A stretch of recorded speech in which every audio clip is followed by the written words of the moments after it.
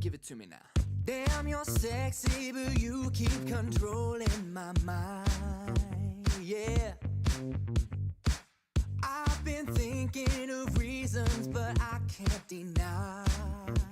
Yeah. 'Cause baby, you are not a girl, and you wanna punish me. Sugar, you got a hold, so come on, do what you please. My mind is saying no, but you're bringing me to my knees. I cannot deny you're looking so tasty, yeah. Damn, you're tasty. You're looking so tasty, yeah. Damn, you're tasty. So baby, lick your lips and take a bite. Baby, I'm all yours tonight. You're looking so tasty, yeah. Damn, you're tasty. Yeah, what kind of magic got control of me? Oh, what kind of magic you got over me? Yeah, ooh. 'Cause baby, you are not a girl, and you wanna punish me. Sugar, you got a hold, so come on, do what you please. My mind is saying no, but you're bringing me to my knees, yeah. I cannot deny you're looking so tasty, yeah. Damn, you're tasty. Oh, you're looking so tasty, yeah. Damn, you're tasty. Oh, so baby, lick your lips and take a bite. Baby, I'm all yours tonight. You're looking so tasty, yeah. Damn, you're tasty. Yeah, put your lips upon my lips. Let me have a taste. Put your lips upon my lips. Let me have a taste. Put your lips upon my lips. Let me have a taste. Put your lips upon my lips. Let me have a taste. Put your lips upon my lips. Let me have a taste. Put your lips upon my lips. Let me have a taste. Put your lips upon my lips. Let me have a taste. Put your lips upon my lips. Let me have a taste. Tasty, yeah. Damn, you're tasty. Tasty. You're looking so tasty. Tasty, yeah. Damn, you're tasty. So baby, lick your lips and take a bite. Baby, I'm all yours tonight. You're looking so tasty, yeah. Damn, you're tasty. Give it to me now. I don't know why we parted. I don't know what went wrong. I just know that I want your body here with me tonight. With me tonight. You know what I need, know just where to touch. Make me feel like I can't explain. Oh no, don't you leave, it's just a bit of fun. You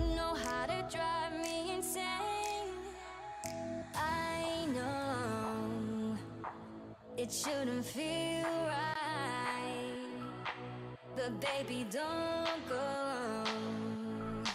Just love me all night. Just love me all night, all night. Just love me all night, all night. Just love me all night, all night. Just love me all night, all night.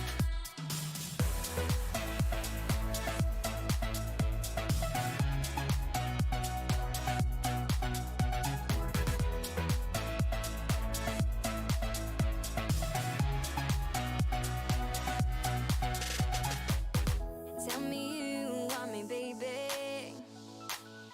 Tell me I'm not alone. Tell me you wanna be with me tonight, with me tonight, with me tonight. You know what I need, know just where to touch. Make me feel like I can't explain. Oh no, don't you leave, it's just a bit of fun. You know how to drive me insane. I know it shouldn't feel right, but baby, don't go. Just love me all night. Just love me all night, all night. Just love me all night, all night. Just love me all night, all night. Just love me all night, all night. It shouldn't feel right, but baby, don't go. Just love me all night. Just love me all night, all night. Just love me all night, all night. Just love me all night, all night. Just love me all night, all night.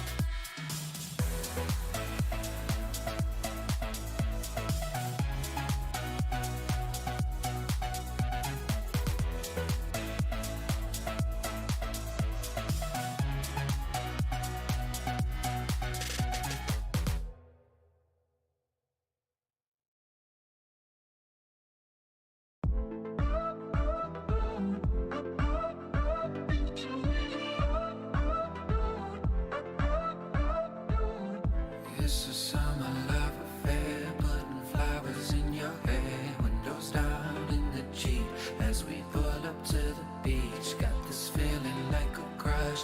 I don't wanna say too much, so I'm leaning in real close. Let's see where it goes. Make a move, make a move. Oh, it's time to make a move. Feel you touching on my heart, feel you touching on mine.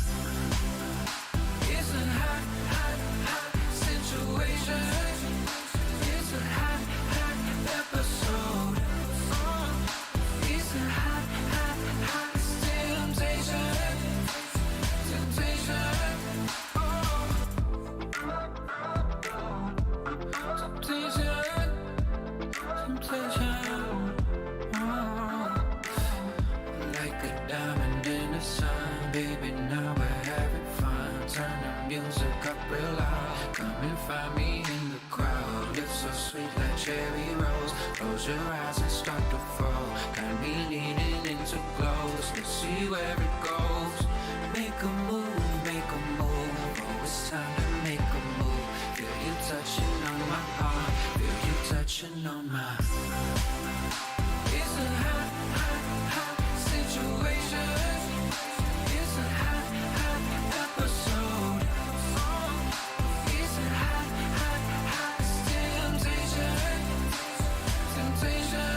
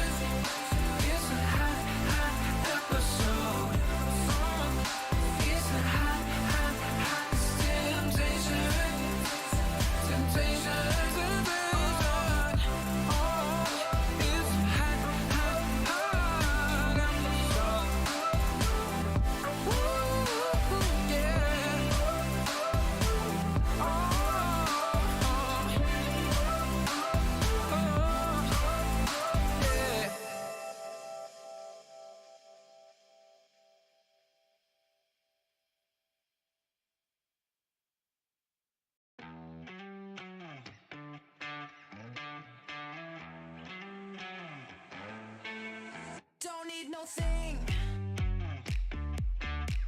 Ain't into bling. Just use enough. You fill me up. I don't care for diamond rings. I just crave the simple things, 'cause that's what I want. That's what I want. I don't need no fancy car. I'll take you just the way you are, 'cause that's what I want. That's what I want. That's what I want. Don't need no thing. Ain't into bling. Just use enough. You fill me up. I don't care for diamond rings. I just crave the simple things, 'cause that's what I want. That's what I want. I don't need no fancy car. I'll take you just the way you are, 'cause that's what I want. That's what I want. That's what I want. That's what I want.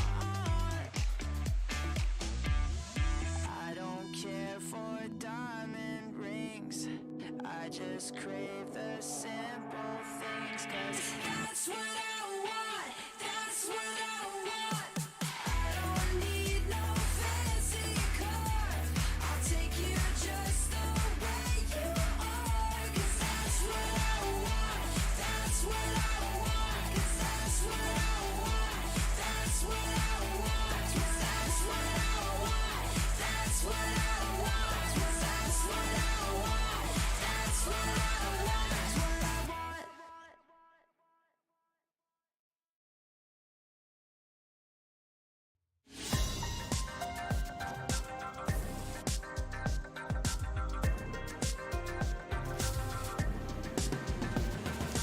Moving forward in the future. Now that we're together.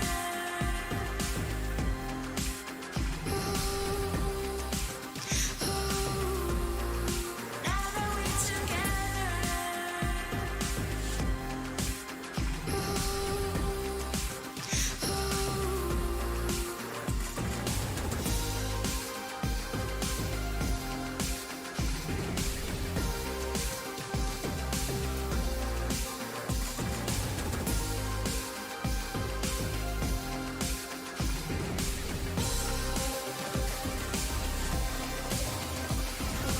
moving forward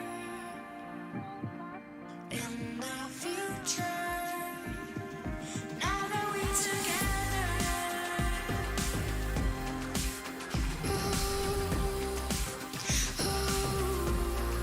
Now that we're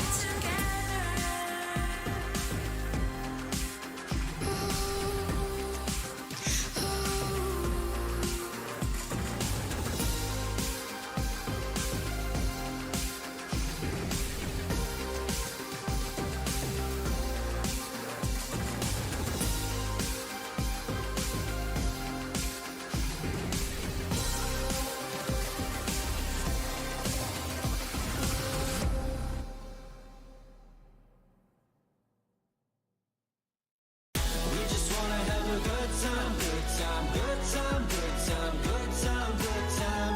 We just wanna have a good time, good time, good time, good time, good time, good time. We just really wanna feel fun, feel fun, feel fun, feel fun, feel fun, feel fun. We just wanna have a good time, good time, good time, good time, good time, good time. I'm a jump from the ship, but I can't swim. I'm a run from the life that I'm living, like a ghost fading into oblivion. Big win, big win.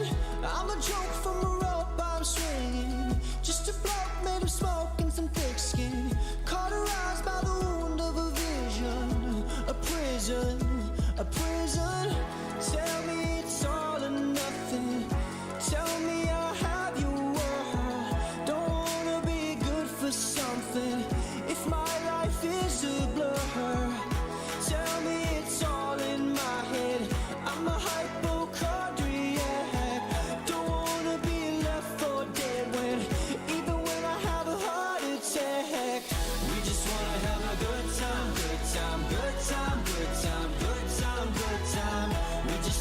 have a good time, good time, good time, good time, good time, good time.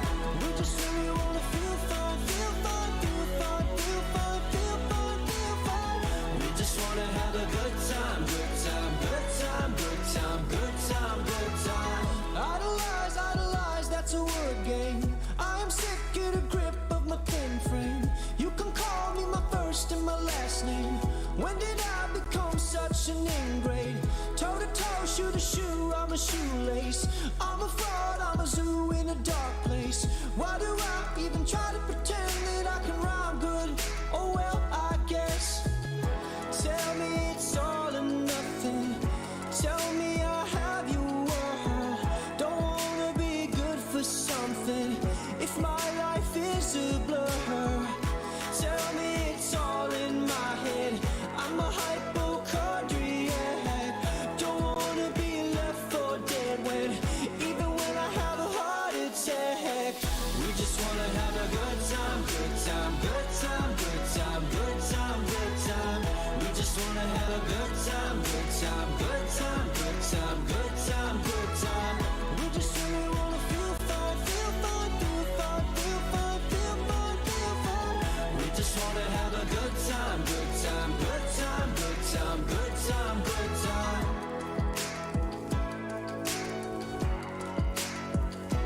Good time.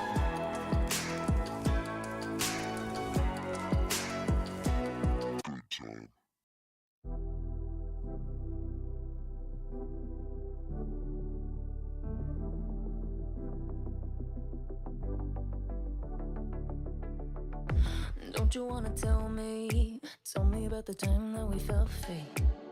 Turn your eye on the halo that you give yourself daily. Give me a new ending, cause I'm running free tonight. Don't want that story, wanna love and live my life. Always talking about what will be, gonna move out of the city. Spending our time daydreaming, living our life like a movie. I'm the only one who can make me whole. Pick me up, I'm the only one going. After 2 months of intense competition, the WRL A1 regular stage concluded splendidly, with 8 teams from WRL-CN and 4 teams from WRL APAC emerging as the standout performance among the rest. KBG secured the top position in WRL-CN with an impressive winner's stick, closely followed by JT. In WRL APAC, Seoul KT.RY showcased remarkable dominance, while Bariram BRU also displayed commendable performance. For those summoners who crave more action, the playoffs will commence on June 21st, where the 12 victorious teams will continue battling for the prestigious title of WRL A1 champion. The playoffs in both WRL-CN and WRL APAC will follow a BO7 double elimination tournament, allowing only 2 teams from each conference to progress to the finals. The first place team from the regular stage in WRL-CN, Team KBG, will go head-to-head against Team Nova, while the remaining team, JT, will directly versus EDG. The 2 victorious teams will then compete for the first spot in the WRL-CN finals. Meanwhile, in the losers bracket, the 5th place JDG team will select TE as their first round opponent, while the remaining team, WBG, will confront TT. The winner of the first round in the losers bracket will then face the opponent determined by the first place team in the regular stage, and the final winner will earn a spot in the finals. Additionally, the 4 teams from WRL APAC that advances to the playoffs will also engage in the double elimination tournament, where 2 winners will be chosen to proceed to the finals. The finals will unfold over 3 thrilling days, promising an unmatched level of excitement.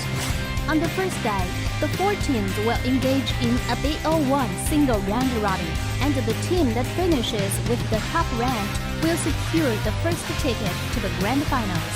The remaining 3 teams will then face off in a single elimination bracket on the second day, vying for the chance to compete against the top ranked team. Finally, on the third day, the two winning teams will enter a gripping BO7 Ultimate Showdown to determine the ultimate WRL A1 champion. With all 12 teams fully prepared, the question remains, who will emerge victorious and claim the coveted championship glory after enduring such intense competition? Get ready for a wild ride. Let's eagerly anticipate the thrilling spectacle together. Dear Summoners, welcome to the Wild Rift League Asia 1. With the new season comes a fresh upgrade to our Spectre UI, designed to provide everyone with a better viewing experience. First thing is about the original UI information at the top bar. We make it into a functioning ring design in the upper left corner. The ring not only includes basic information such as team names, match duration, kills, towers, but also displays the gold difference through the red and blue rings. What is a great game without the competition for map resources?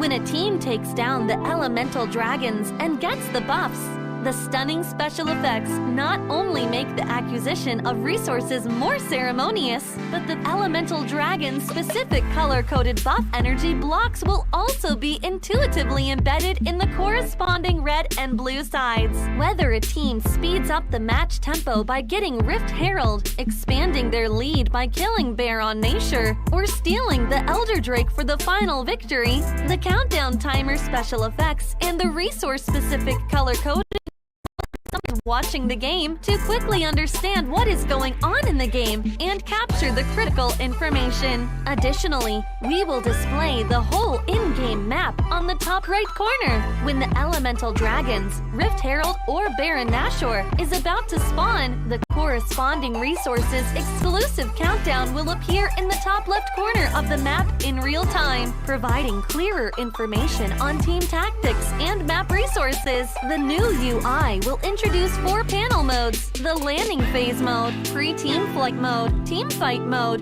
and post-team fight mode, a combination of 4 refined panel modes to ensure that the most important real-time data in the game is presented more intuitively and comprehensively than ever before. In the landing phase mode, in addition to the real-time images of the players, champion selections, summoner spells, and champion experience, we will also supplement real-time gold, KDA, and items during the landing phase. Meanwhile, team stats history will also be displayed based on the progress of the game, allowing summoners watching the game to stay informed of the comprehensive information in real time. In pre-team fight mode, we refine and integrate the information on the gold difference between the matchup to help summoners keep track of the players' items builds in real time through the items column. This makes the state of both teams clearer before the team fight. In the highly anticipated team fight mode, we visualize the damage dealt comparison. The real-time dynamic display of champions' avatars can be more intuitively express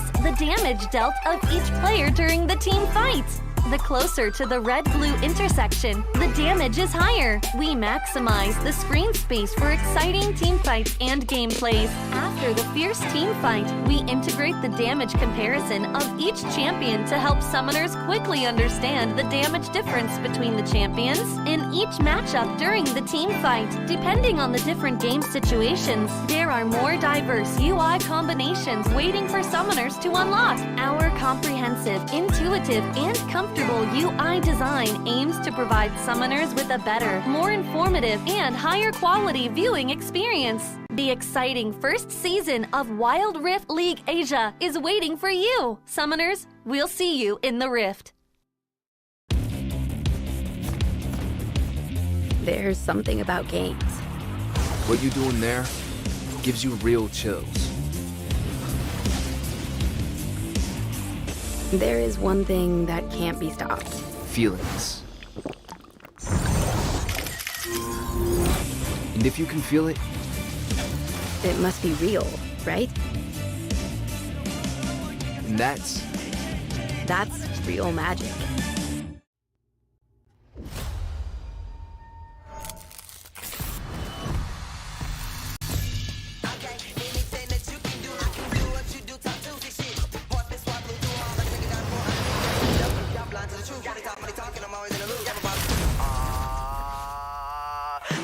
Anything that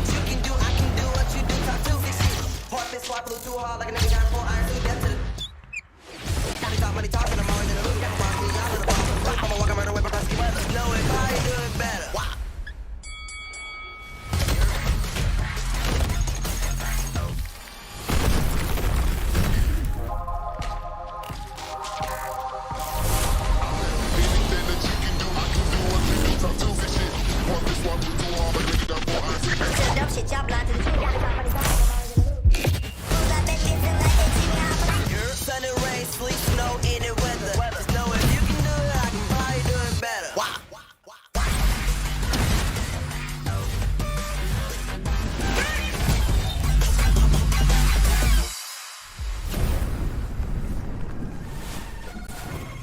拿下下一个第一，真是够快了。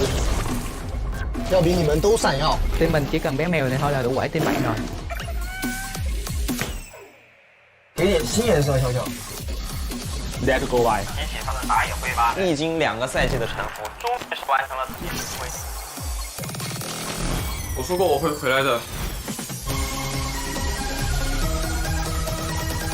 任凭浪起。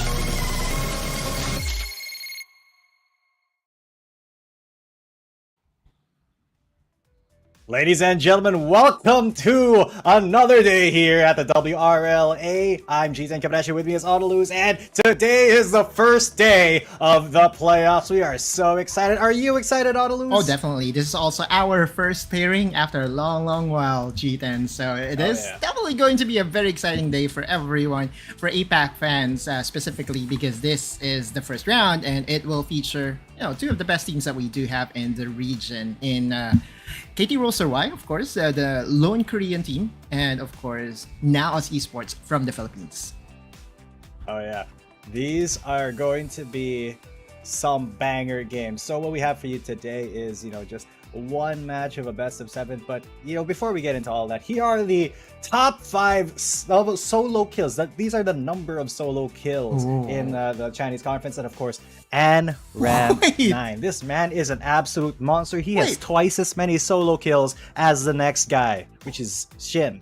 This guy is a god. Like, this guy with 18 solo kills in the mid lane. Maybe even not just in the mid lane, right? Whenever he swaps onto the other lane, the kill pressure will always be there. And that's the reason why every time I hear his name in scrimmages, people really put him on high regard. On the APAC side, though, this is also very surprising. We do have Shy from Team Flash having the #1 spot, but it's currently shared with Rattel. Both of them does have 8 solo kills, and Rattel will be playing today alongside Luna.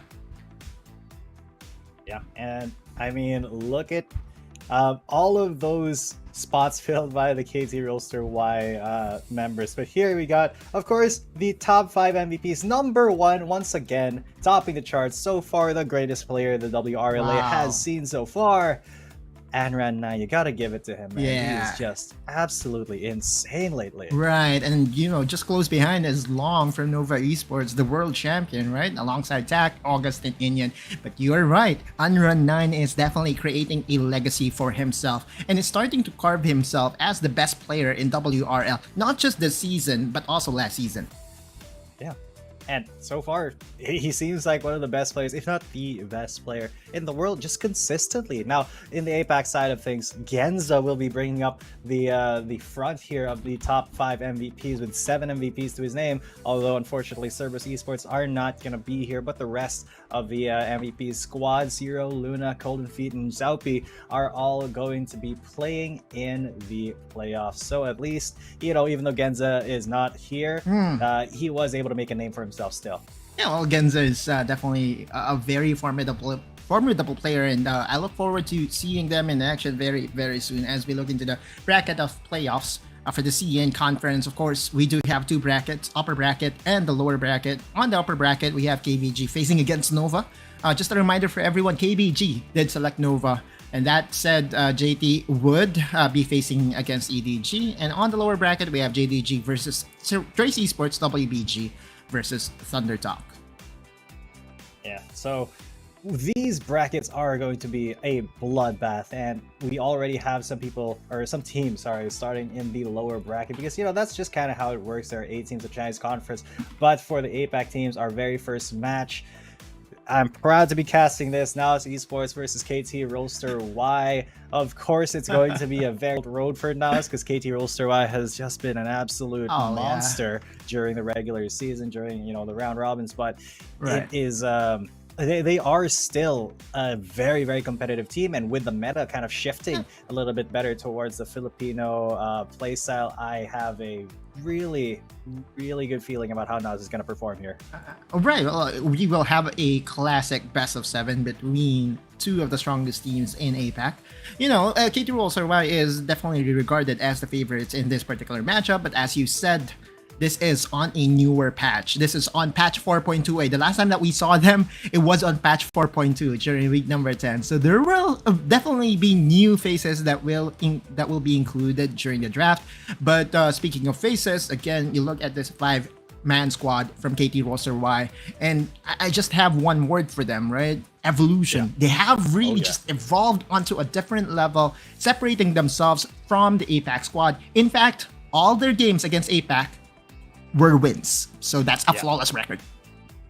And a flawless record and a really, really commanding victory as well against a lot of those Chinese teams as well, Chinese conference teams. Meanwhile, on the other side, NAOS Esports.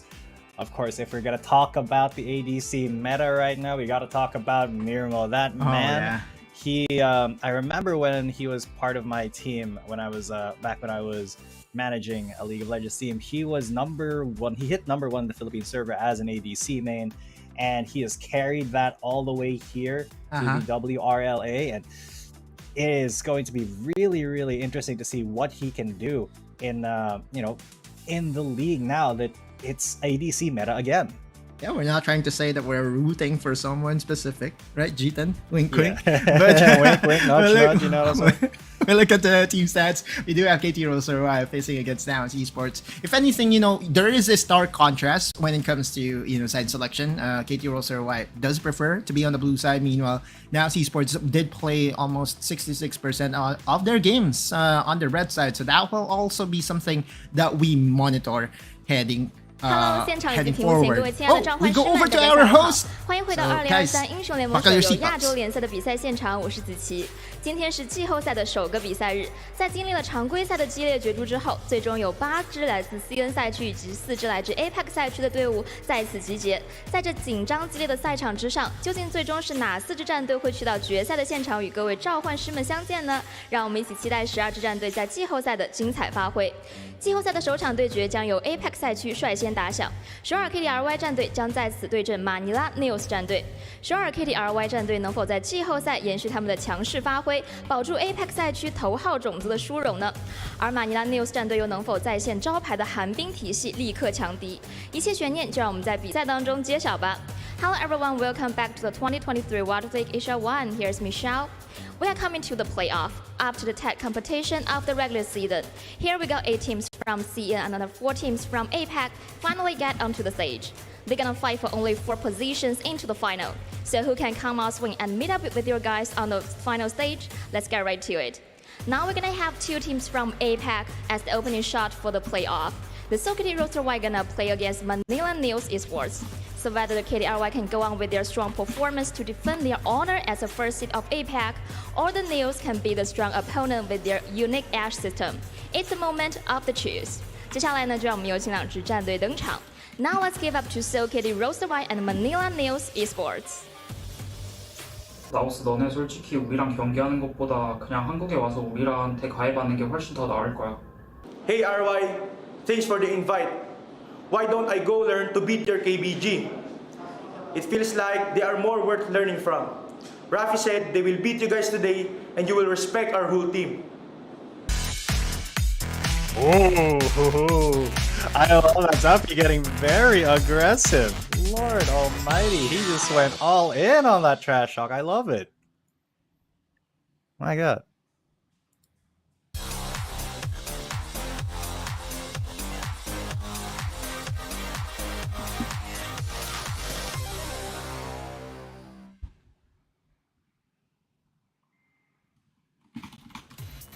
KT 首先有请双方单人路选手登场。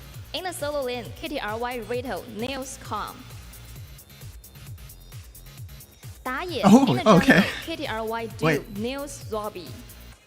Oh, I hope you heard the trash talk that happened. Zhonglu With and the Zalpi million just, KT.RY 0 he nails just went Mitsura. in hard. I mean, And went hard, right? 射手 in the dueling I love KT.RY it. Luna I mean, nails Katie Rolster, Mermo. they did say, "Oh, Zalpi's your only good player," but they're Fuchu, not. the support They're not KT.RY counting Nomel on nails Ray. on Mirmo and Rafe, who've just been really stepping up for the team so 我 far. 们的两支战队已经集结完 And 毕，让我们 yeah, 一起进 in 入到 the 召唤 ADC 师下 meta, 的 you 之中 know, 吧。 we're not Now all on the players are getting we're on a ready. new Let's step patch into right the now. wild. Anything can go. Anything goes. Yeah. We do have a specific head-to-head that I kind of want to highlight, especially Go for between it. these two teams, and that is specifically the jungler matchup. But we look over onto the side of Rosarwai, look at their champion pool. On the jungle role, I mean, Daw can almost play anything, right? Like, there's like a specific champion in there that I am trying to really hesitate to get open if I am NAOS, and that is his Kha'Zix, because you know, regardless of his playstyle, being the utility player for his team, whenever he gets his hands on the Kha'Zix, he makes things work. So yeah, that's KT.RY for you. Absolutely, and I mean, Zalpi also has a very kind of wide pool, but I would say he is just really proficient at those very aggressive junglers. But the rest of KT.RY's champion pool looks really I'd say like really aggressive. A lot of champions that have a lot of engaged potential. But for NAOS, I mean, we got some very unique champions here as well. Because you know, Fiora jungle, not something that most people use here for Zalpi. Also, you have Mirmo on that terrifying Ashe, or that Varus, especially since it is the ADC meta now, and Mitsura with his trademark Castle Win. Yeah, but we do have a stark contrast between the two teams. Now, as Esports kind of just want to remain on identity and pick those champions over and over again, just trying to perfect a specific playstyle. Meanwhile, Rosarwai has been, like, you know, showcasing almost everything. We look into the head-to-head, and this is the ADC matchup that you were referring to, right? Luna versus Mirmo. Luna has been dubbed as the Vayne God from Korea. So, if anything, yeah, I'm just looking forward to seeing his Vayne. Although on patch 4.2a, I'm not really too hopeful. We'll have to kind of look into that as we look and go straight to the draft. No more fight for side, because Rosarwai has the better record. They will have the priority when it comes to side selection, and they chose red. Yeah, so with that being said, I mean, it's still going to be a first ban Camille pretty much all the time for the red side. Meanwhile, blue side, you're kind of forced to ban out the ninjas. And the third ban usually is, you can go for a Zed, or you can choose not to as well. But the Ashe already banned out. The respect ban, putting some respect onto Mirmo's name, because they know, they are very certain if Mirmo is able to pop off on that Ashe, it is over for them. Yeah, and also the Varus, possibly. Oh, Rosarwai is letting go of the Varus, which means that NAOS could still go for a priority pick on that particular champion. We have to remember that Rosarwai also loves Varus on Luna's hands, regardless of what patch it is, because he's so effective. The only difference is that this is, you know, kind of different. This is an on-hit Varus now. It's not the standard lethality poke Varus. Oh yeah. So it's kind of hybrid now. But Rosarwai immediately responds with the flavor of the season in the support role, and that's the Gragas.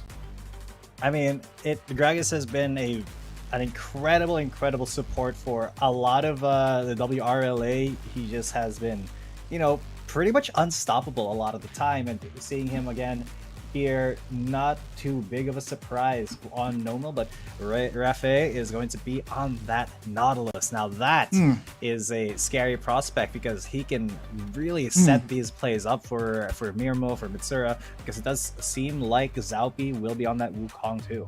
Yeah, and that is definitely something that I really like heading into any draft for NAOS Esports. I want them to prioritize champions for Zalpi, because Zalpi is the one that really enables, you know, the NAOS Esports squad. He's the best engager they have on the team. Yeah. And Rafe being on the Nautilus, this is kind of easy to execute. They do have 3 champions that has a lot of crowd control. Meanwhile, on KT.RY, they do have a lot of damage, right? They have the Gragas that can engage or disengage, and plus a very, very stable champion for Rattel. If ever that Rattel will be the one playing the Renekton, this will be a problem for Calm. Yeah, because Calm is going to get banned out here. You see, he's being targeted because they want him to go on a top laner that, you know, is not the best in the early game. Maybe trying to force him onto a Jax pick or a Fiora, perhaps. But the Kai'Sa ban out, they are kind of scared of this, of the potential for funneling here of NAOS Esports. So I don't know how I feel about them banning that one out, but you know, it is a valid ban, I'd say. I mean, Jhin is still open if ever that NAOS Esports still wants to go for a double ADC, but that is kind of awkward, right? Like, I mean, Kai'Sa can no longer be played in the jungler role. I don't think so. In patch 4.2a, it did receive some major nerfs on the jungle role. But on the other side, you know, I kind of highlighted the fact that WRL being able to pick the Kha'Zix for themselves, oftentimes, you know, good things happen to them. Oh! Wait a minute. No way. Wait. Mitsura, please. I want to see the... Wow! See, did it? Let's go! Let us go, ladies and gents. We have Mitsura on an Ahri.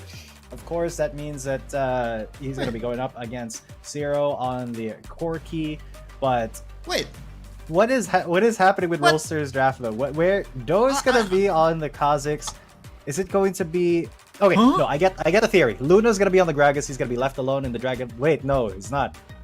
Zero's gonna be on the Gragas? What is happening? I mean, this is the only option that they have, right? Like, WRL, this could turn out to be a very genius draft for them, or, you know, the total opposite, because this is over prioritization on the Gragas. And putting Zero on the Gragas against the area, it will just be static lane. The playmaking potential will always be there. And it does look like Jeet and both teams does have something reserved for the playoffs, right? This is the first time that we'll be seeing Ahri for NAOS Esports. And same can be said for Gragas mid lane, so definitely an exciting one.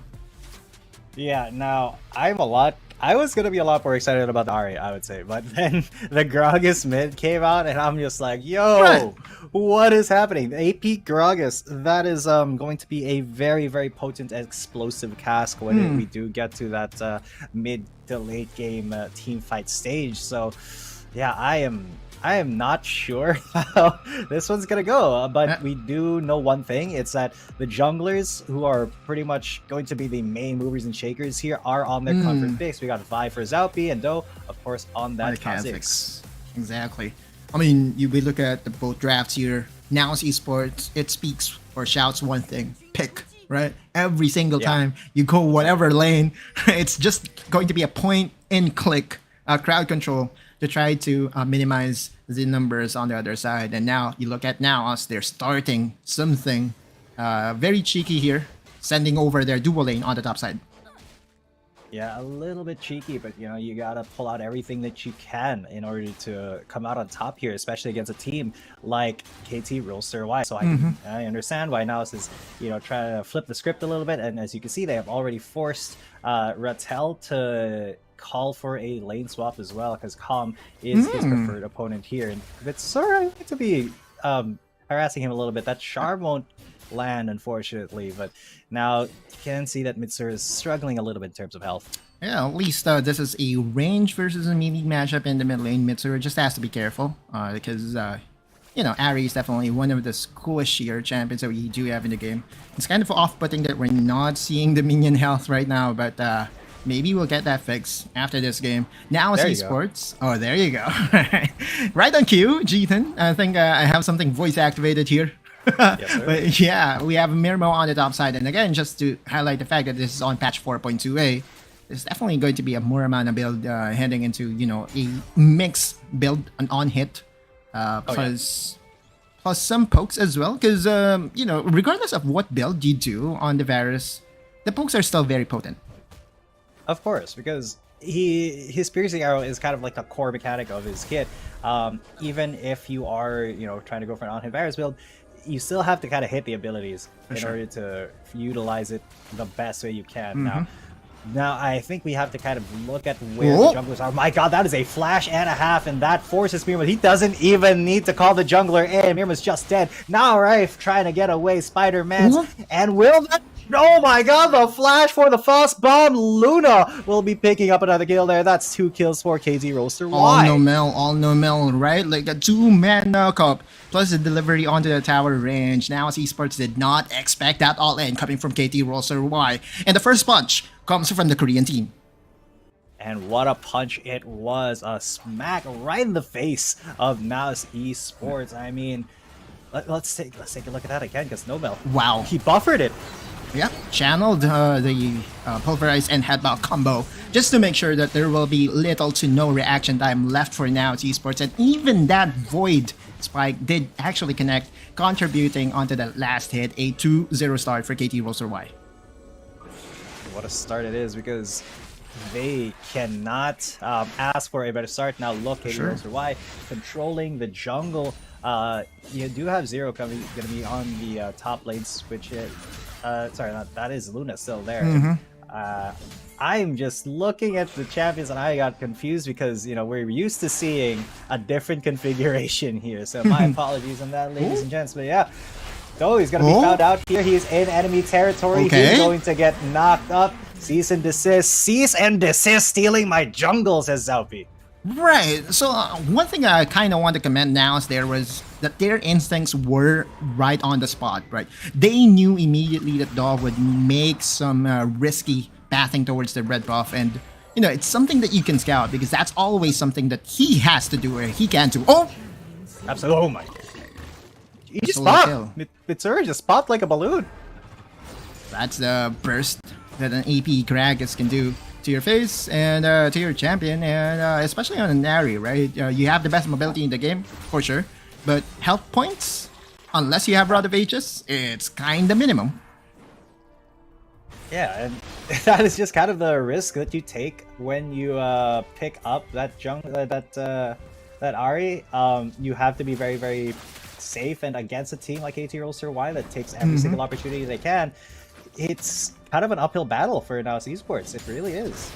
Oh, for sure. Meanwhile, on the bottom lane, this is pretty much stable, right? Like the Wukong versus the Renekton, and just as long as you don't overextend, don't over-engage, there will be no kills to be had on the bot lane. Mitsura is trying to play aggressive here, just, you know, having Zaupi in the back foot was able to at least give him some confidence. He's going to recall, going for that Luden's Echo, but Mirmo and company on the top side.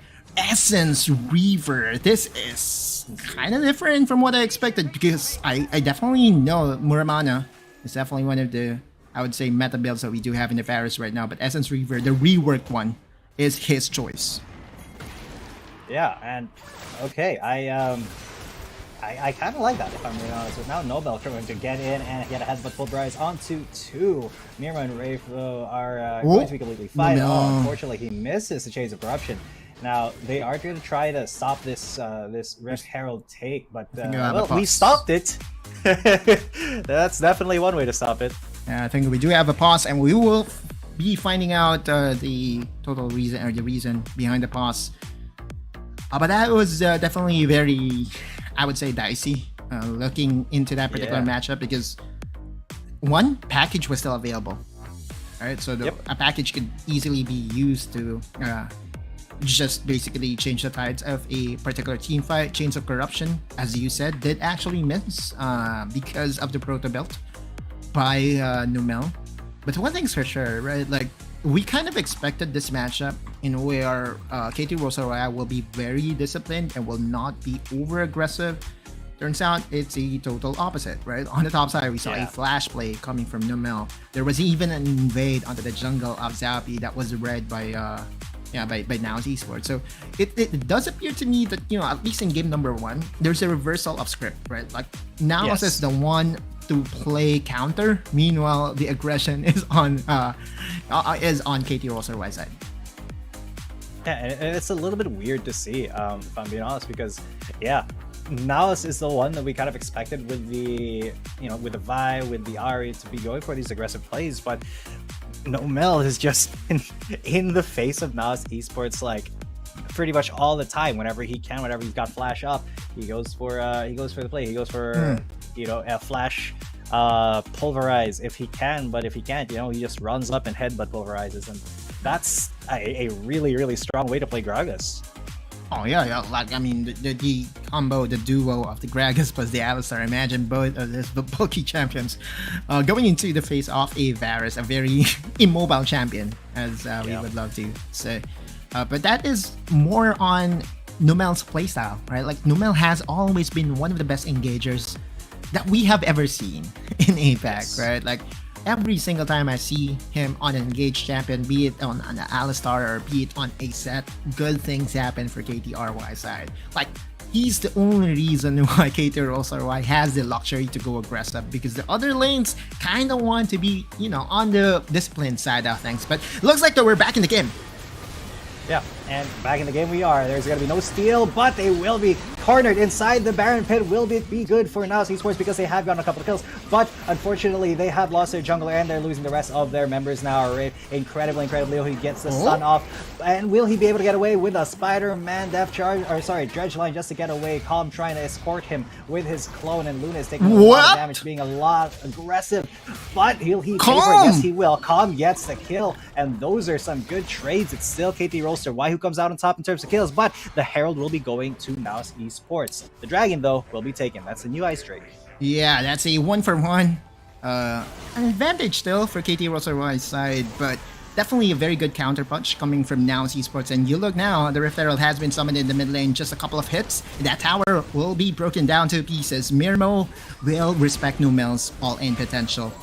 Yeah, just looking into that team fight once again, we'll look into this replay, and I just want you guys to focus on one thing: the package. Just look at how this package separated the two fights, or the two sides, plus the explosive cask as well. Like, the package was there to provide the necessary, I would say, gate. Look at that! That is a vault breaker onto 2. Numel trying to get away, but Zero was the target. That is a sick a very, very big explosive cask, and it did not kill. Unfortunately, the piercing arrow will take a life. Actually, it did kill. Sorry. There's a 1-for-1 trade, but it's going to be NAOS Esports for the first tower here.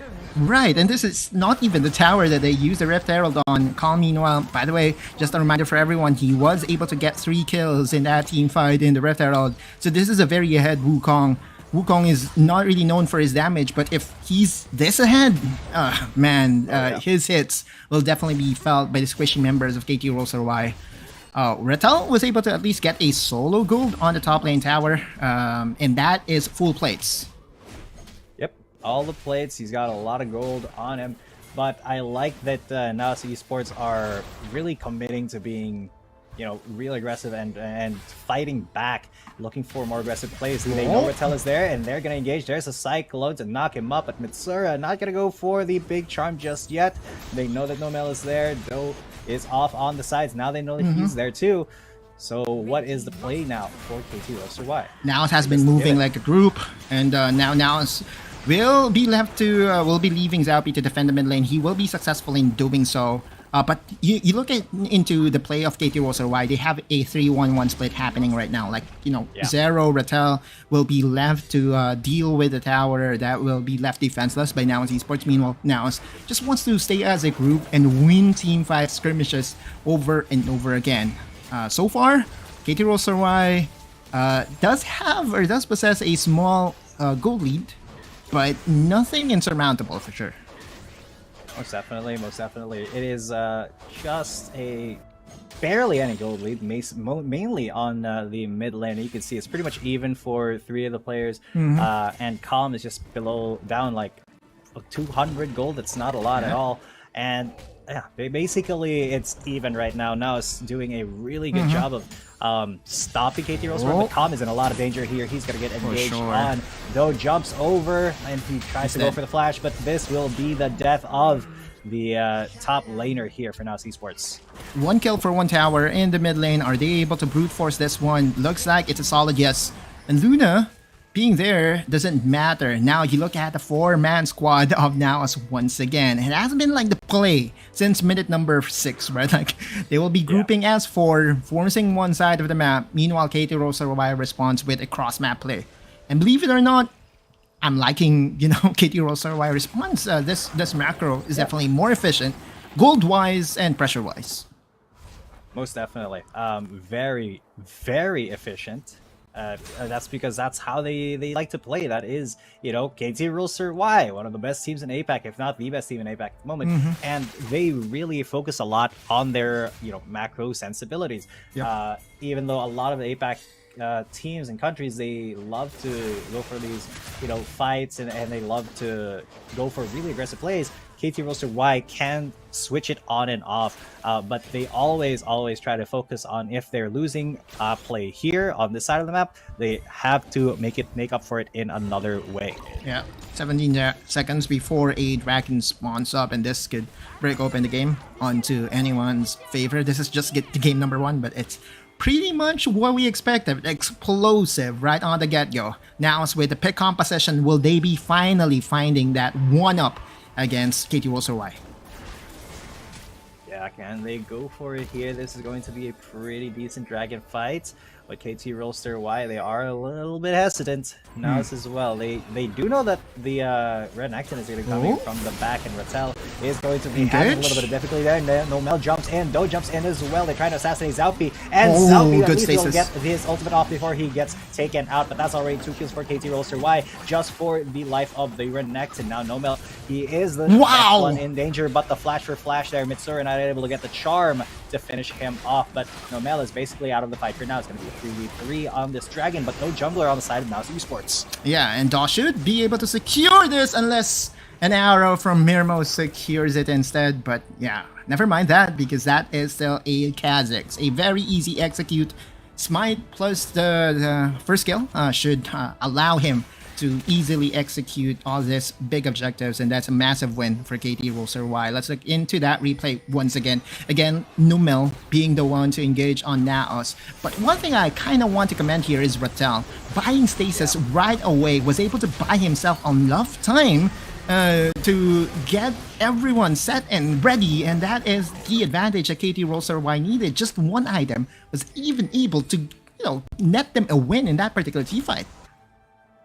Yeah, that stasis at Zhonya's was very, very timely. It just left 3 members of NAOS circling him while his dominus was on, while the rest of his team was getting stuff done in the other parts of the fight. So, big play, big distraction there from Rattel. But even though that was a 1 fight and a dragon for KT.RY, the gold lead is pretty small at the moment, just about 2,000 gold. But if you're KT.RY, you know how to make that snowball. Oh, for sure. And plus, they have the ability to threaten the 3 dragon win condition. We all know the 3 dragon stats boosting onto anyone's team is definitely so massive right now in the game, and that is definitely a win condition for any team right now. But now Esports is definitely that one team that is not going to surrender without a fight. I mean, you look at them, they're going to still put on the pressure. NAOS trying to steal the red here by KT.RY. And maybe remind everyone that there is also a Smite stealing support from NAOS Esports, and that is Rafe.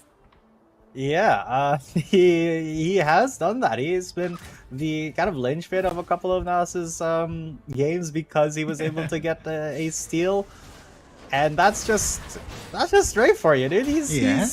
He's kind of insane like that. But it's not something that NAOS can really rely on. Right. It's something that can happen and that other teams have to be aware of, but it's not something that is reliable as a strategy. So they do have to, solidify the rest of their game plan here against KT.RY, and they really have to deal with the threat of Normal just being in the front all the time.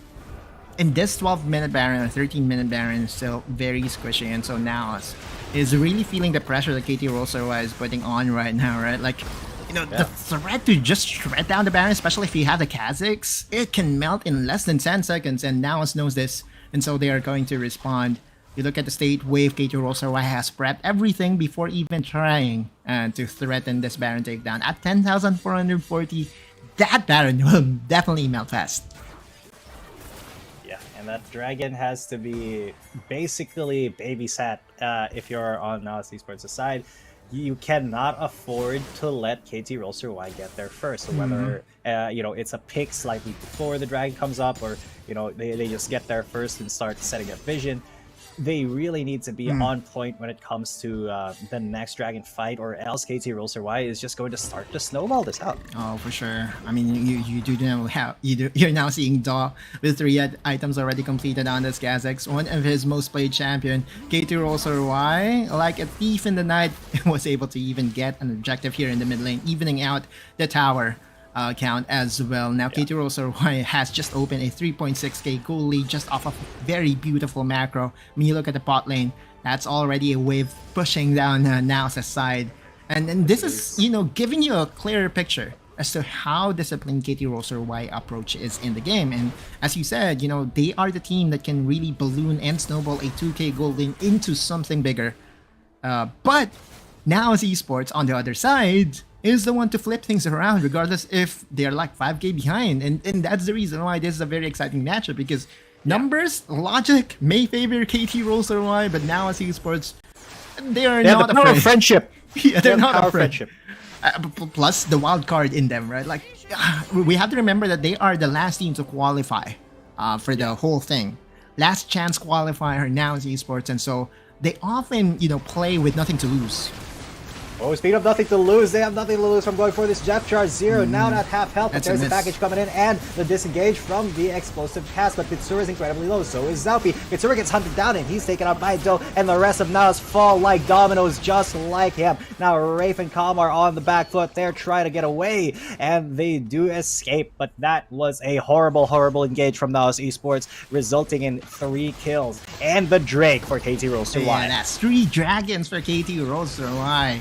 If anything, this is close to insurmountable. 5k gold lead plus, you know, 2 objectives coming their way. Even the Baron is a hot objective for KT.RY right now, and that to me is all Zero. Zero did know that there is a potential for NAOS to go all in, and all he needed to do is to just separate himself from the crowd, and with that, that's a 3-4-0 plus 2 objectives. KT.RY in firm control in game number 1.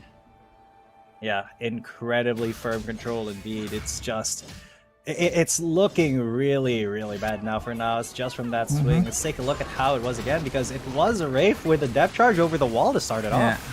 Plus the charm not hitting, right? And that is the reason why, you know, you often see a Nautilus combining his flash onto the depth charge just to prevent all those fast reaction time coming from all these pro players. Because if anything, I mean, you look at Wraith there, he flashed away. There is a potential for him to, you know, just immediately use the flash plus the depth charge, shorter travel time on that ultimate, and might have resulted into a pick that NAOS really wanted. And unfortunately, NAOS, they don't want this siege to happen. Mitsuru is taking so much damage just from the straight pokes of Luna, and oh, look at that explosive cast. That basically took Mitsuru out of the fight immediately. This is not looking good for NAOS Esports, and as they get dove right behind their inhibitor turrets, the top one and the middle one are already down. All of them are in the fight. There's a kill already onto Nomel, but that is a very, very short one, as, oh lord, everything else goes to heck and back. There's 2 kills already for KT.RY, and they will be on that Nexus turret now. What can NAOS do to recover from this? Mitsuru is down, so is Rafe, near the last man standing, but he won't get taken down before the Nexus goes out. Easy peasy, KT.RY was able to read what NAOS wanted to do, regardless of the surprise pick. Ari in the mid lane, Zero also having his own surprise pick in the Gragas, and I think it's easy to say that in that particular game number 1, NAOS Esports just got outplayed by the number 1 team from APAC. Yeah, I mean, outplayed, out macro, just outfought as well. You really have to give it to NAOS Esports for the fight, but KT.RY is just such an incredible team. They're number 1 in APAC for a reason, and the reason is that they can snowball a lead from, you know, 1,000, 2,000 all the way to, well, I think it was 8,000 at the end of the game, or even 9,000 after all those kills happened, just from, you know, their superior just mechanics and macro play. Yeah, I mean, if you're NAOS, that's the kind of pace that you wanted to play, right? You don't want KT.RY to have that firm, slow burn control onto your side. You want those chaotic fights. But we just saw something very interesting from KT.RY, that whatever playstyle NAOS brings into the table, they will be more than ready, right? Be it a chaotic, you know, Fiesta style they will be so prepared to do so, or to counter that. And we look into the stats, Zero and Luna topping the charts. But mainly, right, like, it has always been, Daw on the Kazakhs. I firmly believe that this guy on the Kazakhs is a must ban, because every single time that I see him on this champion, he can make things work. Those cleanups by him, it may not be eye popping, but his impact was definitely felt. Oh, most definitely. I mean, he has to be one of the players that you need to gap early on. You need to really take care of him as early as possible, because he does love being on those early game champions, just like Kazakhs. And yeah, if you're not able to just keep him in check and keep track of him, especially as a jungler, you will have to say goodbye to all your chances here. So man, what a rough first game here for NAOS Esports, but they can still bounce back.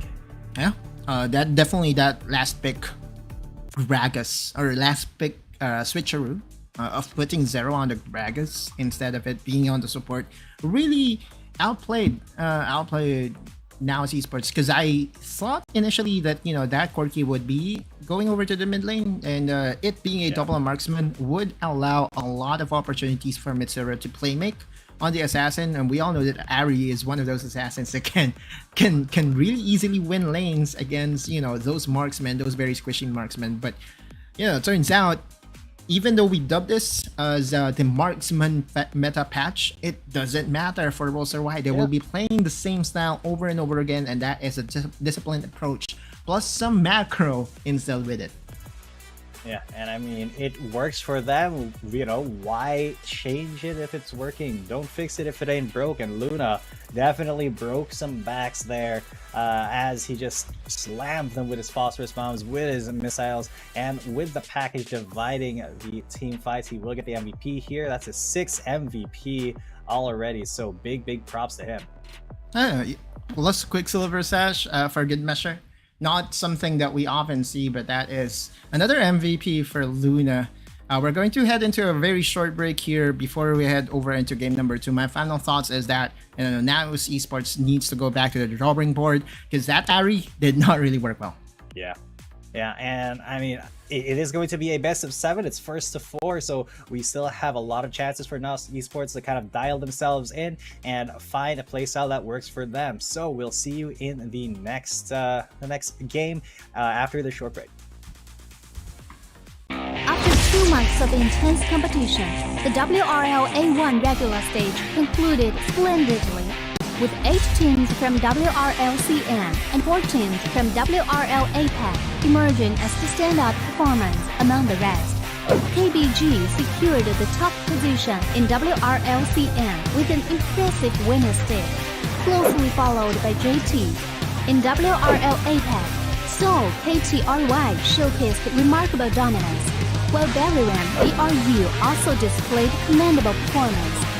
For those summoners who crave more action, the playoffs will commence on June 21st, where the 12 victorious teams will continue battling for the prestigious title of WRL A1 champion.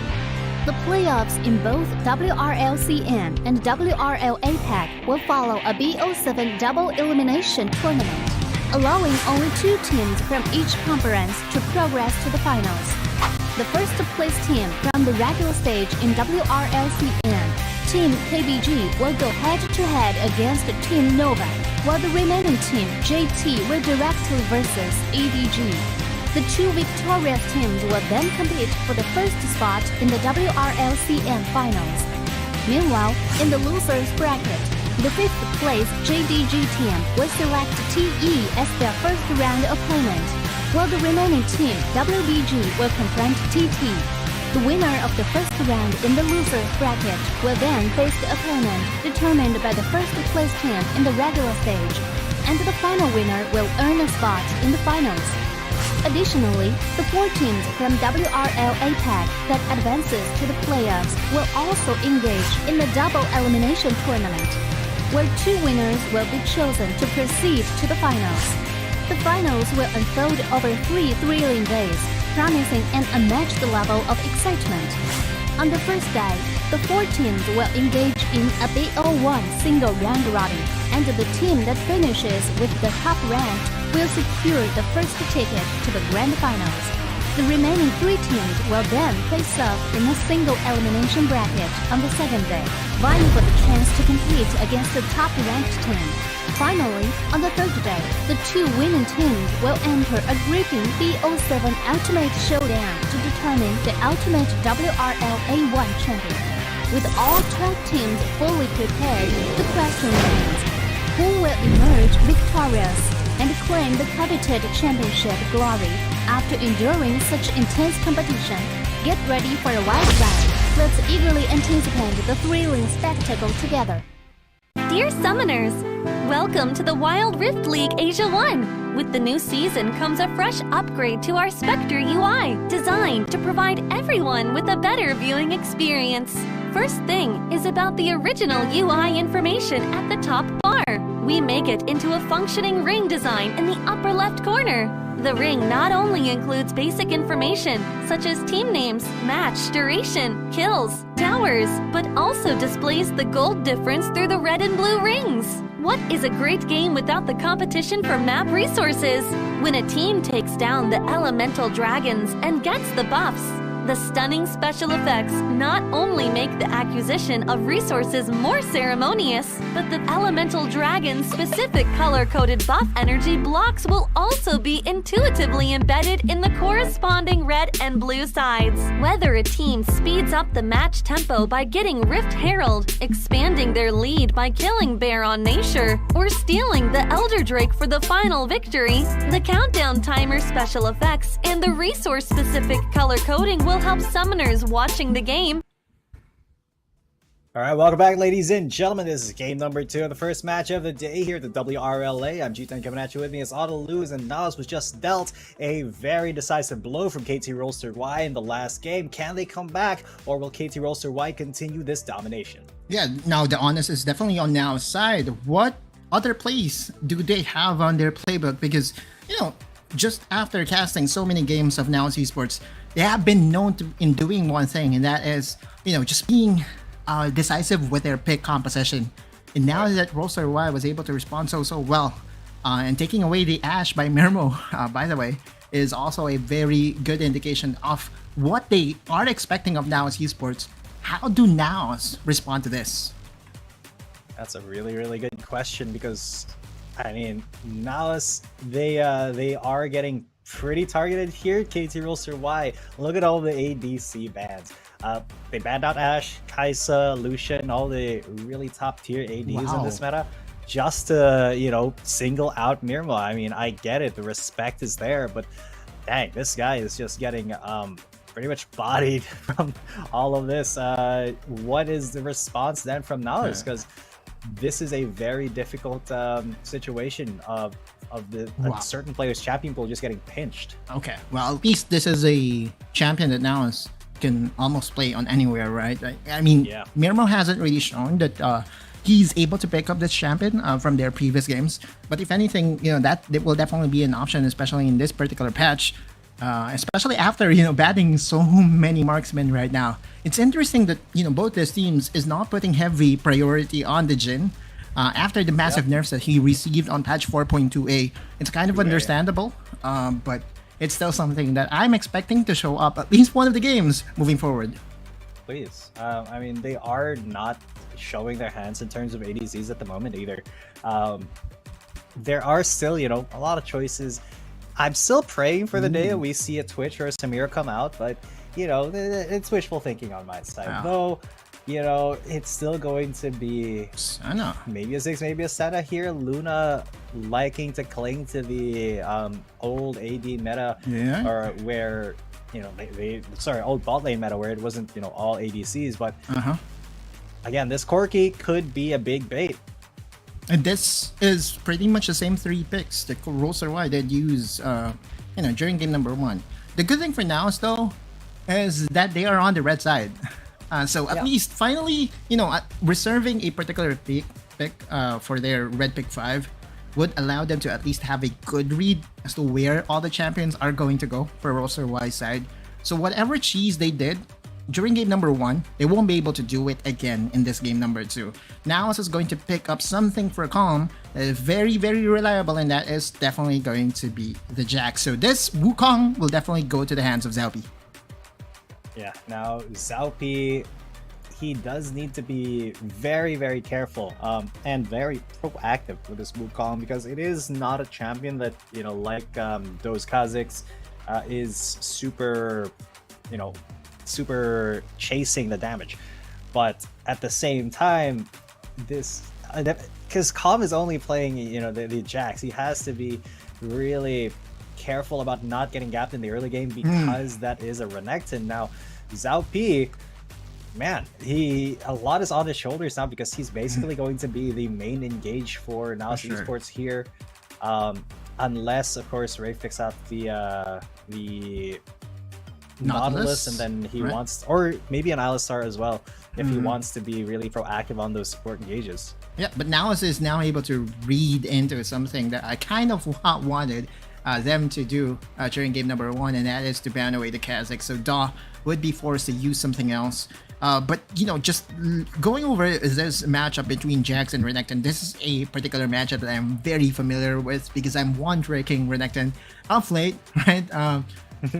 And I'll be honest with you, right? Like, Jax does actually have a winning matchup against the Renekton top side. The numbers are just as long as you won't be able to kill the Jax is winning, right? You know, the longer the game goes. And plus the amount of health and defenses that Jax does have on the top side, I'm actually seeing that the Jax is a very favorable matchup against the Renekton, at least in this particular patch. Now, you did say that there is a need for an engager on the outside, and they will be going back to that Nautilus. Roserwile will be responding with the Alistar. So same 4 picks as we have seen from just a while ago, and the only difference is that they will have a different jungler. That is because Kazakhs has been banned away. Yeah, and with that is going to be basically the same composition that KT.RY ran in the last game, and we saw what happened in the last game. NAOS just got absolutely blasted, especially in those mid-game fights, and in that last last team fight where NAOS was the one to initiate. Now, I want to see what Mirmo has up his sleeve. The Jin has been banned out as well, so basically his entire pool.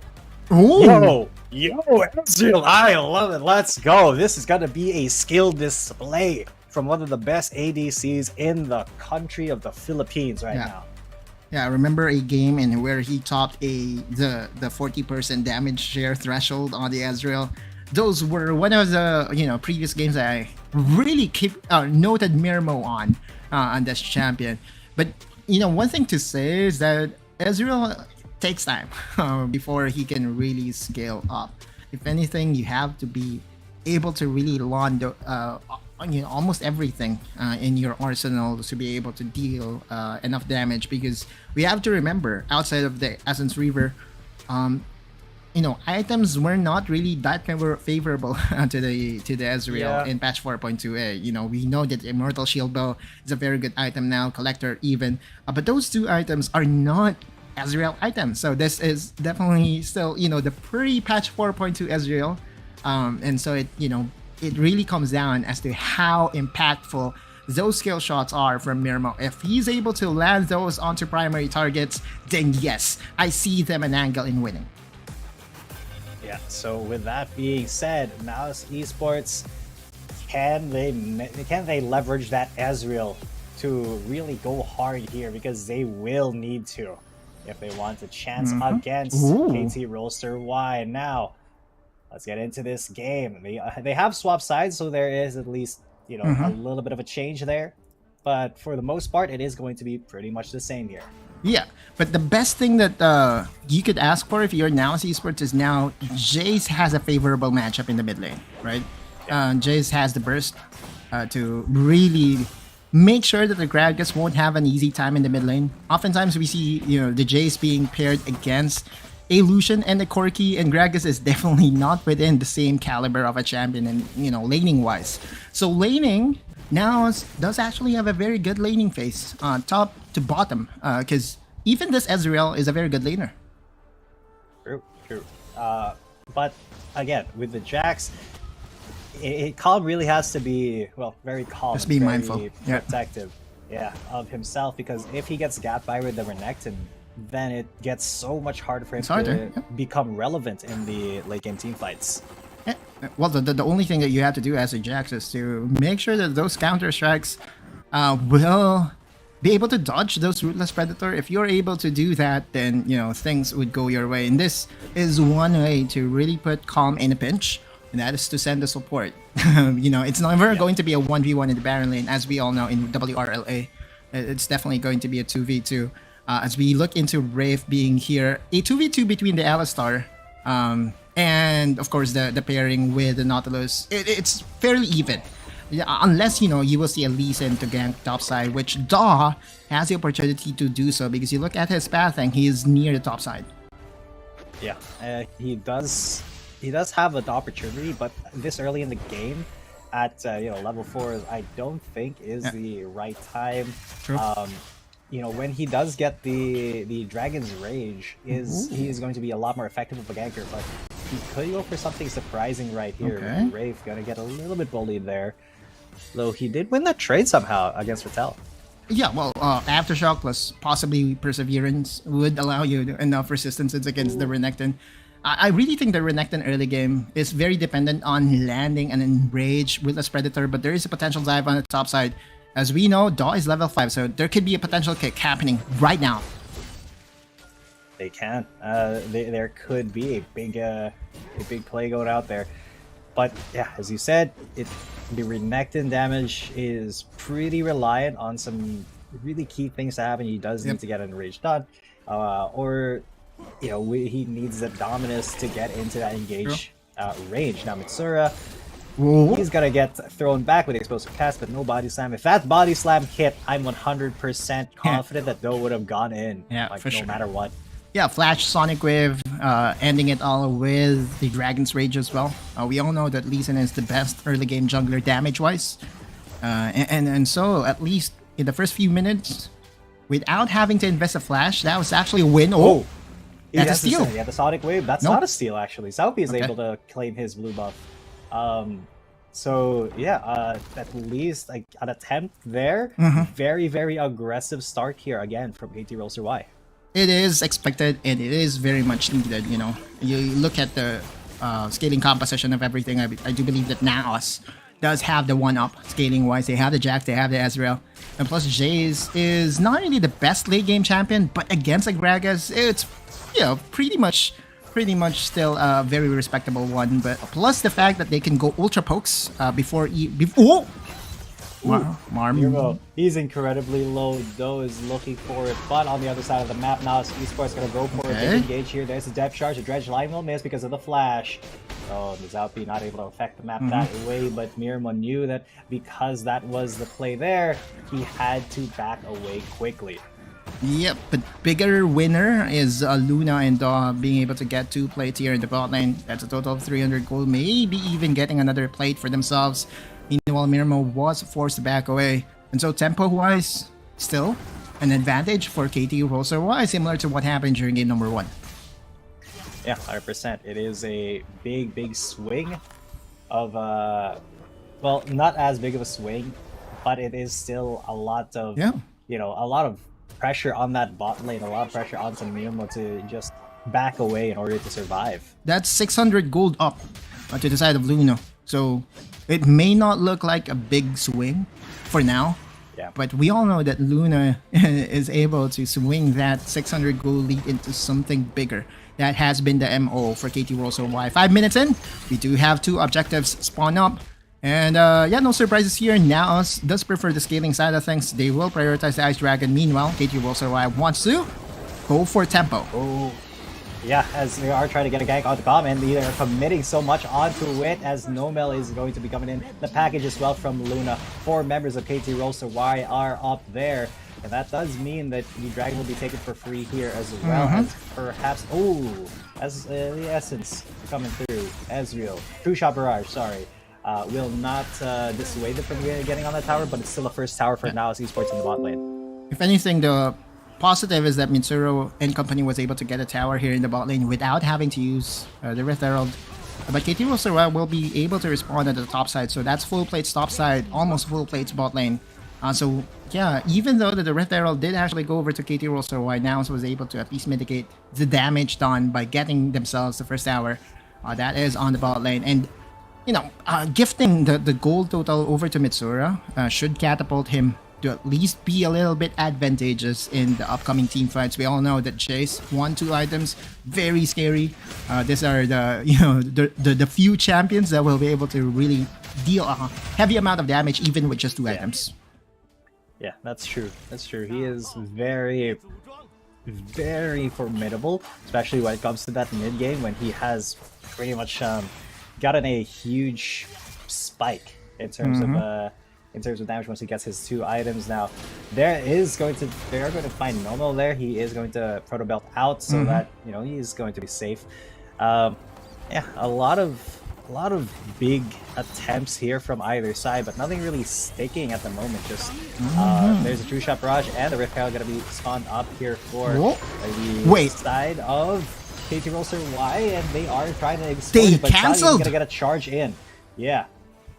That's a massive win for NAOS, because now their tower in the mid lane is still very much healthy. It's so healthy. Yeah, a rare blunder coming from KT.RY. That is hard to do, mind you, because of the recent changes onto Shelly.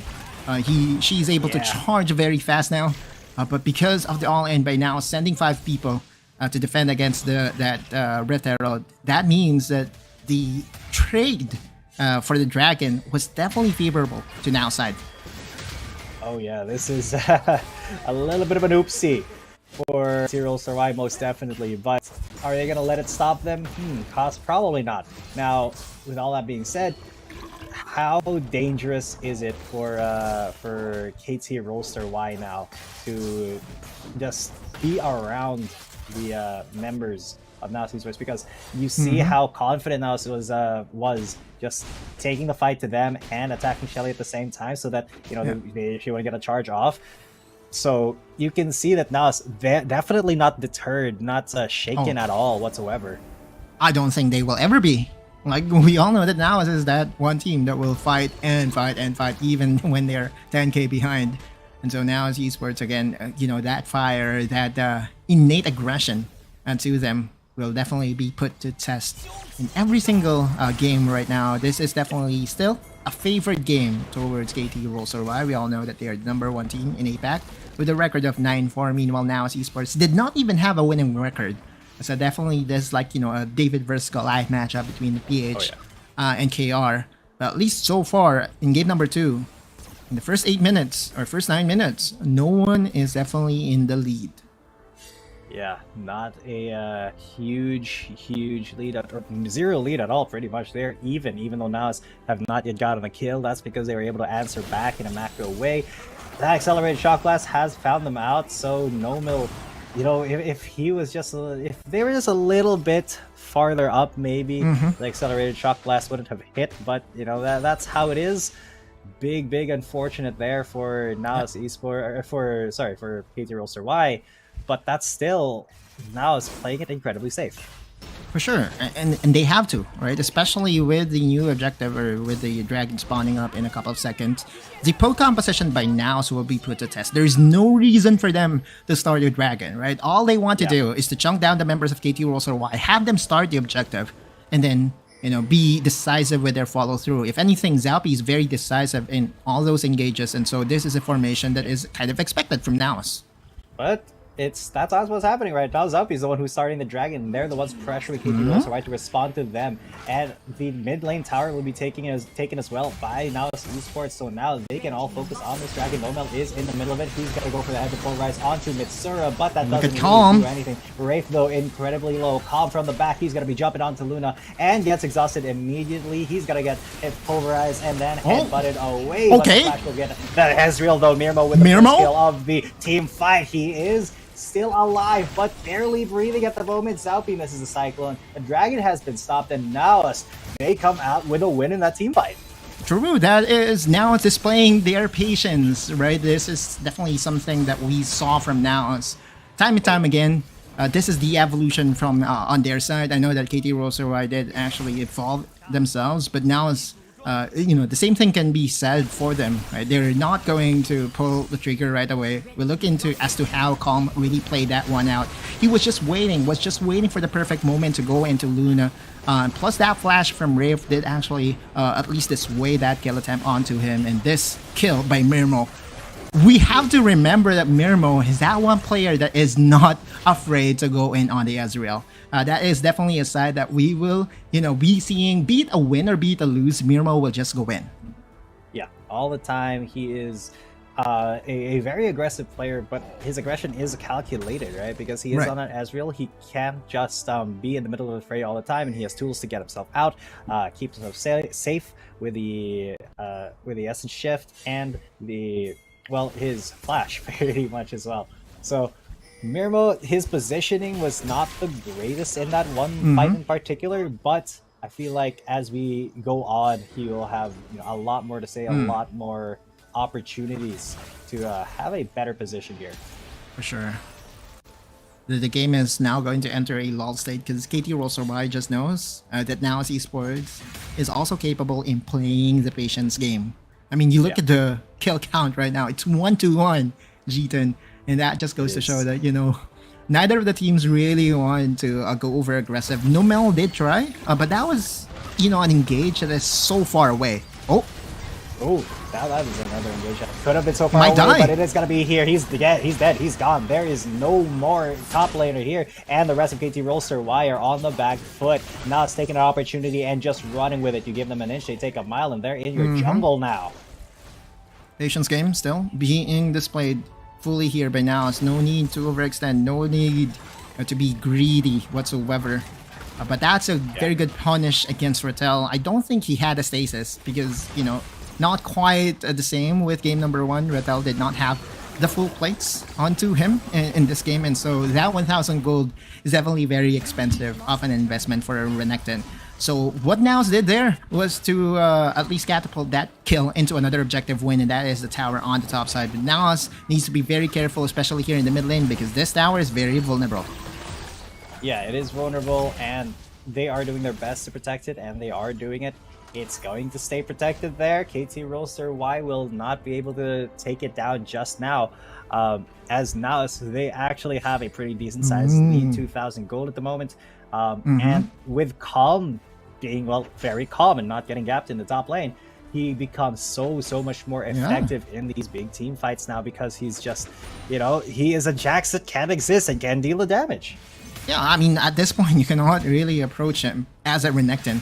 With 2 items already completed, enough HP, enough damage potential coming from Calm, he can be that one win condition by NAOS Esports if he's able to penetrate through the side lanes and, make things harder for Rattel.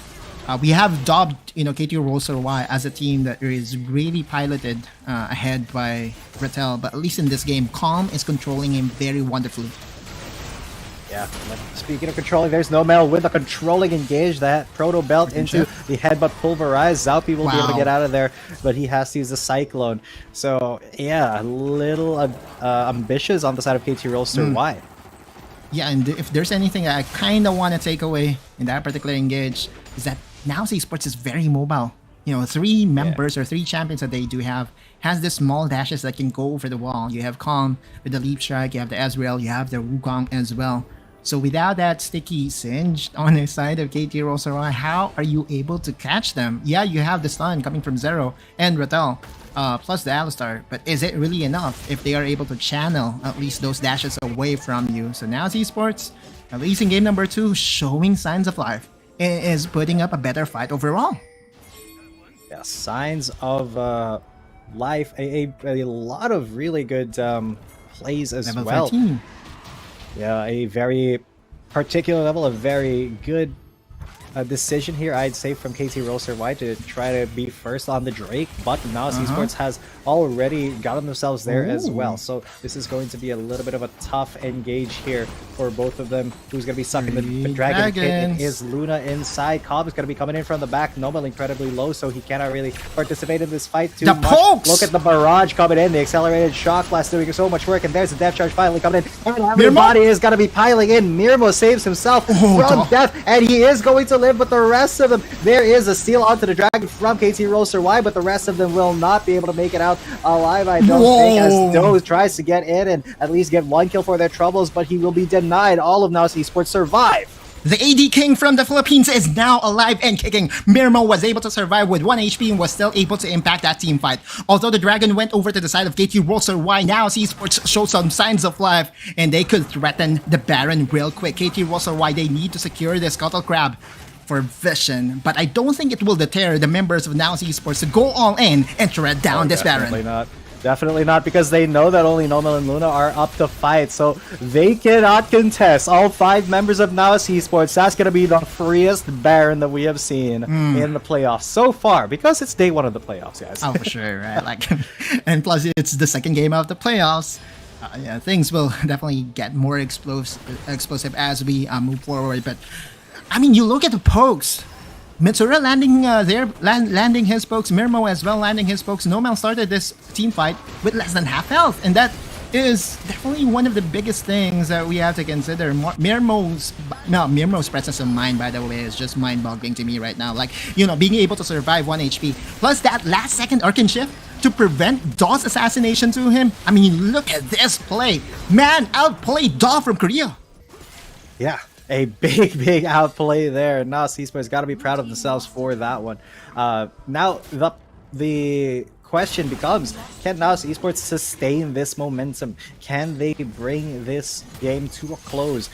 They do have the Baroned up minions. They can start the siege, and they have already taken out the bot lane and the mid lane inhibitor towers. As KT.RY, they really are very hesitant to even try to engage inside their own base. They know that they have to fight for the last stand at the Nexus, because NAOS is just a little bit too powerful right now.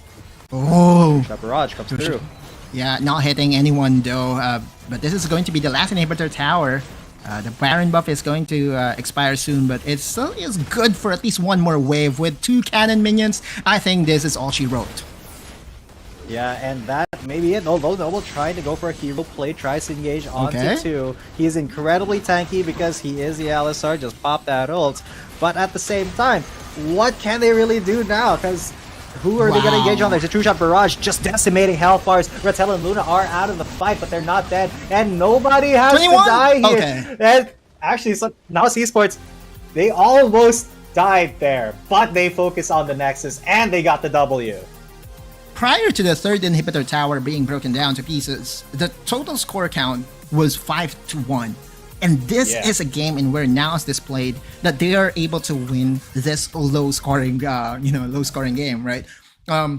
During game number 1, I did say that NAOS prefers, the Fiesta style, all team fight skirmishes happening over and over and over again. But comes out, in game number 2, they have proven that in the span of 3 months or 2 months of grueling training here in WRL Asia, they are also able to play the disciplined macro style that has been perfected by all the best teams in the playoffs right now. And so come game number 3, it's all for the marbles, man. What a response by NAOS Esports. Yeah, and I mean they just showed us that we know KT.RY's game. We can play that game. And they did, because KT.RY, they basically had the same composition that they ran in game number 1, minus the Kha'Zix and Do. So, you take that bug away, and he's a lot less effective, because that is kind of his signature champion. But still a big proposition here from NAOS Esports. Look at the damage from Mitsura, 18,000, out-damaging Mirmo as well. So that is something to note, Mitsura, somebody that you do not want to underestimate. Yeah, the game-winning play by NAOS Esports was definitely that Rift Arrow denial in the mid lane, right? Because had it connected under the tower of NAOS, it could have at least given enough space to KT.RY. But from there on, they were not able to find the team fights, and NAOS just calmly right? Control the team fights every single time. The pokes coming from Mitsuru, coming from Mirmo. And I did say this Gragas flex in the mid lane is only going to surprise you once. It's similar to the Ari, right? Like it's not going to surprise you 2 games in a row, especially with the best support staff that we do have in our region right now in both squads. KT.RY has to do better and has to put Zero in a more comfortable champion, specifically the Assassins. Yeah, I mean, Zero has to be a player that really performs here for KT.RY, even though he is he is one of the best mid laners in the APAC region. That's for certain. He just needs to be able to kind of show it. He needs to be able to be given the space needed to really show that I have the chops. I am a mechanically gifted player, and Gragas is not the champion that really gives you that freedom. Yeah, unless you will be able to pull off the crazy montage plays and where you channel your first skill and buffer plus the ultimate. Yeah, those plays are reserved for our solo queue experience, not really here in the competitive, because you kind of want to be as efficient as possible. And speaking of efficiency, man, now Esports was able to display their efficiency from minute number 1. Like, oh yeah, they just did not bite onto any over aggression by KT.RY, and the MVP goes to Mirmo. Very deserved one, because you look at his damage chart, damage share right now, it's 30%, quite the average of a winning marksman. But more importantly, that team fight in the Dragon, in where he outplayed Daw, was so beautifully done that you have to crown him the MVP. I mean, you just have to, man. This man really put a lot on the line picking up that Ezreal, and he did beautifully, man. 0 deaths. He was 1-0-3. He only didn't participate in 1 kill. He kept himself incredibly safe, and he dealt a lot of damage. So that's gonna be that. Mirmo, glad to see him on the MVP screen.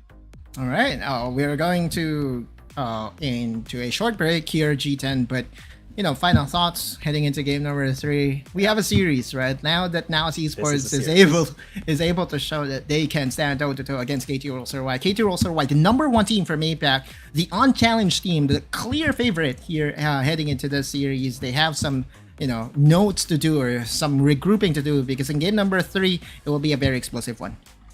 Yeah, I feel like if NAOS can keep this momentum and, stop from tilting when things don't go their way, they gotta keep that mental up, that this can be a really close match. But I feel like it is possible for them to beat KT.RY and advance in the upper bracket. But that's it for now, ladies and gents. Come back for game number 3 after this short break. After 2 months of intense competition, the WRL A1 regular stage concluded splendidly, with 8 teams from WRL CN and 4 teams from WRL APAC emerging as the standout performance among the rest. KBG secured the top position in WRL CN with an impressive winner's stake, closely followed by JT. In WRL APAC, Seoul KT.RY showcased remarkable dominance, while Bariram BRU also displayed commendable performance. For those summoners who crave more action, the playoffs will commence on June 21st, where the 12 victorious teams will continue battling for the prestigious title of WRL A1 champion. The playoffs in both WRL CN and WRL APAC will follow a BO7 double elimination tournament, allowing only 2 teams from each conference to progress to the finals. The first place team from the regular stage in WRL CN, Team KBG, will go head-to-head against Team Nova, while the remaining team, JT, will directly versus EDG. The 2 victorious teams will then compete for the first spot in the WRL CN finals. Meanwhile, in the losers bracket, the 5th place JDG team will select TE as their first round opponent, while the remaining team WBG will confront TT. The winner of the first round in the losers bracket will then face the opponent determined by the first place team in the regular stage, and the final winner will earn a spot in the finals. Additionally, the 4 teams from WRL APAC that advances to the playoffs will also engage in the double elimination tournament, where 2 winners will be chosen to proceed to the finals. The finals will unfold over 3 thrilling days, promising an unmatched level of excitement. On the first day, the 4 teams will engage in a BO1 single round robin, and the team that finishes with the top rank will secure the first ticket to the grand finals. The remaining 3 teams will then face off in a single elimination bracket on the second day. Ladies and gentlemen, we are speeding through this series faster than you know it. I'm Jason coming at you. With me is Autoluz, and we are in game number 3 here of NAOS versus KT.RY. Let's get right into the picks and bans. Game number 2 was a classic display of how NAOS Esports was able to respond so well to the Gragas mid experiment by KT.RY. They were successful in using the Gragas during game number 1. That's because they had the luxury to flex it with the last pick in mind or on the red side. But in this game number 3, I think, this is the time in where NAOS Esports, even if it does get showed up, they will still heavily prioritize a champion that can win them games, specifically the Varus if it gets left open. I know that the Ezreal was really a hot topic come game number 2, but I believe, the Varus is still, that one champion that is still very much stable. And plus banning the Corki away takes away the flex from KT.RY. True. And that kind of takes away their I don't want to say like mobility, but it takes away that element of surprise that they had coming into the coming into the match. So I wonder actually if they can if this is something that they can still do okay. Now, Aatrox has been a bit of a hot topic here, ladies and gents. He is somebody who is not really banned all too often since, picked. He's not really picked all too often lately in the 4.2 patch, but man, he is going to see some play now. Zaupi looking to be the carry this time. Yeah, and plus the threat of them going with a Yuumi composition to really further augment this Aatrox. Because just looking into this particular draft by NAOS Esports, they are very much willing to play the late game. A late game Aatrox is so hard to control unless if you are able to poke him out, which is basically the intention here by KT.RY. By drafting the Ziggs, they do have a poke champion that can really deal the hurt onto Aatrox. So I dare say it, I'm not a fan of this Aatrox pickup by NAOS, because if anything, their playstyle has always been so binary that I really want Zaupi on the engaged champions, the Wukong, Vi. If this will get flexed into the solo lane, then maybe it could be a very interesting pick for NAOS after all. But if it's going to be put onto the jungle for Zaupi, let's see. But I'm just not hopeful. Yeah, that's fair. I think that's fair to say. Now this though, we have been asking for. No, come on, Mirma, do it. Bring out the rep. But it looks like he's going to be going with Ezreal. But me and Geha have been just looking for an Ezreal pick for the past, I don't know, like 2 weeks, I think. Just please, somebody pick up the Twitch. It is so fun. I swear to God. But here you go. Do going to be on his Kha'Zix. They did not ban that one out. A little bit more scared of the Akali and the Jace potential here on NAOS Esports. So yeah, KT.RY, they will be a little bit challenged here with this draft of NAOS Esports, especially with the Galio that Rafe has picked up. The chess match between the coaches continues, and now KT.RY decides to prioritize their number 1 jungler, and that's the Kha'Zix. Prior to game number 1, we did say that this series is heavily dependent as to how the junglers will perform, and Daw on Kha'Zix during game number 1 really did out jungle Zaupi, but this time around, his Kha'Zix will be put to test by the Aatrox. One thing to note though, I kind of actually want the matchup. It's in favor of the Kha'Zix, because the Kha'Zix will just be able to attach himself onto the Aatrox, and the burst will be there. So I'm still not, convinced that if this Aatrox pickup will go over to the jungle and will not be flexed, KT.RY will have enough tools to really control this pickup from NAOS. Now, speaking of control, once again, Rattel will be picking up that Renekton to control whoever Calm will pick up in the top lane because, you know, as a top laner, Renekton is just one of those safer picks that you can really have, and I don't know, it feels like. It just feels like Rattel does not want to lose top lane in any way, shape, or form, so he's not going to really take any risks when it comes there. Yuumi, though, wait a minute. Does that mean... Oh, he locked it in. Okay. This just got a lot more interesting. So this is a funnel composition for sure, right? They're going to put the Galio and the Mirmo alongside with each other and flexing the Ezreal onto the mid lane. This Cyan pick... Zombie Man coming your way, ladies and gentlemen. Okay, this playoffs is a gift that keeps on giving. Jitan, you know, we have seen the Ari, we have seen the Gragas mid lane, and now we see the Yuumi plus the Cyan. Like, what a treat. How do we even read this matchup? It's just so hard to do.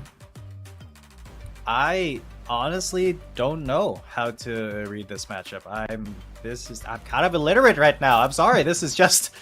What is happening? Okay, so we at least Rakan for Nomel. Okay, Mitsura, though, it is a battle of the pseudo supports here in the middle. We got the Galio, we got versus the Gragas, and I feel like the Galio, because he has, you know, that magic damage shield, he will be a little bit better suited to that role.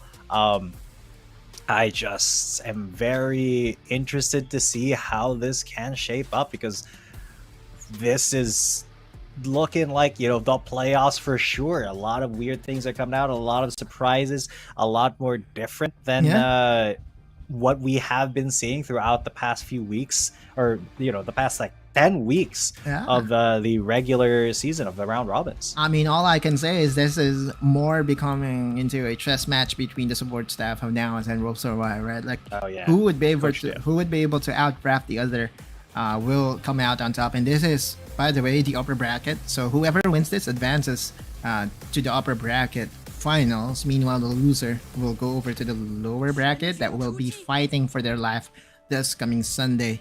Now we are going to see the funnel composition. They're going for a cheese, hoping to at least get one kill ahead of the opposition. But this is... I would say this is very risky for the side of NAOS, but if it does work, right, this is an unkillable Aatrox territory that we could be looking at. I mean, they took the risk, and, you know, they are they have a certain playstyle in mind, but it's KT.RY, they have a certain playstyle in their minds as well, trying to counter jungle. So now NAOS knows. Now NAOS definitely knows that their move up is being taken right now. Calm may die, but he is a Scion. If he dies, he can res and just be... Well, that's not the way you're supposed to go. Supposed to go towards the enemies and try to mess with them. Calm, but as a Scion, that's not a good thing to happen to you. Like just dying at the first few minutes of the game. That's a misplay, for sure, right? We have to call a spade a spade. Now Esports did, specifically Calm, he wanted to traverse towards the top side. And knowing that Nomel was actually there should at least give you an idea that there is an invade ongoing. And although he's on the weak side, we do know that Cyan is that one champion that does not mind dying. It still is a misplay in our vocab. Yeah. No ifs, ands, or buts about it, but this dive, though, no ifs, ands, or buts about this. Oh, he's dead. As Rattel is going to finally fall down, but that was still a trade. KT.RY getting, you know, at least a 1-for-1 there, but their tower now in a lot of danger. Yeah, Plates are going down. That's a better trade overall for KT.RY, though. Being able to at least get a trade kill, 1v4, will definitely do you so good. And, you know, at least Zalpi is recognizing that he still has to farm and farm and farm. The blue buff, by the way, did not get counter-invaded by NAOS Esports, which is kind of a surprise. They're trying to chase against Zera, and Zera is still very much healthy. But yeah, back to my point, that is a 3-buff start for Daw. Yep, 3 buffs for the jungler that, you know, is on his comfort pick. But this dive was... I want to say well executed, but, you know, not super duper not so much well, because they juggled the aggro a little bit weirdly there. Yeah, I mean, the adaptation by Rattel to go for barrier instead of going for the ignite was the biggest difference there, right? Like oftentimes you see a Renekton trying to win his lane by himself, going for the ignite, going for the solo kills, but he recognized that he's going to be playing on the weak side. And again, with Rattel, this guy is just like the best player to really look up to when it comes to the Baron lane, because his approach is not just through his mechanics but also the mental aspect as well. Zaupi now here, nobody knows he is there. No Mello is being seen, so this engage could be a little bit dicey.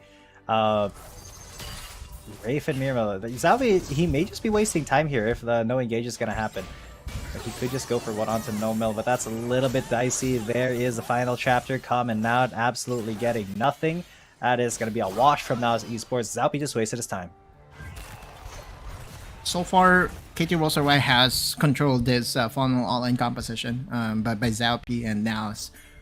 It hasn't resulted into anything positive as of yet. And you look at how KT.RY has controlled this, right? They're not going to be overextended, be over-aggressive. They know that the capabilities of this Aatrox can win them skirmishes after skirmishes, especially with the Yuumi in fold.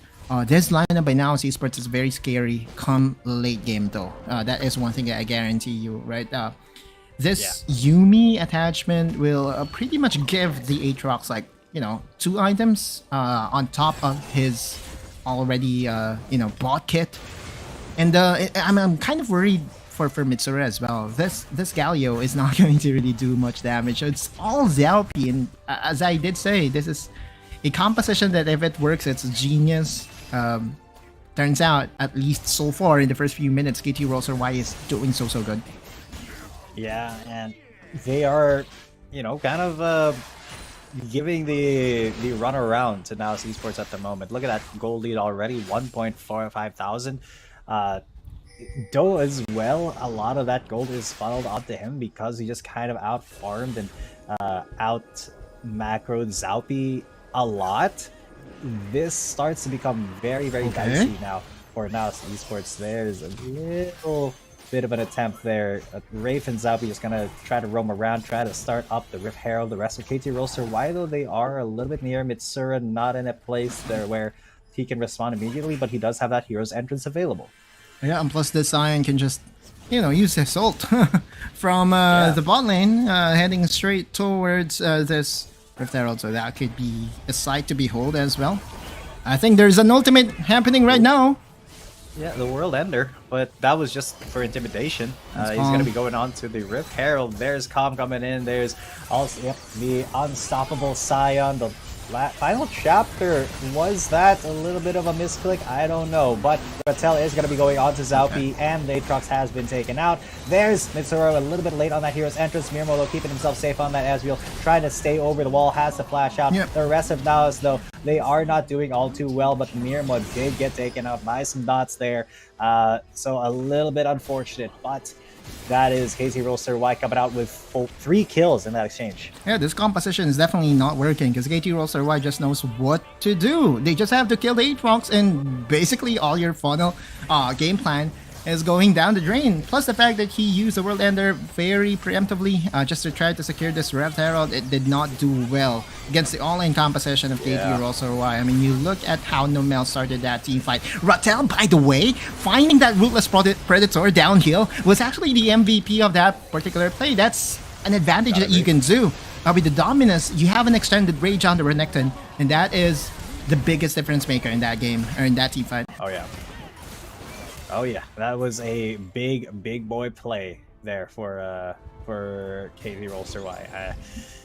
This is now getting so tense for NAOS Esports. I mean, what can they really do to come back? They are just they're looking a little bit desperate, if I'm being honest, especially because Zaupi, he's got that Yoma's Ghost, but he really hasn't been able to get into these fights and really do anything positive for the team yet.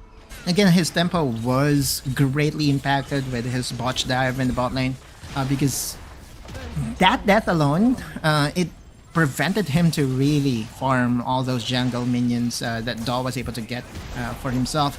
We have to remember that he was able to start, with 3 buffs because of the very good adaptation by KT.RY of going for an invade on the blue of NAOS Esports, minute number 1. And now KT.RY is just playing it academically. They don't have to force anything. They're just going to go for objectives. And NAOS Esports will not have any response at all. Yeah, except for the True Shot Barrage and the Sion barreling down the Pain Train coming into the bot lane. But that's just to stop them from getting anything going in the against the tower, but not really stopping them from, applying pressure at all. The Ice Drake is up though. That has been that's the second dragon that will definitely be at the site of KT.RY. That's Ice Dragon. For the viewers out there, it does provide ability haste for you and your squad. And although NAOS does have some agency come late game, they do have Aatrox late game, they do have Ezreal late game. The only concern I do have is that will we even reach that point and where the late game will be relevant? Because knowing KT.RY, that would just press the advantage that they have. Make sure that NAOS Esports need to face check into dark territories in where KT.RY will be so ready to punish. That's basically their playbook, right? I mean, you look at how they do their vision game. Oh, calm now. Maybe the subject of a dive here. Doe is off on the wings, but they don't have any minions. Calm is able to clear them out. And I want to say that Sion has infinite scaling, but realistically, in a game like this, in a game where KT.RY is just pushing the issue all the time, it's going to be very difficult for Calm to get any scaling done at all. There's going to be Zaupi coming in. He just stops in the middle. He doesn't get any knockups, and then he just dies. Calm, unfortunately, this is not the best Sion pick at the moment. He just runs back to his tower to die. I mean, the main reason that you pick up the Sion is him being able to out macro you, being able to destroy towers if ahead. But if this far behind, pretty much it's just a zombie waiting to happen over and over again. And now KT.RY can just do this, can just engage onto Zaupi and all the members of NAOS Esports. This is starting to become a blowout. This game number 3 is not even close. Yeah, it's the unfortunate reality of it, but there's not all too much that that can be done here by NAOS Esports, man. At this point in the game, they have not scaled up, and Nav Zaupi has not been relevant enough to be able to really be the linchpin that his team needs him to be. And otherwise, it just becomes so difficult for NAOS Esports to even get any engages. They have to be very reactive now, because being proactive with an Aatrox that is so behind in a Sion that gets ripped to shreds immediately, that's just a no bueno, man. I mean, 0-3 and 0 with not even 2 items completed for yourself. I mean, NAOS knows that they are definitely behind right now. The only positive is Mitsura having that 1 kill. But outside of that, I cannot really think of anything as to how they will be able to control this onslaught coming from KT.RY. They need what we call the miracle team fight to happen. And NAOS Esports is actually very capable in doing so, right? Like, their players are not afraid to really go for the jugular if the options are presented. But if anything, KT.RY is just playing it like Mayweather. They're not going to really be over aggressive. They're going to be very tactical. And NAOS Esports won't have the opportunity to get that miracle. Wait. Oh, maybe though, because Mitsura still no. No, that was a little bit of an outstarter. A lot of damage, but it was onto the True Shot Barrage. Boom! True Shot Barrage hits him, but he won't die. It's a sliver of health. No mill. Oh, that feels so bad on the Ezreal side. Yeah. Kind of expected though. True Shot Barrage is not really the best damaging ult right now in the game. Yeah. But that's just 1 HP, right? Things are still favoring this KT.RY, because had that pick happened, now Esports will at least be able to slow things down, build up their vision heading into this next dragon, which is, as you said, the Ice Dragon. The team fight that is going to happen is bound to be an explosive one. They will be heavily reliant, or now Esports will be heavily reliant on the pokes of Mirmo. Same can be said for KT.RY's Luna and company, but the advantage is still on KT.RY. I mean, they have to carry that advantage too. Mirmo forced to flash like very soon because Zero was threatening that body slam into explosive cast combo to just keep him out of position. And, you know, if Mirmo goes down, that's basically a buy one take when you get Wraith within for you. Because that Yuumi is not going to do any favors if, you know, the Ezreal can't move at all. So Ice Drake going to be the next target here. You know, the fact that the Wraith is attached to Mirmo is kind of sad because this is a matchup in where they want Zalpi to be the cat handler, the cat's best friend. But now Esports is wanting to challenge this. Oh, they try, but they won't get it. Though is the one who secures it. The rest of NAOS Esports, so they're gonna fall like dominoes now. There's Mirmo gone, but at least it was a 1-for-1. But yeah, it's a buy one take when their Wraith goes down too. Zalpi very low, has to get out of there. The other members of NAOS Esports backing very.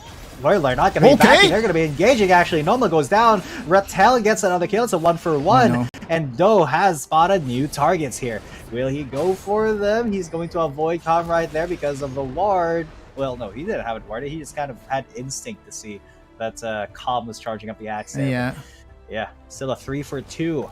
Positive for KT.RY. True. Well, and again, you know, if you take down the Aatrox, there will be close to 0 damage on the side of NAOS Esports, especially with the Ezreal down in the Death Chamber. We're looking into that team fight.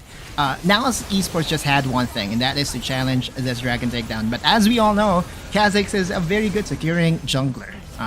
You just combine your smite to your execute, and it will just so easy to do this. This buy one take one, by the way, by KT.RY against the Yuumi is kind of expected.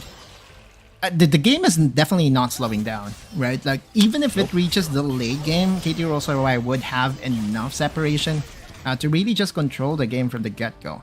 But if you're now, you just have to find that one miraculous team fight, and that could come here in this Baron. If they can rush this, things could be very interesting. That is a big if, but that's the if half that health. They need. It is already half health, but they have to peel off of it. They've been found out. Nomel is the one who scouts them out.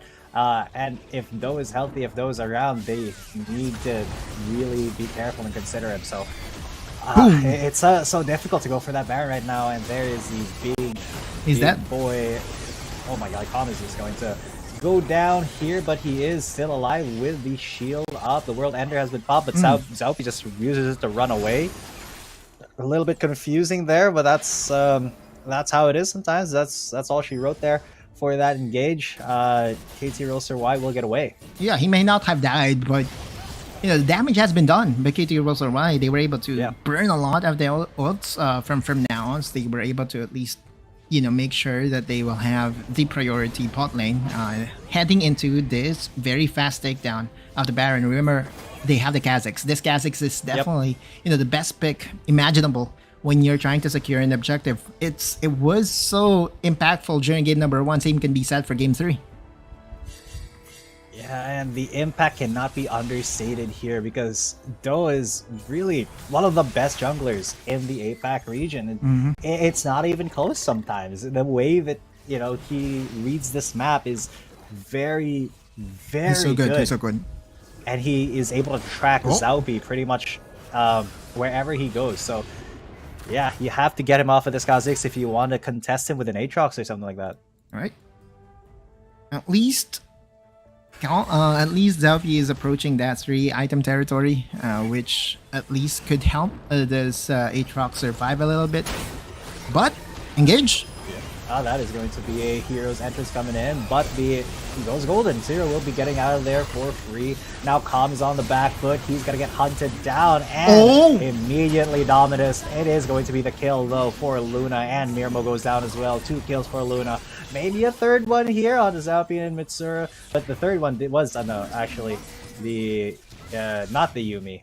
KT.RY is just decimating everyone from NAOS Esports right now. I mean, no one died on KT's side, and they are just looking at Sign as if it's nothing. And we'll just engage and engage and engage. It's all on Zero, by the way. You know, just being able to engage and disengage as well, plus the help of that stasis. I cannot really commend KT.RY enough in this game as to how they were patient with this all-in potential coming from NAOS. They know that Zaupi has a World Ender, but can you really do anything right now? It's just so sad this Aatrox cannot even lift a finger right now, G10. Yeah, Aatrox of those Feast or Famine champions along with KT.RY, but you know, only one jungler can feast here apparently, and it's Do. Zaupi, he, even with the World Ender, he really wasn't able to impact that fight at all. They were just clumped up towards that, you know, in that one small corridor in the jungle, and that gave Rattel so much leeway as Renekton to just be in there like swimwear and pop his dominance, pop his Q as well, and just be so much more impactful. It was basically him in the middle of everybody for like 3 seconds before the rest of KT.RY piled in. Yeah. Now Esports is going to contest this Elder Dragon for sure, right? Like the only positive that happened here for now Esports is that this is the Elder Dragon right away. That the third dragon did despawn, and so at least this will be a healthier one that they can find the quote-unquote miracle that they want to find. That's the only thing that can come back, or that can help them come back into this game. Because if you look into the top side, Mitsura is even being forced to face Rattel, and that's not a matchup that you would win. A Renekton against the Galio, yeah, you have the wave clear as a Galio, but there is an all-in coming from Rattel. Now this Elder Dragon is being started patiently by KT.RY. Yeah, and they really do need to be very, very aware of where NAOS is, where the members of NAOS are going to be coming from, because that Elder Drake, you know, it takes a long time to take down, right? So NAOS has a lot of time to respond, to try to set up for the steal, but it's so difficult for them to, you know, set up for anything at the moment. No vision? No vision at all. There's a true shot barrage, and Zaupi's the flash here in from Calm. There's a hero's entrance as well. The world Stolen! and it's Chilly. Big steal of Elder Drake. Can NAOS make this the comeback that they need, or will they just get decimated here? It looks like the second option, because 3 of them are already dead. Just Mr. Right Chop left, and Mitsura. Whoa! That Galio does a lot of damage. He took out Nomel at the very least before dying, but now it's just Calm left. Even though they took the Elder Drake, it still wasn't the best outcome for all of them. Yeah, 1v3. I'm kind of curious if KT.RY would go for the end. Cyan does have the ability to wave clear, plus going on zombie mode would allow him to deal damage. Remember, he still has the Elder Dragon buff available to him. They're trying. Oh man! Trying, and they are. Ooh, wow, one auto attack from that Ziggs. That 10 seconds. Does not feel good. But yeah, he's just gonna be in the middle of them. Zombie mode will not save the Nexus, as that is the second game secured here for KT.RY. It's a very good steal by NAOS Esports, but in the end, it wasn't enough, right? All you had to do is to pound down, make sure to crowd control the funnel all-on composition, and the biggest threat in that particular comp was the Aatrox. Was the Aatrox felt all throughout the game? The answer is absolutely not, right? Absolutely no, because with the way KT.RY played the early game, in where they were able to get the advantages after advantages, you know, Zaupi was not even allowed to play that game. He had the Yuumi, he had the Galio, but it did not really help his cause. Yeah, it's just, that's kind of just how the cookie crumbles, unfortunately, for NAOS Esports, and they will be crumbling here, very much so. It is a little bit unfortunate to see, but that's the story of this game. They had an early lead, KT.RY, you know, from that early kill, and then the 3-buff start for Do, and just Zaupi was a little bit overconfident, I think, in picking up that Aatrox. Look at the damage that he did, even less than Wraith, even. Yeah. So really was a non-factor in all of those fights. And Do, on the other hand, kept up with his mid laner pretty much, and Luna with the most damage, of course, that is as Ziggs. His MIBs, his Mega Inferno bombs, were very on point as well whenever there was a fight, especially when they were when NAOS Esports was clumped up for certain fights. So, you know, big props to KT.RY there. I think Do was the biggest influencer of the pressure in that fight. Yeah, also to note that Rattel was also the key during the first few minutes of the game, because again, just by being able to survive that dive in the bot lane, and where he had the barrier, not the ignite under Renekton, did allow him to secure the first blood against Zaupi. And again, as to how the game started, NAOS Esports was really dumbfounded with the way KT.RY decided to invade the blue buff. The first blood by onto Calm was also key in the early game, being disastrous for the squad. And come game number 4, the only question that I do have for NAOS Esports is, are they going to really be very playful? Because I just don't think there's really not a necessity in doing so, right? You know, playing starter in game number 2 did allow them to net a win. So in come game number 4, especially with them flipping over to the red side, I just think, you know, they will still be focused on playing the standard style.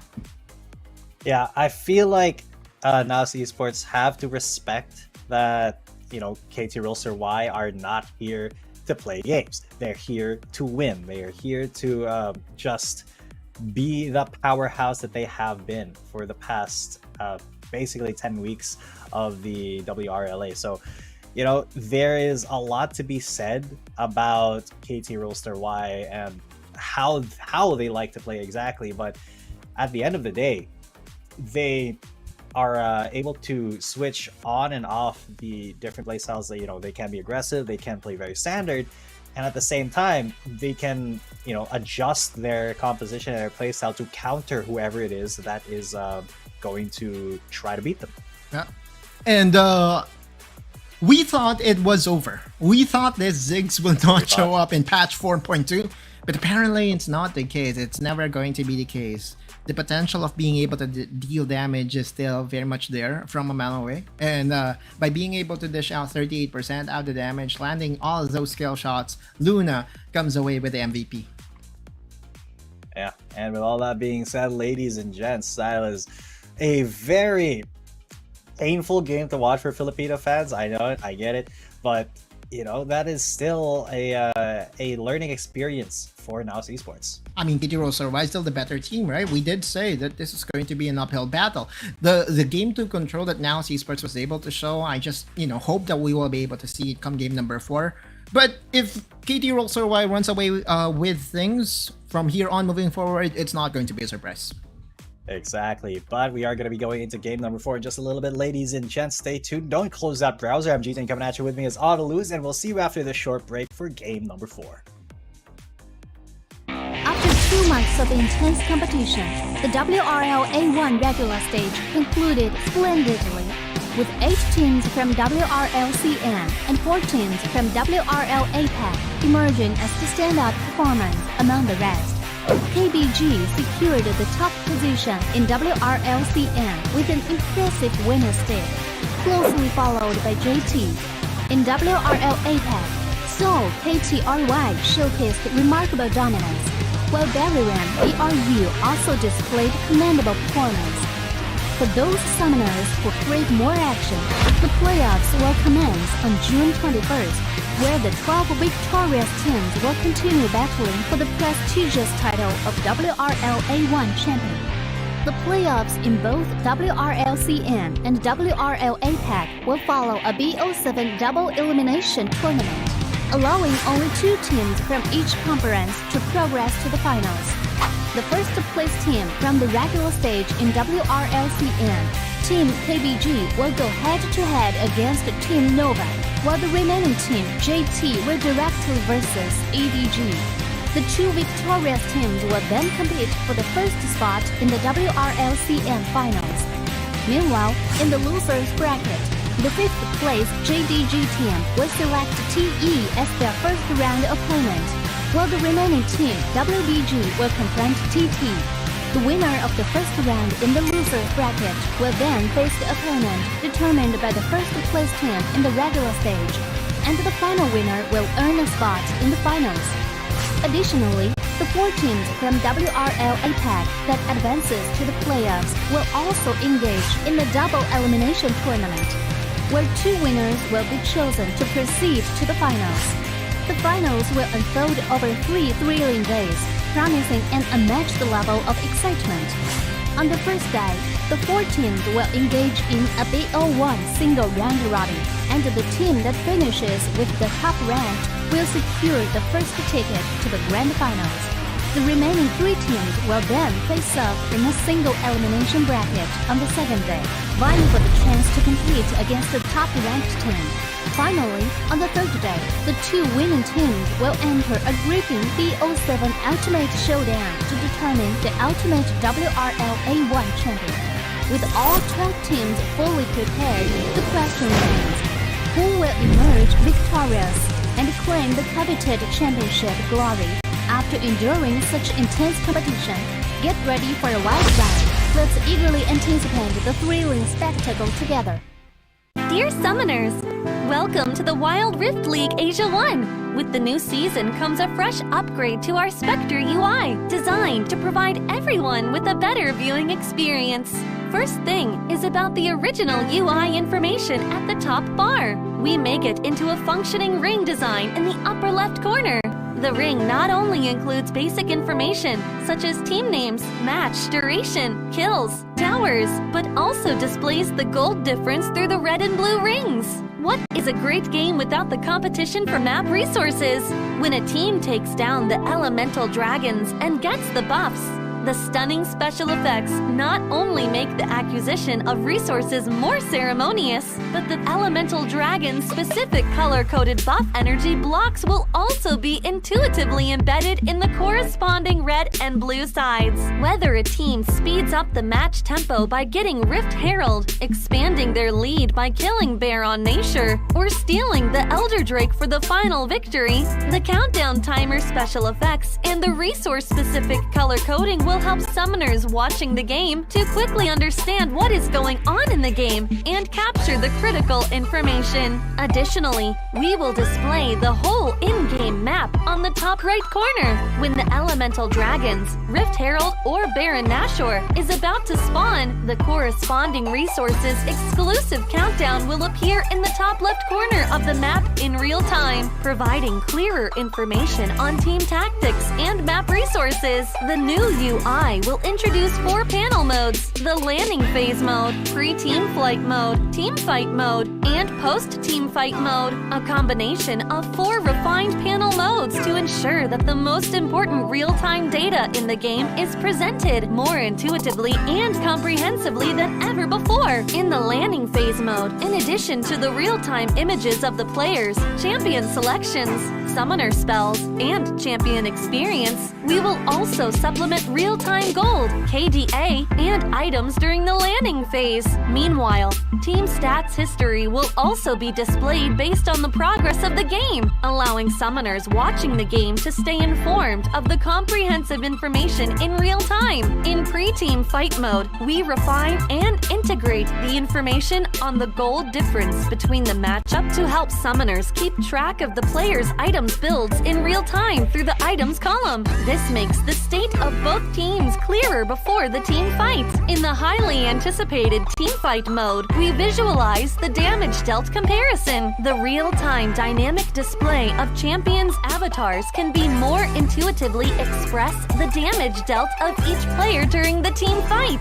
The closer to the red-blue intersection, the damage is higher. We maximize the screen space for exciting team fights and gameplays. After the fierce team fight, we integrate the damage comparison of each champion to help summoners quickly understand the damage difference between the champions in each matchup during the team fight. Depending on the different game situations, there are more diverse UI combinations waiting for summoners to unlock. Our comprehensive, intuitive, and comfortable UI design aims to provide summoners with a better, more informative, and higher quality viewing experience. The exciting first season of Wild Rift League Asia is waiting for you. Summoners, we'll see you in the Rift. After 2 months of intense competition, the WRL A1 regular stage concluded splendidly, with 8 teams from WRL CN and 4 teams from WRL APAC emerging as the standout performance among the rest.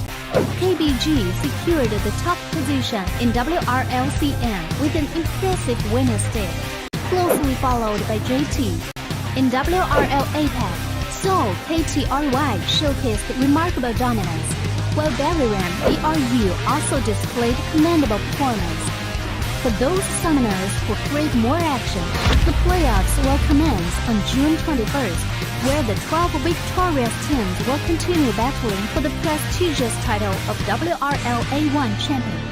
The playoffs in both WRLCN and WRL APAC will follow a BO7 double elimination tournament, allowing only 2 teams from each conference to progress to the finals. The first place team from the regular stage in WRLCN, Team KBG, will go head-to-head against Team Nova, while the remaining team, JT, will directly versus EDG. The 2 victorious teams will then compete for the first spot in the WRLCN finals.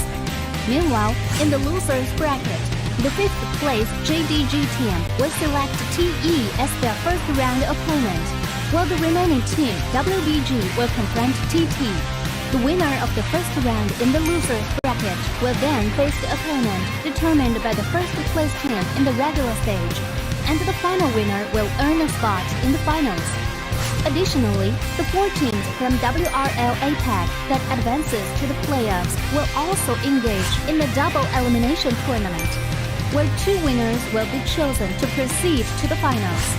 The finals will unfold over 3 thrilling days, promising an unmatched level of excitement. On the first day, the 4 teams will engage in a BO1 single round robin, and the team that finishes with the top rank will secure the first ticket to the grand finals. The remaining 3 teams will then face off in a single elimination bracket on the second day, vying for the chance to compete against a top-ranked team. Finally, on the third day, the 2 winning teams will enter a gripping BO7 Ultimate Showdown to determine the ultimate WRL A1 champion. With all 12 teams fully prepared, the question remains, who will emerge victorious and claim the coveted championship glory after enduring such intense competition? Get ready for a wild ride. Let's eagerly anticipate the thrilling spectacle together. Dear Summoners, welcome to the Wild Rift League Asia 1! With the new season comes a fresh upgrade to our Spectre UI, designed to provide everyone with a better viewing experience. First thing is about the original UI information at the top bar. We make it into a functioning ring design in the upper left corner. The ring not only includes basic information such as team names, match duration, kills, towers, but also displays the gold difference through the red and blue rings. What is a great game without the competition for map resources? When a team takes down the elemental dragons and gets the buffs, the stunning special effects not only make the acquisition of resources. Welcome back, ladies and gentlemen. You're watching the WRLA Playoffs Day number 1. The story right now is KT.RY 2, NAOS Esports 1. I'm G10 coming at you. With me is Autoluz, and we are now in the 4th game of the series. A very one-sided game in all 3 games, right? Game number 1, one-sided for KT.RY. Same can be said for game 3, right? But come game number 2, NAOS Esports was able to reverse the script, showcasing that they can play the patient style as well. If anything, they could still elect to play standard and not be over experimental, especially on the red side, because, you know, just being able to win that hard against KT.RY should instill confidence in them. But everything is still pretty much open. We all know that this is basically a matchup between not just the teams, but also the support staff. And one thing can be said, in games 1, 2, and 3, the support staff with the better draft did win. Yeah. The draft diff, the coach diff, if you will, is kind of the difference here. That's what has been really enabling these players to perform their best in games that they have won. So, man, look at that. KT.RY, they are just playing at their most comfortable. They got the blankies. I mean, whatever helps you play your best, you know what I'm saying? Ooh. And also, what really helps them play their best is respecting the champion pool of NAOS Esports. Remember, come game number 2, it was the Jace that was very hard to deal with in the mid lane for Zero. And so KT.RY's response is to take it away. As well as the patented ban on Mirmo, the Ashe is not going to see light. I don't think it will ever show up in this series. So to all Mirmo fans out there, if you're waiting for his Ashe to get unlocked, maybe today is not really the day. The Aatrox is going to be banned away here by RY to at least give some respect towards NAOS' side, which leaves Gragas still open for the first pick for RY.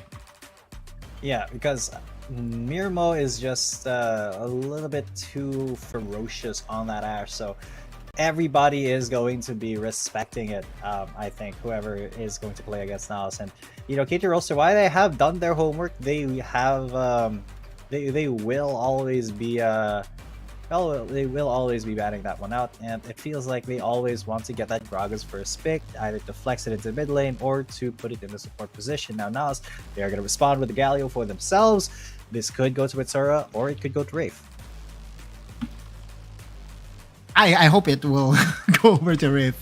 Truth be told, I was not a fan of that Game 3 draft by NAOS Esports because, again, just looking at how NAOS Esports was able to find success, this is a Cinderella story. We know that NAOS Esports was the last team to qualify, and so they have been winning games off of one distinct playstyle, and that is to put Zalpi on an engager with a follow-up by Wraith. Now, if this Galio heads over to Mitsura, the pressure is not really going to be there. Tempo is definitely going to be on the side of WRL. And if anything, we know that Zero is a very good mid laner in his own right, and he will be able to capitalize any lane matchup against a Galio. Now, this is the first time that we'll be seeing a Kai'Sa get picked here in the playoffs. And WRL will most likely give it to Luna. Yeah, and I mean, Kai'Sa, the funnel Kai'Sa strat has not, this has been nerfed a little bit. It won't be as effective now, but this champion has been getting, quite a lot of play in the last week of the regular season. Now, we will be having a Yuumi with it as well, so Luna wants to be super, super safe with how the draft is going for KT.RY. And then we just have to also remember that there is a new build, kind of new, but it's not really new. A favorable build to all Kai'Sa players that we do have here in the competitive, and that is the AP Kai'Sa route. The Muramana heading into Nashor Suit and AP items moving forward. That's been, I would say, the flavor of the Kai'Sa in competitive matches, and even in high elo, surprisingly, because they really have prioritized to go for all those folks coming from the W, and the DPS isn't really that bad as well. Knowing that you can level up all three skills as well, just by building all your items is definitely a huge plus for the Kai'Sa user. But the question that I do have is this Yuumi. It is most likely going to be a hyper carry Kai'Sa, but an AP Kai'Sa is it really considered a hyper carry, especially with all three champions here going the AP route? I'm thinking that it should go AD for sure, right? I feel like there is a lot of space for Luna to go for an AD Kai'Sa, but at this point, the standard play for Kai'Sa is just go for the hyper carry AP route, and that's something that is not supposed to be. It's not supposed to fail for KT.RY either, even if they are. Okay, so there's a lot of space for Luna to go whatever build he wants, because there's not a lot of tankiness on the side of NAOS. Whatever Kai'Sa he wants to go, it is going to shred everybody. So I don't think it'll matter whatever build Luna wants to do. So yeah, a lot of pressure for KT.RY to perform now, because NAOS Esports, they are pulling out a pretty aggressive composition. And this is also a good denial against DAW. We have to remember that DAW has been so good on the Kazakhs. But one thing that WRL did prepare for this particular pickup is that they opened the Garen. We all know that Garen does work well against all these assassins, right? A very beefy frontliner that is able to dissuade any assassination attempt, plus having that luxury to go and execute. And did I mention that they have Yuumi?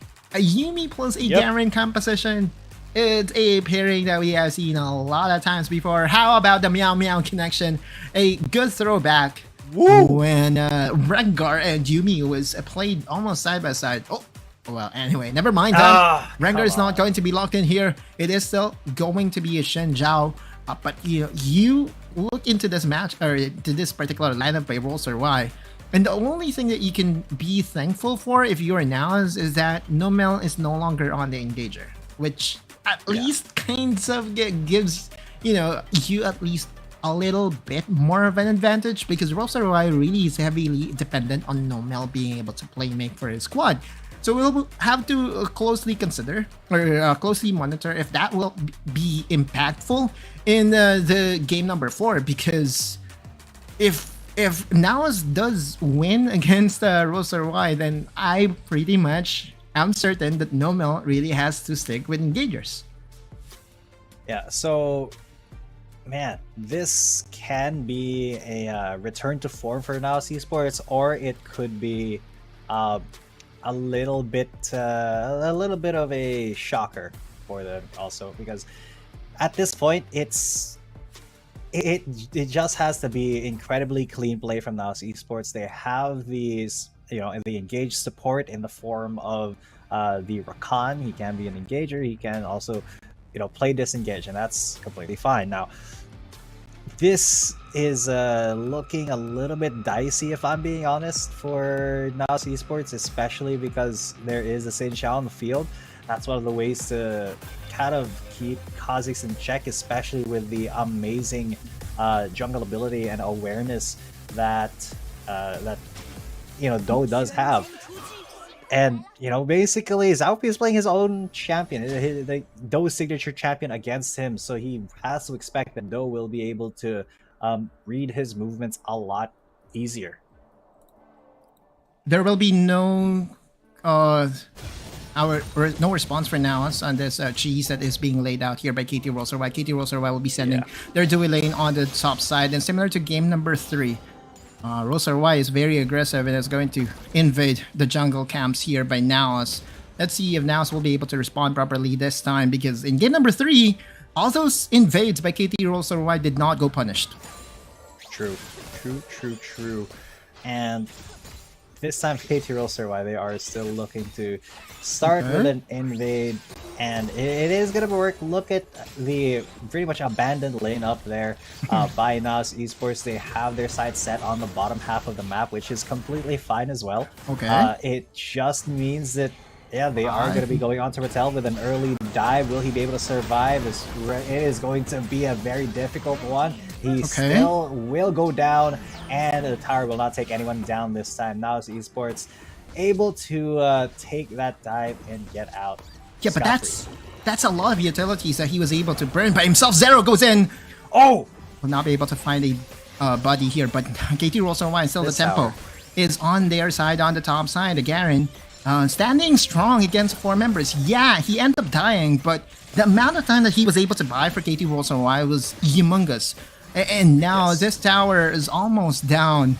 1 minute and 40 in. It doesn't matter if it does have a lot more protection than the bottom lane tower. KT.RY with 2 people uncontested on the top side. Double range at that is just able to melt down this tower so fast. Yeah, and that tower is it's still up. NAOS Esports just barely getting there to defend it now, but the plate value is almost fully in the hands of the person that you don't want it to be in the hands of Luna, because the faster that the Kai'Sa scales up, the shorter this game is basically going to be, because Luna is going to be an absolute menace when it comes to those mid to late game team fights, especially with the lead that he has now. Late game team fight. He will be going AD.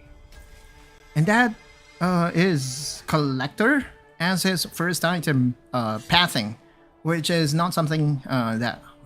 not really very famous as a build on the Kai'Sa. Oftentimes I see a Kai'Sa that goes AD, go for Stormrazor, first item, but he doesn't mind. He's so ahead of competition right now that he has the luxury to build whatever he wants and will still be very impactful. Now, we have to be also mindful of this item, because this is a very new item in patch 4.2, and is able to at least further augment your gold total when the kills head over your way. Yeah, and that is going to be a very strong start for Luna.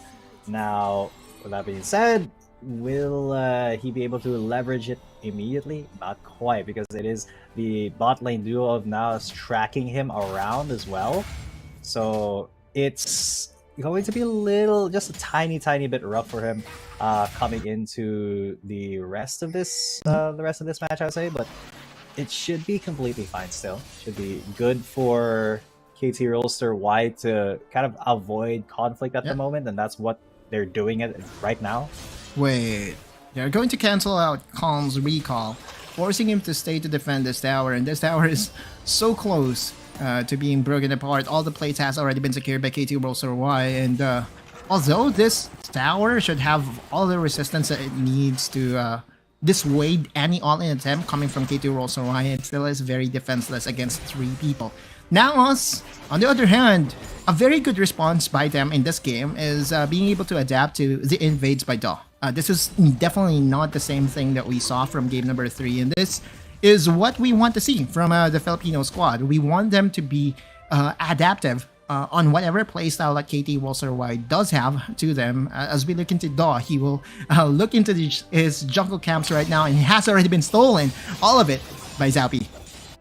Yeah, Xiaopi being very adaptive there by, reading the invade and then just responding to the positioning of DAW really well. So, I wouldn't say out jungled at the moment, but there is a case to be made for Xiaopi being a little bit more proactive in that jungle role. Now, Mirmo on the Corki will be able to complete that back, but not for lack of KT.RY trying. Rift Herald will be spotting up, so will the Drake, and now it's already making the early call to go for the Ice Drake. Yeah, but the tempo is still at the advantage of KT.RY. If they end up securing this Rift Herald, this could be used to open up the mid lane. But now it's just wanting to contest this. With a package available for Mirmo, this could be an explosive fight. Yeah, and they are going to start it off with Wraith in the package, and the steal from Xiaopi, he gets it, but Mirmo pays for it with his life. The rest of NAOS, though, they're trying to make it happen. The Cyclone onto all of 3 members of KT.RY, but the disengage is a little bit too strong there with an explosive cast. Now, Rattel, he may want to weigh into this fight. He's not going to flash over the Baron Pit, as that will be the objective secured by NAOS Esports. Yeah, and also, no, it's actually KT.RY that did end up getting the Rift Herald. Even though the DAW died in the end, he was still able to secure the Rift Herald for himself. And so he... No, it's Xiaopi, look. Oh, it was Xiaopi. It was Xiaopi? Okay, all right. Yeah, look at it. Because I saw it pop up. It was Xiaopi, and then I got the confirmation with the enhanced recall. Well, that's good. That's good for NAOS Esports, if that's the case. Yeah, it was an eventual steal, you're right. And then that would definitely be an advantage for NAOS Esports now, G10, because that, had it been that Rift Herald went over to the side of ROSA, it would have been disastrous for the tempo overall by NAOS. But now, by being able to secure that Rift Herald, at least they are able to slow things down and able to summon this Rift Herald possibly in the mid lane, or they will be summoning it in the top lane to try to even out. There isn't a lot of danger, but Wraith is there to keep him safe for the grand entrance, and the charms coming through as well. Explosive cast to get him off of the back of Zero and Rattel, but it is going to be the tower up here in the top lane. Goes to Mirmo. Luna, though, trades it out with another tower in the bot lane for them. Now, Xiaopi's in the middle of the jungle, contesting just the wolves against Rattel, and yeah, this escort mission of the Rift Herald. Shelly gonna get 2 charges off. Very, very good. Yeah, very efficient. They won't be able to save their own one. A very efficient play by NAOS Esports by being able to push 2 towers with 1 Rift Herald.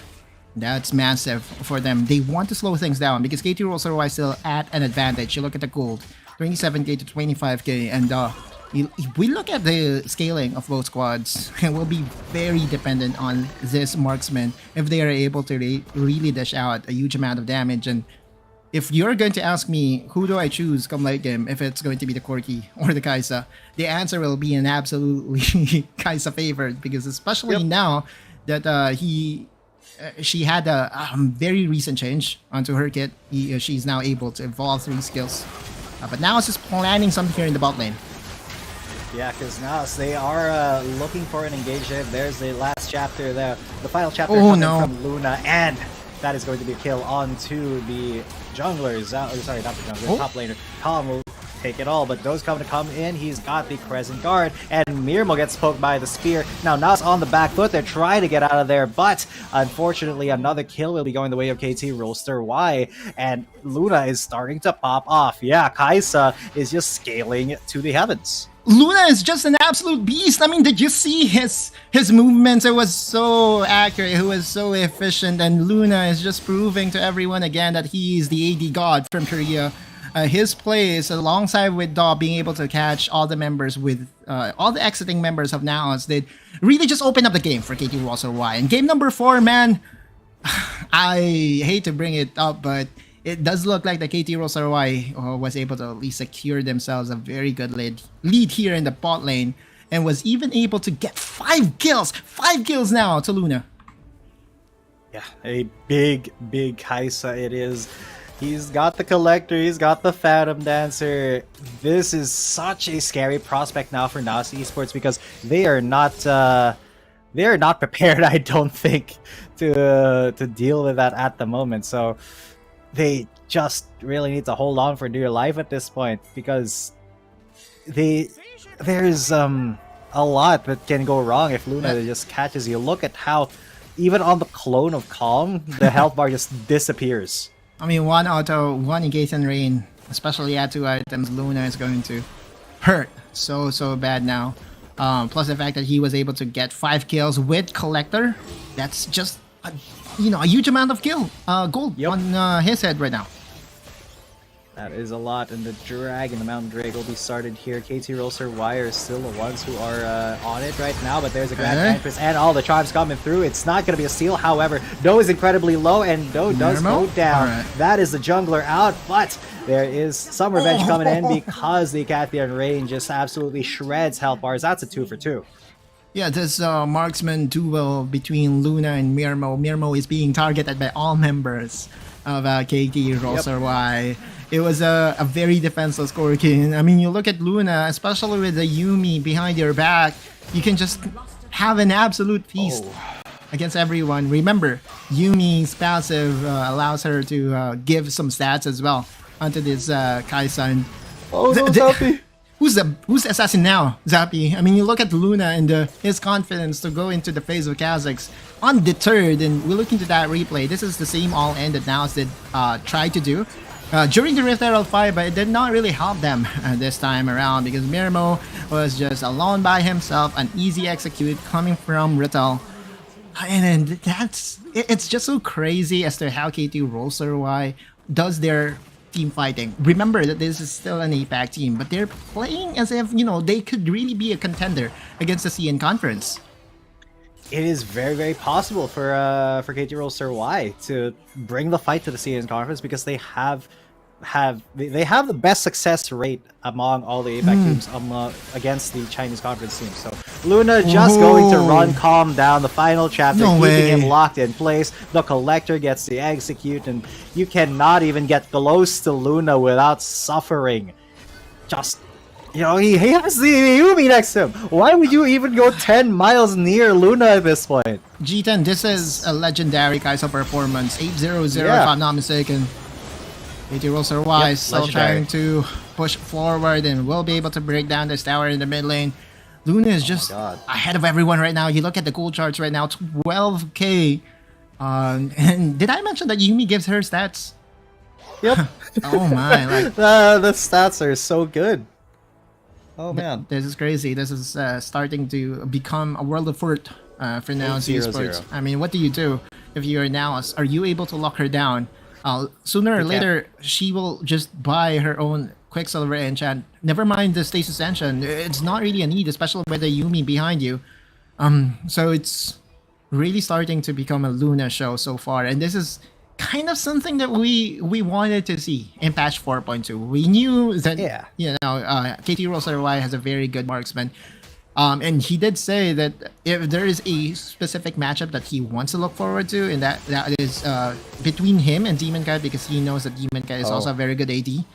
And Luna is just showing that he can just outperform Mirmo in game number 4.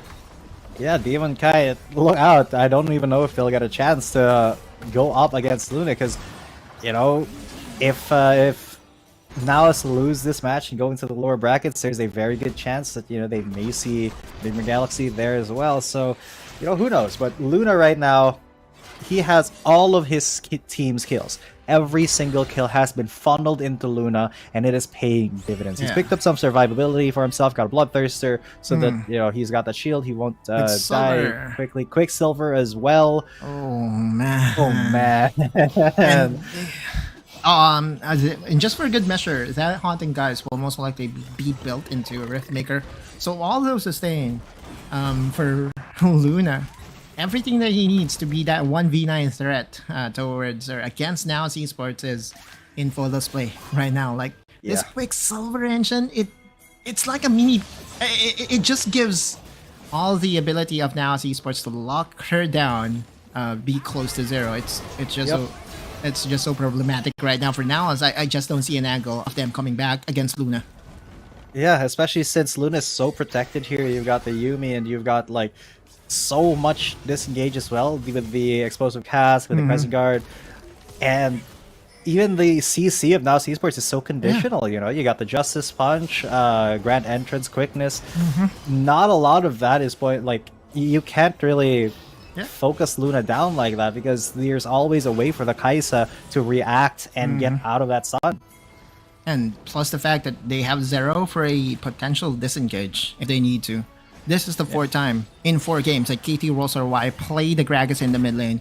And it's just becoming a nightmare right now for NAOS Esports. This Infernal Dragon is now being started by NAOS Esports by KT.RY with Luna at the forefront of everything is here to contest.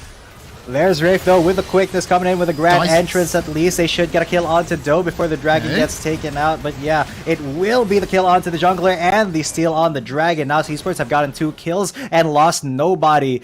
As Luna still is alive, but he wasn't really able to contribute to that fight. And by himself, he's already a threat against NAOS Esports, but still a very good play by NAOS. Now this is very fast. Remember, Baron is very squishy at this point in the game, but KT.RY with the discipline that they have is not going to be over eager and over aggressive and will decide to go against that Baron takedown. Which means that KT.RY surprisingly did end up on the back foot in that particular engage. Kudos to Brave. Brave was so accurate. He was able to pin down Daw plus Mitsura coming in. It's so easy to execute. And it does look like that NAOS has one play style in mind. And that is to kill other members outside of Luna. Because there's no sense of going all in against Luna right now. Yeah, it's everybody else goes, everybody else. Target them first before Luna, and they will be able to get that Drake. But now Luna's in the fight. Is he, though? Because Rafe is maybe just able to sacrifice himself. Doesn't even have to sacrifice himself. Killer Instinct, though. The Predator Missile will land onto Mirmo. They are still on the chase. Will the Baron Empowered Recall save the rest of NAOS Esports? Yes, it will. Mirmo just going to be the sacrificial lamb here so the rest of his team can get the safety. I respect that. And the Baron will be going to NAOS Esports. The lead has disappeared. Wait. NAOS is making it work, and they're not minding Luna at all. Okay, every single time that we see Luna try to, do damage, Rave in that particular instant was able to disengage so well. So again, NAOS has just played it differently right now. Instead of Rave going and engaging and trying to kill Luna, they're trying to outsmart them and they're trying to kill all the other members of KT.RY. Now with this Baron empowered minions, they will still be able to farm some gold for themselves. And we have to remember that on patch 4.2a, the Baron buff does not disappear on death. So, by the time that Mirmo revives, he will have the buff as well. And will have extra AD and AP and, of course, Baron empowered minions to help them. But that's going to be the decider. Because if NAOS Esports gets to secure Hope, if NAOS Esports gets to secure this Elder Dragon, they can definitely kill Luna immediately and fast. I mean, imagine the amount of AoE that they have. 1-2 skills is enough to kill a stasis-less Luna. That's true. That is very, very true. And that may be the way for NAOS Esports to get there. Because, no stasis on Luna means he does have to be very, very careful. Even with the Quicksilver Sash, it's still so difficult for them to really decide where to go here. Yeah. I mean, the Quicksilver is there to really counter Riff. But at this point, Riff has just figured that, hey, you know what? I'm not going to attack you anytime soon. Don't need to. Anyway, so I'm just going to focus on your jungler and we're going to win the objective fight. And that's been the script for NAOS Esports. And so far, it's doing them so well. Now, this Elder Dragon, the dance is on and Mitsura is on the top side by himself. Yeah, Mitsura. He's just gonna go for the split push win. Is this the right choice for NAOS Esports? Possible. It could be if they delay this. Look at that, the inhibitor Wait, turret is what? already down. He's just going for the Nexus. Rattel is forced to go back here, and yeah, Mitsuru, look at the he's just while the rest of the game is happening over at Baron Pit. Mitsuru just went for it, and you can see NAOS Esports celebrating. They go 2-2, and what even was that? I cannot believe what I just saw. Like, Luna had all the advantages that he needed in that game to really catapult his team to a win. But the macro advantage and the call from the Galio himself. Galio is not known to be a split pusher, ladies and gentlemen. But, being free by himself, he's still able to do a huge amount of damage to the towers. And that's the most anticlimactic way to win. But now Esports will definitely take that without hesitation. I wouldn't say that was anticlimactic. Yeah, if it was a Jax or something, sure, anticlimactic. Yeah, but that, or if they were actually ahead, and then this was just them baiting the weaker team to contest. But no, NAOS Esports, they actually had a good chance of losing that Luna with 21,000 damage, and if I'm being honest, that they almost could have lost that if NAOS Esports had a little bit more awareness, if they made a quicker call to interrupt Mitsuru there during the Dragon fight. This could have gone still the way of KT.RY. But yeah, what a call to just send Mitsuru to the top lane and say, just commit to it. Just commit to it while everybody's fighting in the Dragon, because if they lost that Dragon fight, it was over for NAOS Esports. The fact that they did not respect the split push potential of a Galio is mind-boggling to me. We know that KT.RY is one of the best macro teams that we do have in APAC. And now being handed this loss, even when you're like, Luna was having a career game, did not suffer a death, was fed like 10 kills or 9 kills already. And they had just one thing that they had to do, and that is to defend a tower on the top side. They immediately forgot that is still a win condition for NAOS Esports, and now it's just, man, I have no words. Like, we have to remember that NAOS, again, regardless of what game state it is, they will still find a way to win. And in that particular game, a split pushing Galio was the way. Yeah, I mean, props to their quick thinking. They were like, okay, we cannot win a team fight if this continues to be a threat. If it's always going to be Luna very, very safe with the Quicksilver Sash. They're always like, okay, so what can we do now? And the answer, go top, split, push it down. And what an answer that was. I don't think anybody would have expected it at all, especially since they were expecting, Galio's, even if we don't see him here, he's got to be somewhere near because he needs to be in range for that hero's entrance. But no, they sent him to the top lane where he had to commit to it. There was no way he was getting back into that fight. And what a call. Yeah, you have to give him the MVP. For sure. Like, he was the reason they won, right? Like, but to me, the biggest adaptation in that particular game was Wraith recognizing that there is no point in going for Luna and would just go for the jungler on the other side. And now has capitalized on that particular play for like 2 times in mid game, and they were able to avoid the big boss, the raid boss, and Luna. And we know that Luna at that point was just 3 autos away from assassinating any member of NAOS Esports. But the way NAOS Esports avoided everything, masterclass. Absolute masterclass. I have to give them the clap for that one. NAOS Esports, knowing that, reading the win conditions very, very well. They were like, okay, we can't win this way. We have to do it another way. And this is how we're going to do it. And bam, that was a beautiful, beautiful game from NAOS Esports. They tie up the series 2-2. KT.RY now have a fight on their hands, auto lose. But for you guys, our audience, I hope you're on the edge of your seats because we are as well. I'm Cheating coming at you. With me is Auto Lose, and we will be right back after the short break for game number 5.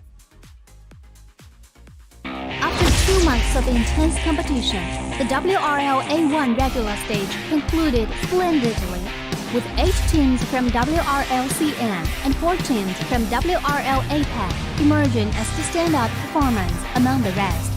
KBG secured the top position in WRL-CN with an impressive winner stick, closely followed by JT.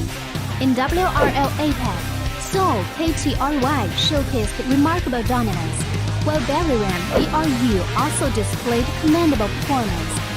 For those summoners who crave more action, the playoffs will commence on June 21st, where the 12 victorious teams will continue battling for the prestigious title of WRL A1 champion.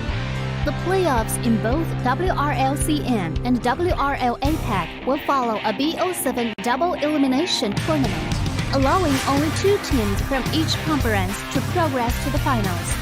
The first place team from the regular stage in WRL-CN, Team KBG, will go head-to-head against Team Nova, while the remaining team, JT, will directly versus EDG. The 2 victorious teams will then compete for the first spot in the WRL-CN finals. Meanwhile, in the losers bracket, the 5th place JDG team will select TE as their first round opponent, while the remaining team, WBG, will confront TT. The winner of the first round in the losers bracket will then face the opponent determined by the first place team in the regular stage, and the final winner will earn a spot in the finals. Additionally, the 4 teams from WRL APAC that advances to the playoffs will also engage in the double elimination tournament, where 2 winners will be chosen to proceed to the finals. The finals will unfold over 3 thrilling days, promising an unmatched level of excitement. On the first day, the 4 teams will engage in a BO1 single round robin, and the team that finishes with the top ranked will secure the first ticket to the grand finals. The remaining 3 teams will then face off in a single elimination bracket on the second day, vying for the chance to compete against the top-ranked team. Finally, on the third day, the 2 winning teams will enter a gripping BO7 Ultimate Showdown to determine the ultimate WRL A1 champion. With all 12 teams fully prepared, the question remains, who will emerge victorious and claim the coveted championship glory after enduring such intense competition? Get ready for a wild ride. Let's eagerly Welcome back, ladies and gents, to game number 5 here, NAOS versus KT.RY. It is getting so spicy, and I hope you guys are strapped in and you're on the edge of your seats. I'm G10 coming at you. With me is Autoluz, and man, what a last game we had. What a game number 4. Man, we're now down to a best of 3 between 2 teams that really has found a way to elevate this first series, or playoff series of WRLA. Who would have expected that a backdoor Galio would win a game in a playoffs against one of the best teams in APAC? Not me, definitely not you, and maybe not even NAOS themselves. But this is totally a new game. Game number 5, if anything, we know that the support staff of KT.RY will be able to calm the boys down and will be able to at least rally them in remembering that they were so close in winning that game number 4. And you know, that's a very big difference because we are now looking at a 2-2 instead of a 3-1. Exactly. One would say that it's a very tilter for KT.RY, but if anything, I'm just not sure that, you know, these guys will ever be phased or ever be tilted, because that's, you know, the way the training is in Korea. You have to be untiltable, basically, if you want to be in a top-tier Korean team. But yeah, it just has been a very difficult path that KT.RY has had to walk, and man, it is getting really good now, this series. With the way that they wait, what? Okay, so the paper cup is in shambles. Yeah, yes. That is, you have to. The stress is getting to the tension, to right? Yeah, I see. Yeah, okay.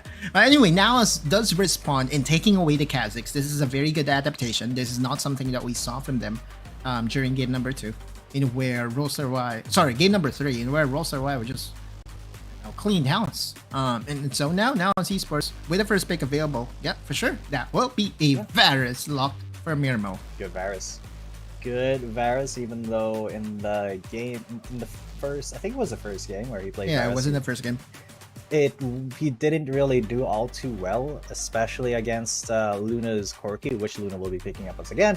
Yep. Probably because we are wise to your tricks, Zero. We see we just gotta commit to the Gragas in the middle. I feel like that's what KT.RY's game plan really is, and then maybe now there's always a chance of it switching back to the support role for normal, but I don't think so. I feel like KT.RY, they are just committing to the Gragas mid strategy. Yeah, and after 4 games of a Gragas mid lane, I have come to a realization here, G10. The main reason why Mitsura is able to play a Galio in the mid lane is because he's against a Gragas in the mid lane. Right? Ooh. So that will... Okay, against other champions, Galio won't have the best time. Yeah. But because Role.RY is saying, you know what? We are happy to put Gragas in the mid lane, so it's just going to be a wave clear after wave clear after wave clear. Mitsura is tasked to do just one thing, and that is to match up what Zero is providing for his team. And he's, just trying to play support. And to me, it just has flown over my head right now that is the play by NAOS. So again, kudos to their coaching staff. Yeah, reading the Gragas in the mid. But it could be Gragas in the support position now with the pick of the Ziggs. Yeah, okay, so it's gonna be Luna on Ziggs, Zero on Corki most likely, and then Noma on that Gragas. So this does force NAOS to shift that Galio pick down to Wraith, unless KT.RY think that they will leave Mitsura with a Galio in the mid lane.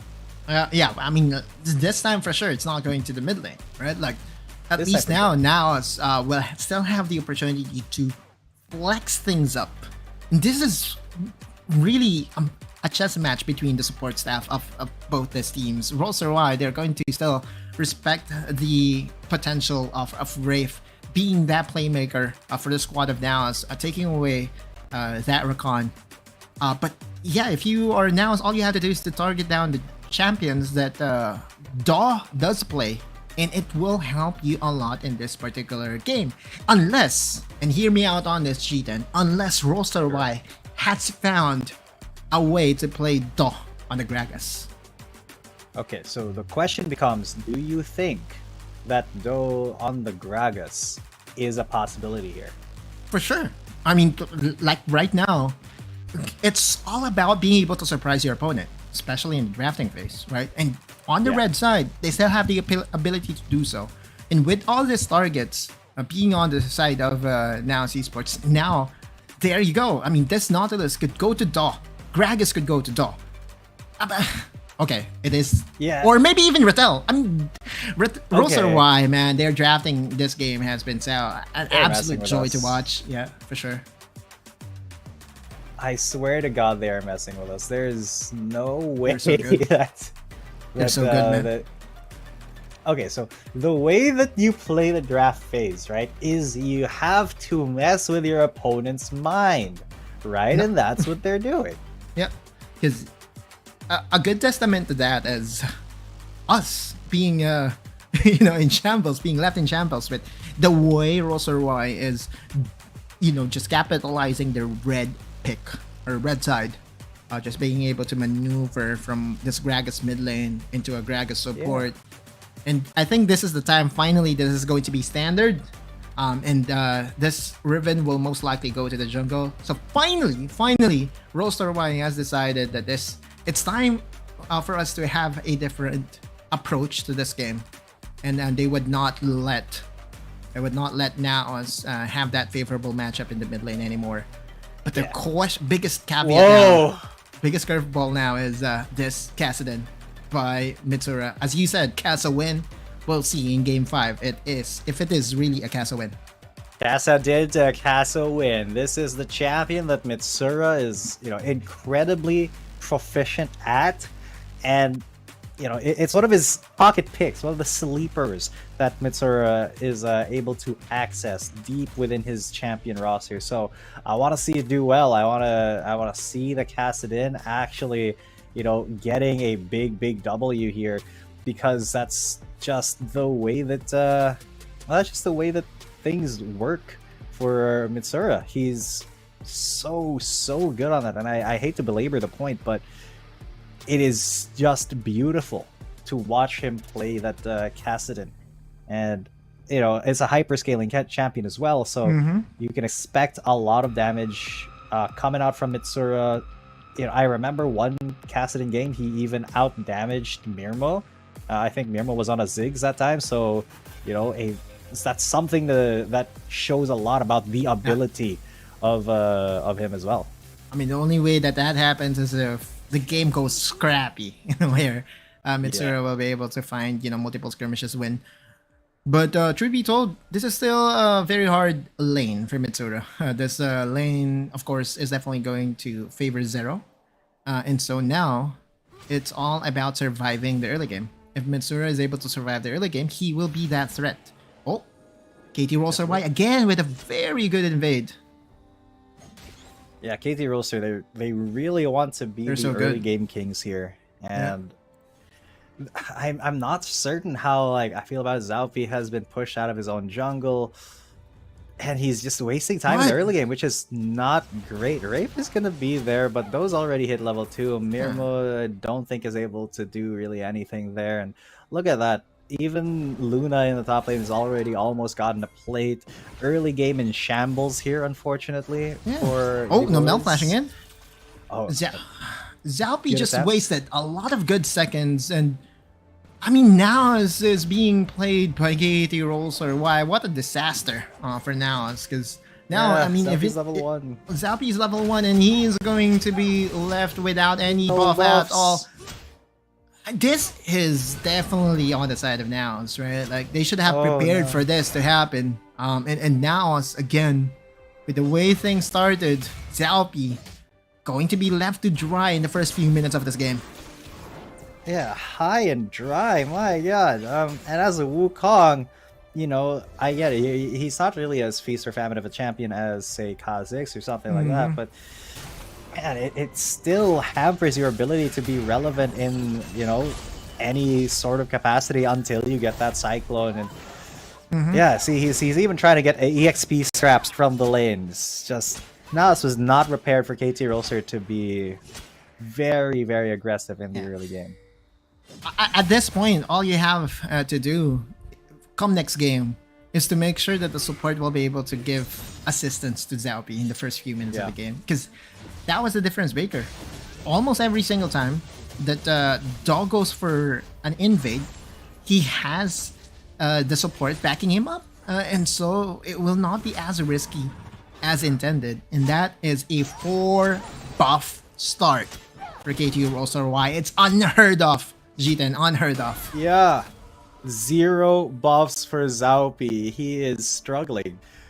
He is very poor at the moment, and I just do not know what can be done here for Zaupi. He's level 3. It's like 3 minutes in. Mitsura's almost to 5, and Zaupi is just about hitting his level 4. Mitsura got his ult, and Zaupi just got his level 4 now.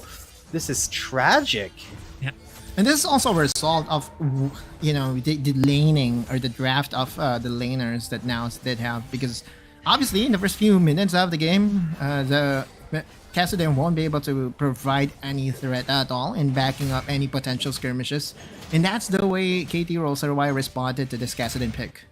They will capitalize on all those laning advantages and make sure to transition it into a jungle advantage for Daw, and Daw has been like a prince right now. He was just given everything. Whatever he wanted, it's fully served.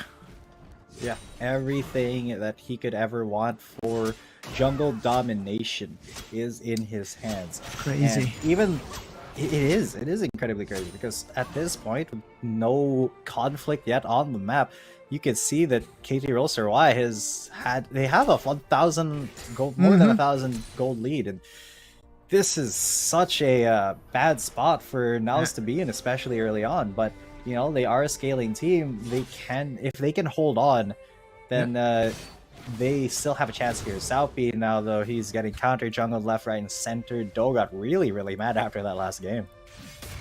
Like, Do is not even giving pennies. At least now, Zappy was able to find his buffs. And it will reset and correct itself by winning a team fight, but it's just so hard to do. Especially now that KT.RY has laning advantages all across the board. The Garen is okay against the Renekton. The Corki, 100% favored against the Kassadin in the first few minutes of the game. And this Ziggs does have enough wave clear to dissuade any attempt by Mirmo to back his team up. And those small things, KT.RY is able to, is a team that is able to use every small advantages to really catapult them into a bigger one. But this could be the explosive team fight that we are waiting for both sides. Oh, hold that thought. Mid lane. That could be an explosive team fight, or it could just be KT.RY taking the... oh god, Nomel coming in, and there he goes with the big play onto Mirmo. Hero's entrance will be there to help out. Mirmo's still incredibly low as he had been caught out, and he had to flash just to secure his own life. Now Shelly will be charging down the mid lane. That's a taken turret. KT.RY, they extend their lead even more at this point. What are we witnessing right now, Jason? This is just another level of domination from KT.RY. Like, yeah, now Esports was able to at least get some plates on the top side, but I don't think Calm will be able to destroy that tower. That is true. And so now KT.RY, 2 objectives, 5 minutes. All you can do as now is just to pray for that KT.RY will commit a grave mistake, because it's not so easy now to engage. Remember earlier, the Rakan play from Rave is that second avenue for them to make sure that all those engages will stick onto Do. But because Riff is on a secondary engaged champion with the hero's entrance, it's not as easy now as it was during Game 4.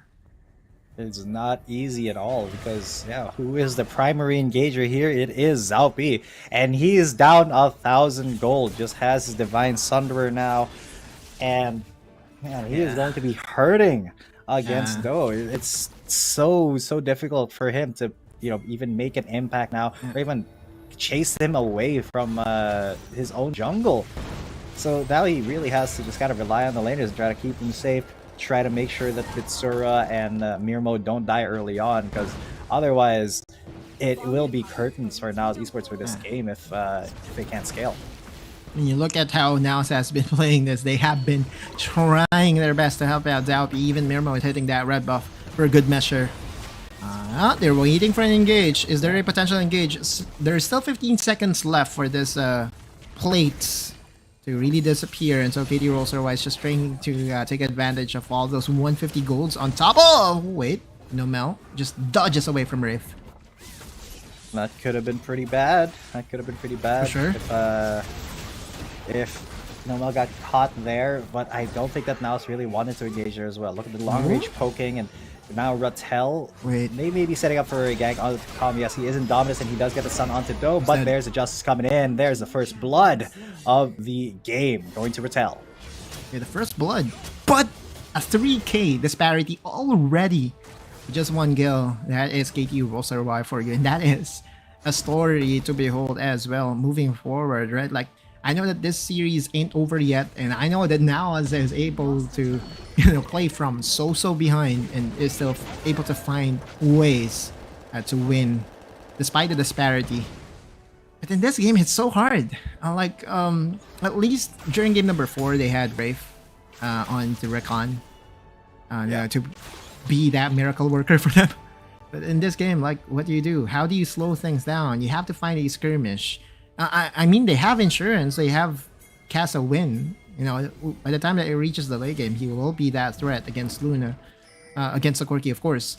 But will it be enough by that time? Because it does look like the KT.RY is just enjoying everything that is being gifted to them by NAOS. Yeah, will it be enough is a great question, because it doesn't seem like it doesn't seem like KT.RY is going to slow down anytime soon. There's very, very few things that can actually be done here right now for NAOS Esports. They just have to stay safe, basically, because the pressure is being applied all over the place here by NAOS Esports. And very fundamental approach by KT.RY, just trying to pressure all the members away from the tower and then secure them one by one. Now all the outer towers done and destroyed for the side of NAOS. And KT.RY with just 1 kill, 3 towers, is able to get and surmount a 4K lead for themselves. 2 items, by the way, is already completed for the Corki. So this is definitely going to be a scary matchup for Mitsura. Yeah, because Mitsura, look at that. He just gets 1 combo into about 40% health. If Zero wanted to chase that a little bit more, that would have been a dead Kassadin, unfortunately. Yeah, he definitely hits like a truck now. Like 2 items, Essence Reaver, Trinity Force. You know, by the time that we reach the late game, maybe, just maybe, Mitsura will be tanky enough to dissuade those all-ins coming from the Corki. But at this point in time, I think Zero will just have an easy time dealing with Mitsura. I mean, yeah, Mitsura is a non-factor at the moment, even though he has got a bit farmed up. The rest of us, they are very, very cautious. They do not want to engage somewhere where they are not, they're not welcome. So they will just go for the, they'll just give the Drake and try to farm up. They are being pushed into their base ever so slightly. So this is already not looking all too good for NAOS Esports, but yeah, they still have a chance to get back in as long as they're able to, you know, really give their best shot at those late game team fights. And that just entails not dying early. I mean, KT.RY is not giving them any team fight as of yet, right? But sooner or later, there will be a team fight. Be the 3rd dragon or be the Elder Dragon or Baron that now also would try to go in. Ooh, as they are going to go into Nomel and he goes into stasis on the backside. It is Rattel versus 2. There's the hero's entrance that keeps Rafe alive still, and nobody has died yet. And just as Zero gets into the fight, now it's disengage. Yep. Rattel was able to soak a lot of damage, and that's Garen for you. Also, is that threat was able to burn a lot of utilities on the side of NAOS. Even the ultimate here by Zaupi is on cooldown, and now KT.RY rinse and repeat. They will just take resources one after another. Oh, wait, Zero melee mode against Mitsura. He doesn't care. He's just so ahead. He doesn't care. Yeah. Mitsura, even in his preferred range, is not going to be able to lift a finger against the mid laner here. Yeah, and it is a little bit crazy that KT.RY is getting away with all of this, but they have built up a really substantial lead. It's only 1 kill, but they're 4,000 gold up. The towers are gone, and this came from the early game dominance, from that 1 jungle interaction that they were able to get from the 4-buff start. But Mitsura, hold that thought, should be slippery. He has to run away. Yeah, he burns Flash, he burns his Rift Walk. But now Do is still going to be coming in onto Rafe. Now Nomel trying to get into the action. Chains of Corruption will be a miss. So yeah, these turrets are just not going to stand up at all.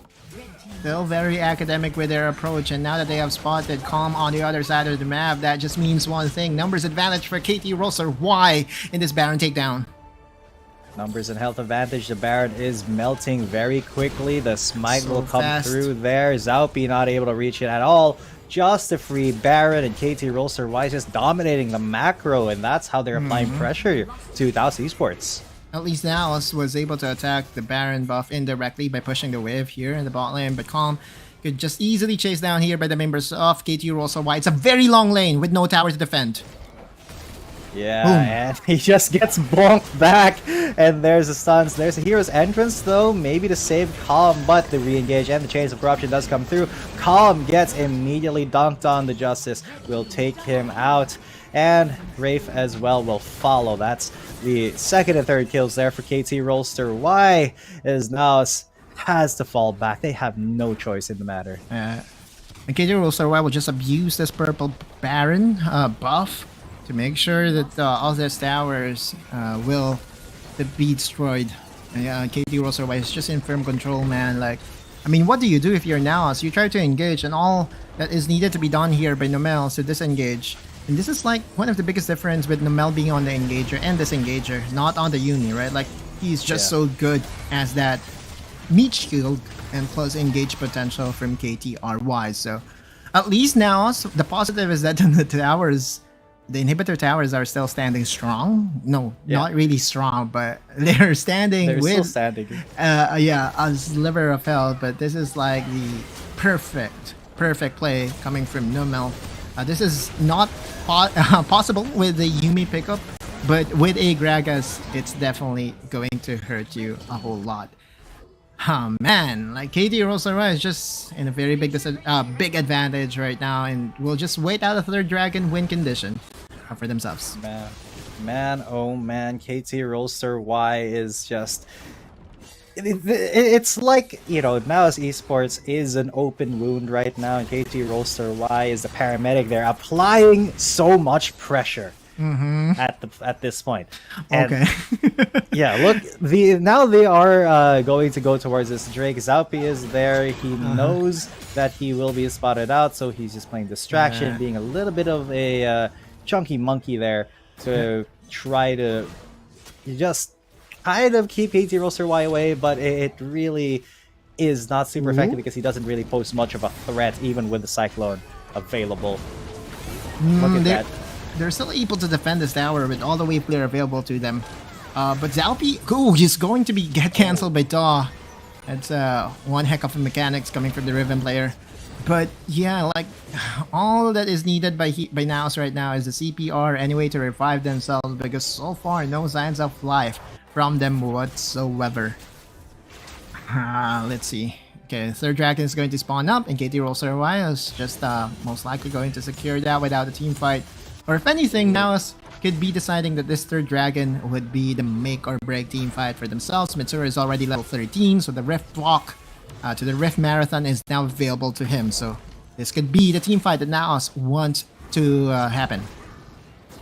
Yeah, NAOS Esports, they want everything to happen right here. They want they want to get ahead here. They want to turn this fight around, but how are they actually going to do that when the rest of KT.RY is just so far ahead of them in terms of power? How do you turn around a fight where you don't actually own any of the real estate at the moment?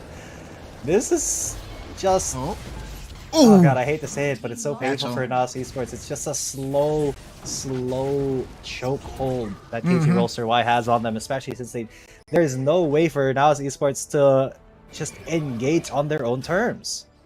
Right, the only way is for Zaupi to get in, but Rattel will be waiting to be that meat shield for the squishing members. So what you want to do if you're NAOS is to come from different angles, but you know, at this point you don't have the luxury to do so. Well, that thought.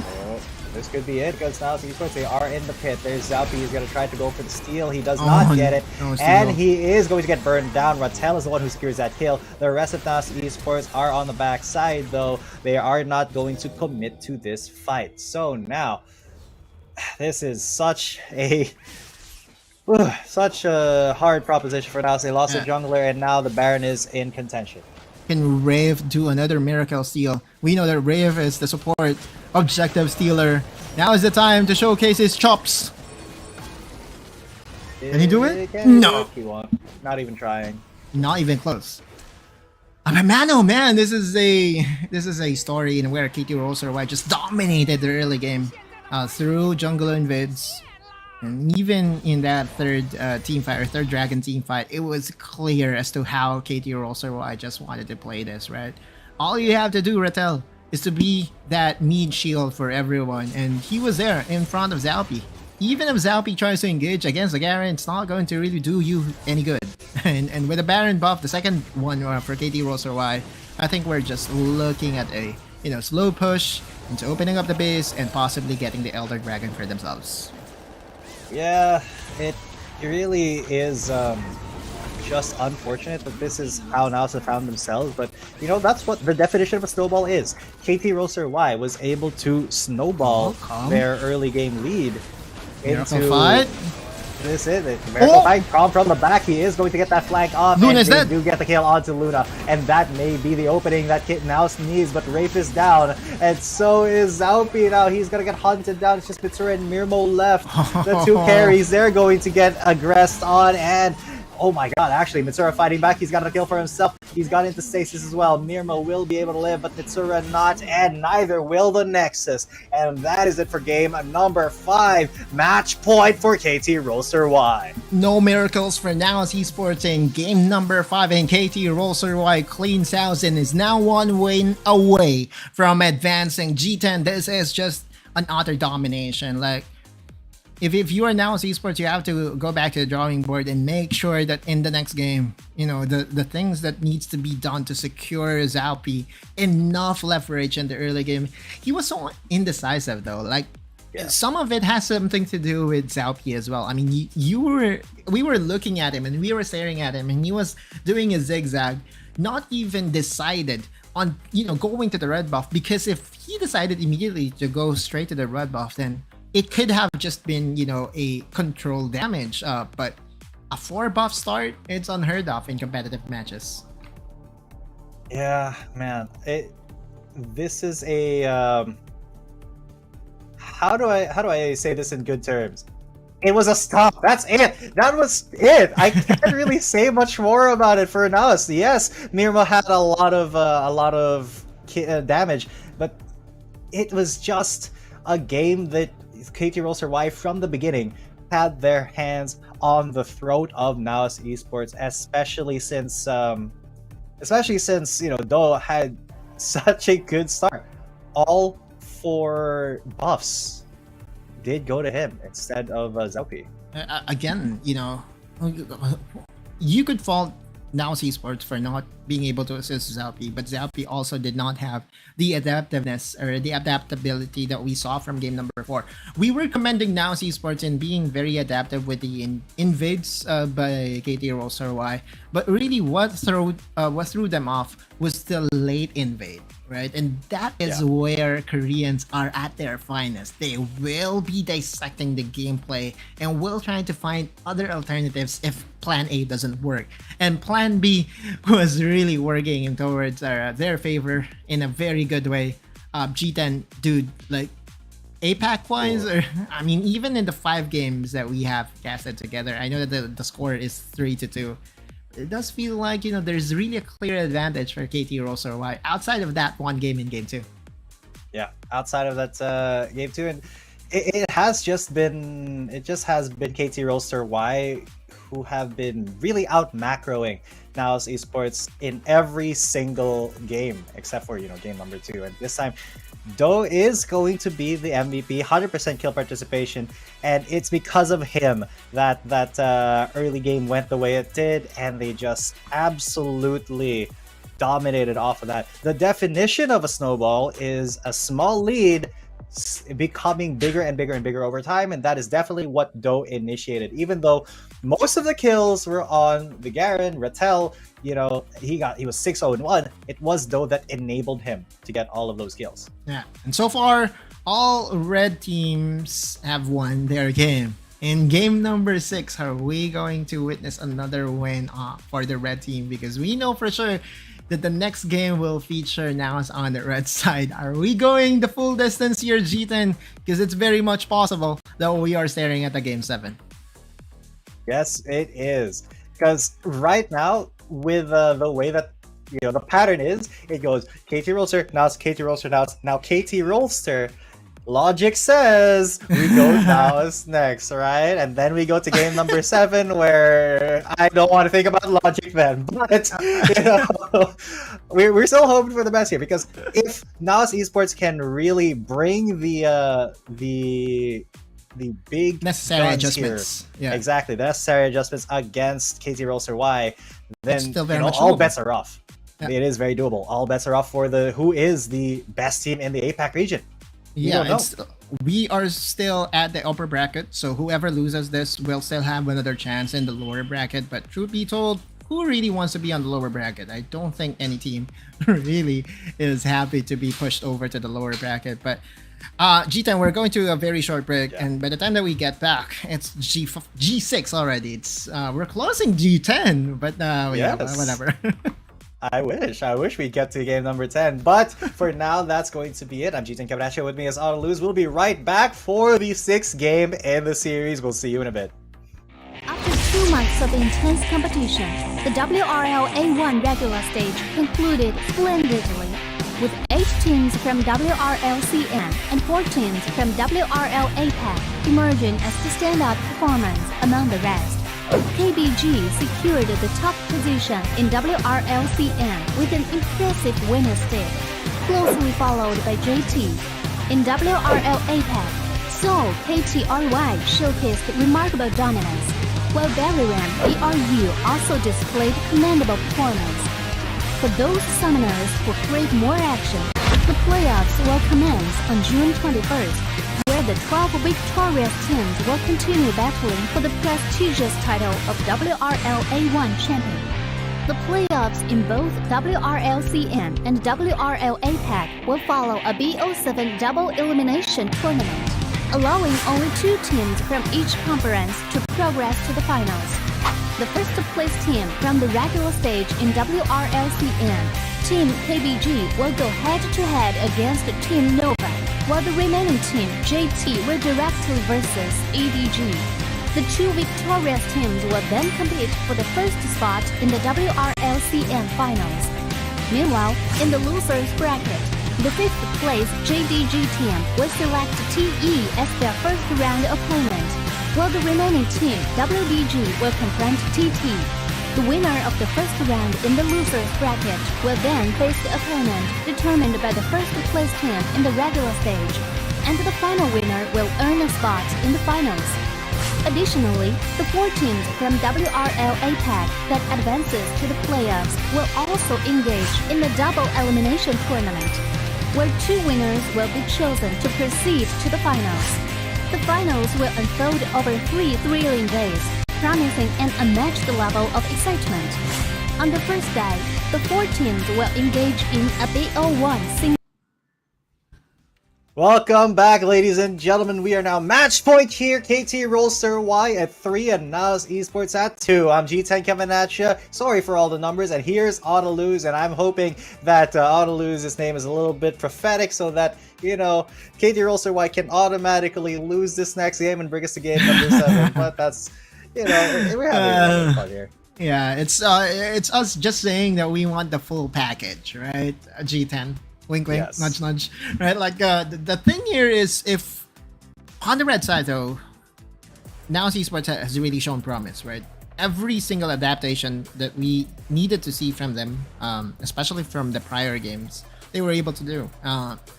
And if anything, yeah, those invades are really throwing off the members of NAOS, which brings me to one big ask, and that is to make sure that Rafe would at least assist Zalpi during his first clear, right? Like, that's always the case for Nomel. He's always assisting Daw in every invade possible, and so if you're able to at least catch a potential invade offhanded, then there is an ability for you to punish, and those punishment we haven't seen it at all from NAOS. Yeah, there has been not a lot of punishment for from NAOS' side for Do just, you know, invading at all. They just let it happen, and Zalpi tries to counter it, counter jungle afterwards as well, where they just, you know, they give a 3-buff start. And last game they gave a 4-buff starts to Do. That was absolutely insane. It's zero macro consequences for him just invading in the jungle twice. And it's not just the buffs that was taken away, right? Even the small cams were taken by WRL themselves. So that just goes to show, you know, at one point we were so sad for Zalpi as to how it all started. But the biggest adaptation that we are now looking into this game is that WRL has decided to ban away the Galio, right? Like, that has been the response by NAOS on the Gragas mid lane. So if you are NAOS, what do? Do you ban the Aatrox? Do you ban the Gragas? they still will ban the 8 rocks, which leaves the Gragas open for WRL for 6th game in a row.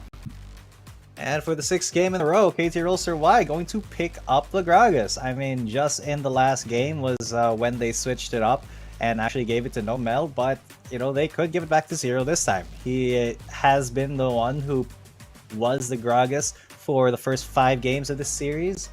Sorry, for the first 4 games, and in the last game, the 5th game, they gave it to Nomel. So, what a humongous flex pick for KT.RY every single time, and it's still a wonder to me that NAOS refuses to ban the Gragas.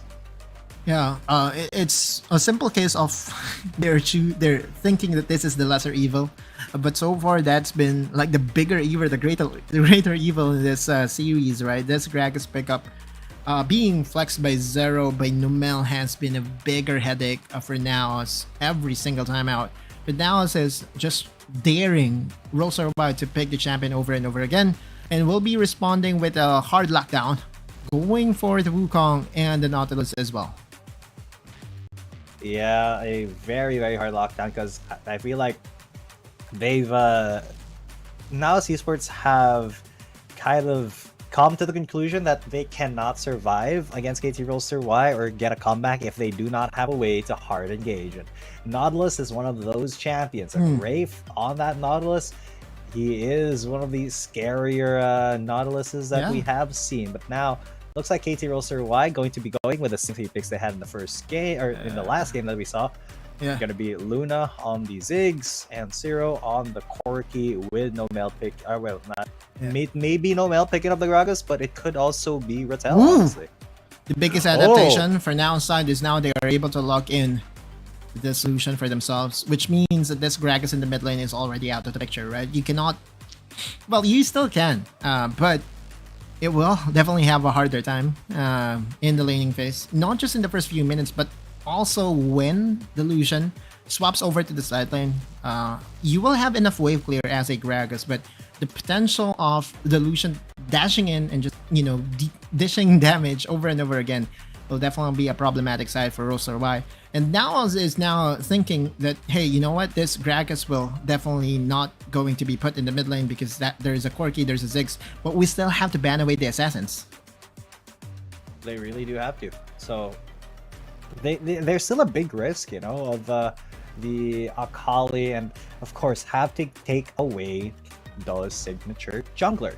You cannot let him get on that Kha'Zix, because the times where he was on that Kha'Zix, the games that he was able to run rampant, the games were easy. Yeah, the games were so easy for KT.RY. And it was I think it was the last time he played Kha'Zix in this series, it was like a 16-minute game. Very, very easy for KT.RY to just run rampant if you give that to Do. But the final bans coming in, no Vi for Zaupi and Garen? no Jax for Calm. Do you even lock the Garen here just to prevent the Garen being on? Actually, if you're NAOS, you want Garen to be locked in here by WRL, because if you're planning a double marksman composition, at least going against the Garen would be a lot easier. You could easily chunk down a face fronting Garen. But if anything, we have seen a lot of times that the Garen has... What? I don't think this will ever... What? This is a win lane win game. It is most likely going to be a lock support. Is it going to be a lock support though? This is now... it can't be, because... yeah.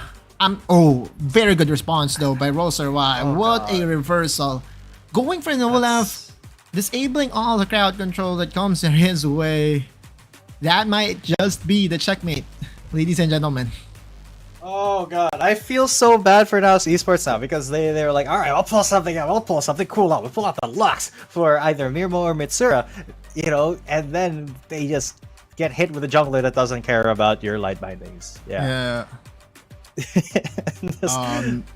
Mirmo's still going for an APC. And you know what, Jitan, we have reared about patch 4.2 or patch 4.2a to become the marksman meta. But hey, you know what? We're back. We're back to the APCs. We're back to APCs, and then we got marksman in the mid lane. The Ziggs, the Corki are still... Sorry, the Ziggs, the Lux, still very much present in the playoffs. And they had a lot of time to practice. We have to remember that we entered a short pause heading into the playoffs, like a 1 week pause that allowed all the teams to be able to practice on patch 4.2a, and all those scrimmages most likely has just resulted into one thing: APCs are still the best way to play Wild Rift. Yeah, we kind of wished for it to be a little bit different now because of all the buffs to the marksman items, but still, for efficiency's sake, a lot of AP carries in the bot lane are still very, very safe to play, and they do a lot of damage come the mid to late game, and they really can carry the fight, especially with the amount of damage that a Ziggs can put down range just pretty much anytime he's near you. No wonder that Ziggs usually gets highest damage in the entire game whenever he's picked up, and Luna is one of those most terrifying Ziggs in the APAC region, especially before the marksman meta, and even now. So another tough hill for NAOS to climb, especially with Do once again invading into this top jungle. Always been the case, but at least now is firm with their decision making that they want at least one buff secured by Zalpi. The blue buff gets secured by him, and so now he's going to traverse towards the red buff. No challenge. I don't think KT.RY will be in the position to challenge this potential all-in on the red buff of KT.RY, and so it will just be a vertical jungle, right? Both teams. Wait, is Calm going to get doved? They're setting up for it, a level 2 dive onto Calm perhaps? Or are they just gonna go for the tower plates? Because no, being there, I don't quite agree with that. They did get one plate at the very least, but his presence being detected there in the top lane just gives Zalpi a lot of leeway to, go for basically the same thing here. They're pressuring Rattel under tower. Now NAOS are the ones who are pressuring plates. And it's so difficult now for them. Calm, he is going to be taking a lot of damage there. Will be able to back away. He's a Garen, so he can regen all that health. But back to the bottom lane, Rattel not having the best time here because there's 3 people in his lane. True, and plus we have to remember that the bottom lane tower is definitely a lot squishier than the top lane tower in the first few minutes of the game. First 2 minutes and a half, if I'm not mistaken. And plus the fact that Wraith is not hitting the tower also grants enough advantage for NAOS to get the tempo advantage here. Will they be able to secure this tower in time, I don't think so. I don't think so. Both teams are trying to go for that first tower. They will be going on to the Rattel. There's like hiding, and this could be the first blood. It will be. It will be Zalpi finishing him off for that first blood. Cobb gets to the top lane in time to save this tower, and the bot lane tower goes to NAOS Esports for the first turret. Everything is now going NAOS' way. Look at that early lead they've gotten, 1.5k. Again, we just have to remember that there is definitely an inherent advantage, armor-wise, resistance-wise, on the tower that is on the other side of the map. It was built that way to make sure that the Dragon Laners will stay in the Dragon Lane rather than the other way around. And so, with that small advantage, NAOS was able to get a tower for themselves and also prevent KT.RY from securing something for themselves. And so now, if you're NAOS, what do you do? Like, I mean, if you're ROSRY, what do you do? Like, this tempo advantage for NAOS is not something that we have seen from them anytime in this series, right? Every single time that we've seen NAOS win, it was kind of from behind. Oh wow, that's a great stat to know. Every game we've had, the red side has won. That's fair. Every single game, the blue side Nexus has exploded. So good to know, and that now it's just on the red side. Patterns. Yeah. So what do you call the opposite of red magic? Blue magic? Really? Blue magic. Wait a minute, that's a store. That's where you buy. Yeah, that's where you buy the. That's a local store though. That's a local store though. Like for all the Western viewers that we do have here, it's not a store from other places in the earth. Only here in the Philippines. But anyway, NAOS is still doing a very good job in controlling everything that KT.RY wants to do for themselves. It's a complete contrast of what happened during game number 5, and so now NAOS. This small lead is definitely on their side. Nomel threatened that flash all in, and he just wanted to bait out the flash from Mitsura. Mitsuru, though, nerves of steel in front of that Gragas. He just either nerves of steel or he just forgot the flash and he just stood in his face. But yeah, I feel like he was waiting to react to the flash instead of wasting it needlessly. So Yeah. Good on Mitsuru having those nerves. And I just want to go back to the Blue Magic joke. I gotta commend Odaluz for the good punch. that you get the golf clap from me. But now, Nomel, he is going to be maybe in a tiny bit of danger here from Zalpi. Wraith and Miramar are also there as well, matching the presence of KT.RY's dual lane. Yeah, and also ease of execution now is able to just lock down. This is like doubling down on the hard lockdown potential of their lineup, right? Like with NAOS, they could have anyone engage, and a follow through from Mirmo's burst will definitely be there. Yeah, the light bindings are keeping KT.RY on their toes, but Rattel is here. He doesn't have smite, but they do know that the jungler is over there, so they can. Oh my God, there is Nomel's the dead. big ultimate there. Nomel has gone bye now. And now has control of this Rift Herald. Zalpi is going to be coming in as well as Rattel coming in a little bit late. Mirmo and Mitsuru are pretty low, and they will get a rest off. And there's the barrier. Will it be able to save Mitsuru? Yes, it will with that extra shield. And let's see, there is the kill finally onto that Renekton, and the fade away onto Wraith. But Zalpi at least was able to seal it out. Both objectives go the way of NAOS Esports. Yeah, similar to what happened during game number 4. NAOS Esports was able to secure 2. Oh, Zalpi!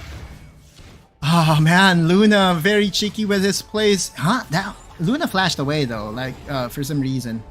Anyway, so again, KT.RY did suffer a massive defeat, surrendering 2 objectives to the side of NAOS, and now still has the opportunity to summon the Rift Herald here in the mid lane. Remember, the first tower was already broken down to pieces by NAOS. We look into that replay once again, and this is the hard lockdown, ease of execution. All you have to do is to get someone, focus him down, execute using the Garen ultimate, and everything will just follow through. Now, like, if you're KT.RY, what do you do with this? All you can do is to wait for the Olaf to have enough resistances to be that threat against them. But Mitsuru is still a very good denial to that game plan, because his damage is definitely going to get felt here by the members of KT.RY. Yeah, and I love that fadeaway auto attack onto Calm, but this is so much pressure coming in from NAOS Esports. Mirmo actually doing a lot of damage on the Lux, but he picked that champion when he locked it in. I actually did not have the most confidence because Lux does not have the best record in the WRL. No. She is... I don't think we've seen a Lux win yet, but this could be the exception. Mirmo could bring the Demacian Sorceress to victory here. Well, there was a win, but it's not played in the Dragon Lane. It was played as a support. If I remember correctly, it was a Ryzen playing it for Fennel. So there was that one lone of exception, but there's a big asterisk to it because it was played as a support, not as a Dragon Laner. So you're still right on that one, Jitan. But KT.RY was finally able to get something for themselves. That's their first tower. They worked hard for it though. Like, we have to remember that at 2 minutes, that was the help part of that tower, and it took them 5 minutes or 6 minutes to even finally destroy that tower. Yeah, because NAOS Esports has done a really good job of just They did. being there to defend the tower until just basically now, and they have been able to pressure the other towers of KT.RY, and they are pressuring the top lane here now as well. Calm is going to be there in that bot lane to try to defend it against Zero Nomel. Zalpi knows that Doe is there. They know that possibly Nomel is there. So Zalpi just trying desperately to get to that tower before the rest of KT.RY gets to it. And they are going to go for a dive onto Calm. The explosive cast did hit, but they were not able to confirm it before he was able to flash away. So this dive and this tower take will be botched by KT.RY. But now Rave, he is on the chase, maybe looking for a little bit more, because as that tower take was a failure in KT.RY, it was a success for Mitsuru in the top lane. Yeah, I mean, Mitsuru is now becoming a problem for KT.RY. They cannot send anyone to really deal with him. Like, at this point, he's definitely going to win any matchup.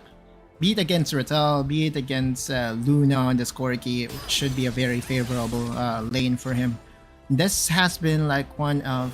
I mean, outside of that Lux pick, now we are starting to realize what really made things work for NAOS, right? Like their double marksman composition, Mitsura's ability to really play the marksman very, very well has been so good for them. And so now, I mean, what do you do if you're KT.RY? I honestly do not know if you are KT.RY, but they apparently they have their own plans here. They're going to apply a lot of pressure in the lanes where they know they can, which is basically the top lane, because you know, and they already have the tower there. But they are also looking to just kind of get these, you know, little guerrilla warfare. Guerrilla plays in, guerrilla warfare on these towers as soon as they can. They try to start up the dragon, and what they're really trying to do is distract NAOS Esports around the map, so that maybe NAOS, feeling the pressure, will slip up and make a mistake. Yeah, but the waves are pushing in favor of NAOS Esports in the bot lane, so that's a small advantage that they could bank on. This small macro is definitely on the side of NAOS, but KT.RY is not letting up. A potential engage by a single member. But that's again from Rave as he just dives in with the depth charge to secure the big ultimate from Mirmo onto 2. But no kills were secured just yet. Rattel did dive in really deep, but he wasn't punished all too hard for it. The Drake did go to the side of NAOS Esports though, so KT.RY just forsook that Drake, and that's 2 out of 3 for NAOS. Yeah, and although it did not net into a kill for NAOS Esports, it was enough for them to get another objective for themselves. Oh, we are going to enter a short pause here, Jitan.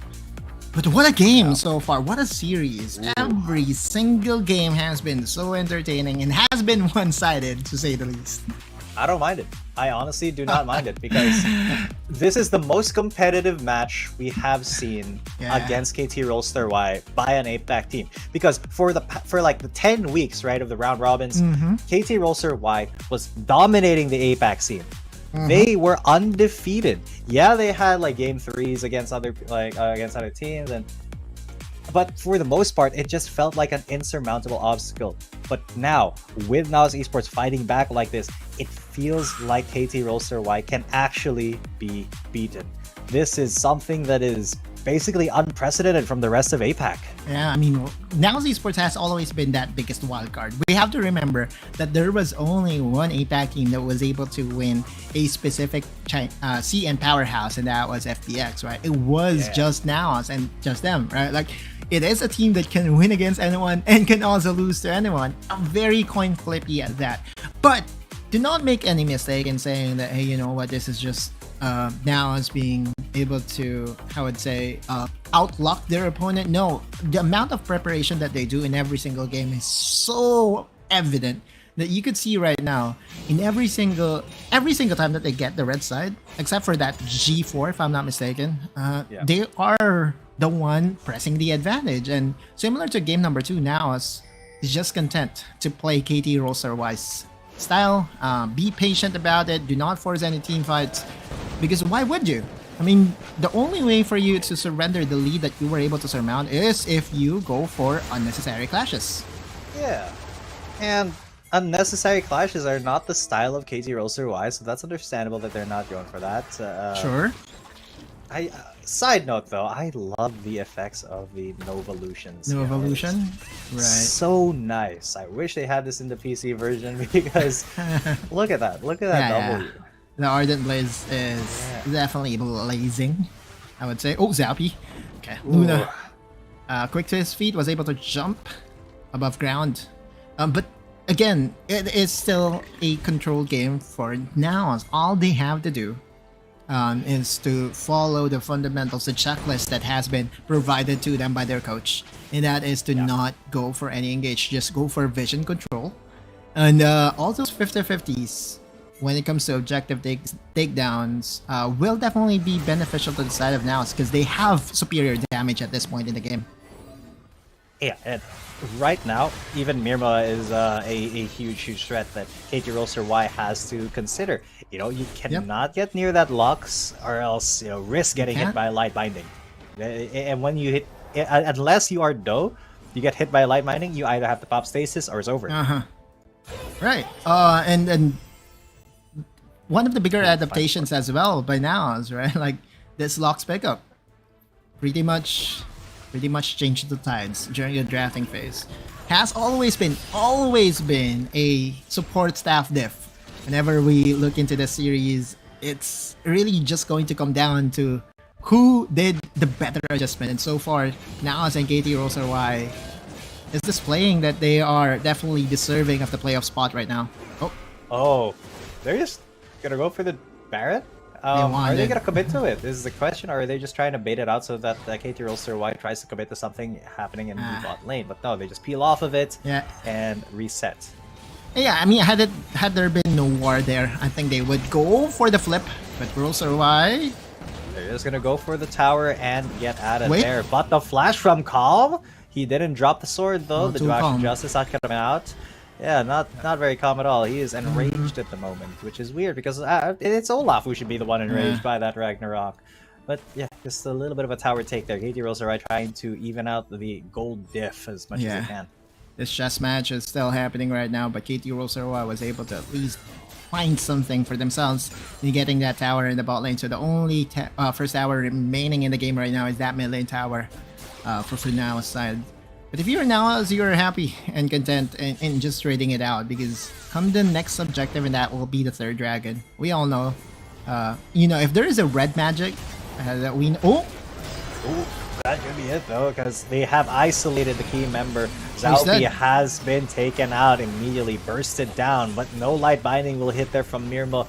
Will that just be Zaupi, or will KT.RY want more? No, they will disengage right after that kill. As I said, any single opportunity that they can take, any advantage, they'll take it. That's all Nomel. Nomel just figured out that NAOS wouldn't be prepared in that all-in, and that was against the jungler. The jungler is integral, especially at this point in the game, because the smite, of course, the smite will only be available if you have the jungler alive and kicking. And so now, Zappy's still not alive, and so... Well, that was a very ambitious engage there, but they are wanting to fight this a little bit. There is the calling coming through. There is not going to be a steal here. I'm pretty sure Doe is the one who secures it, but the secured kill will be coming in for Calm, and then another one for Mitsura. From the back comes Zaupi. He goes for the Cyclone, but not committing to that. He didn't want to die, but that's still 2 kills for NAOS.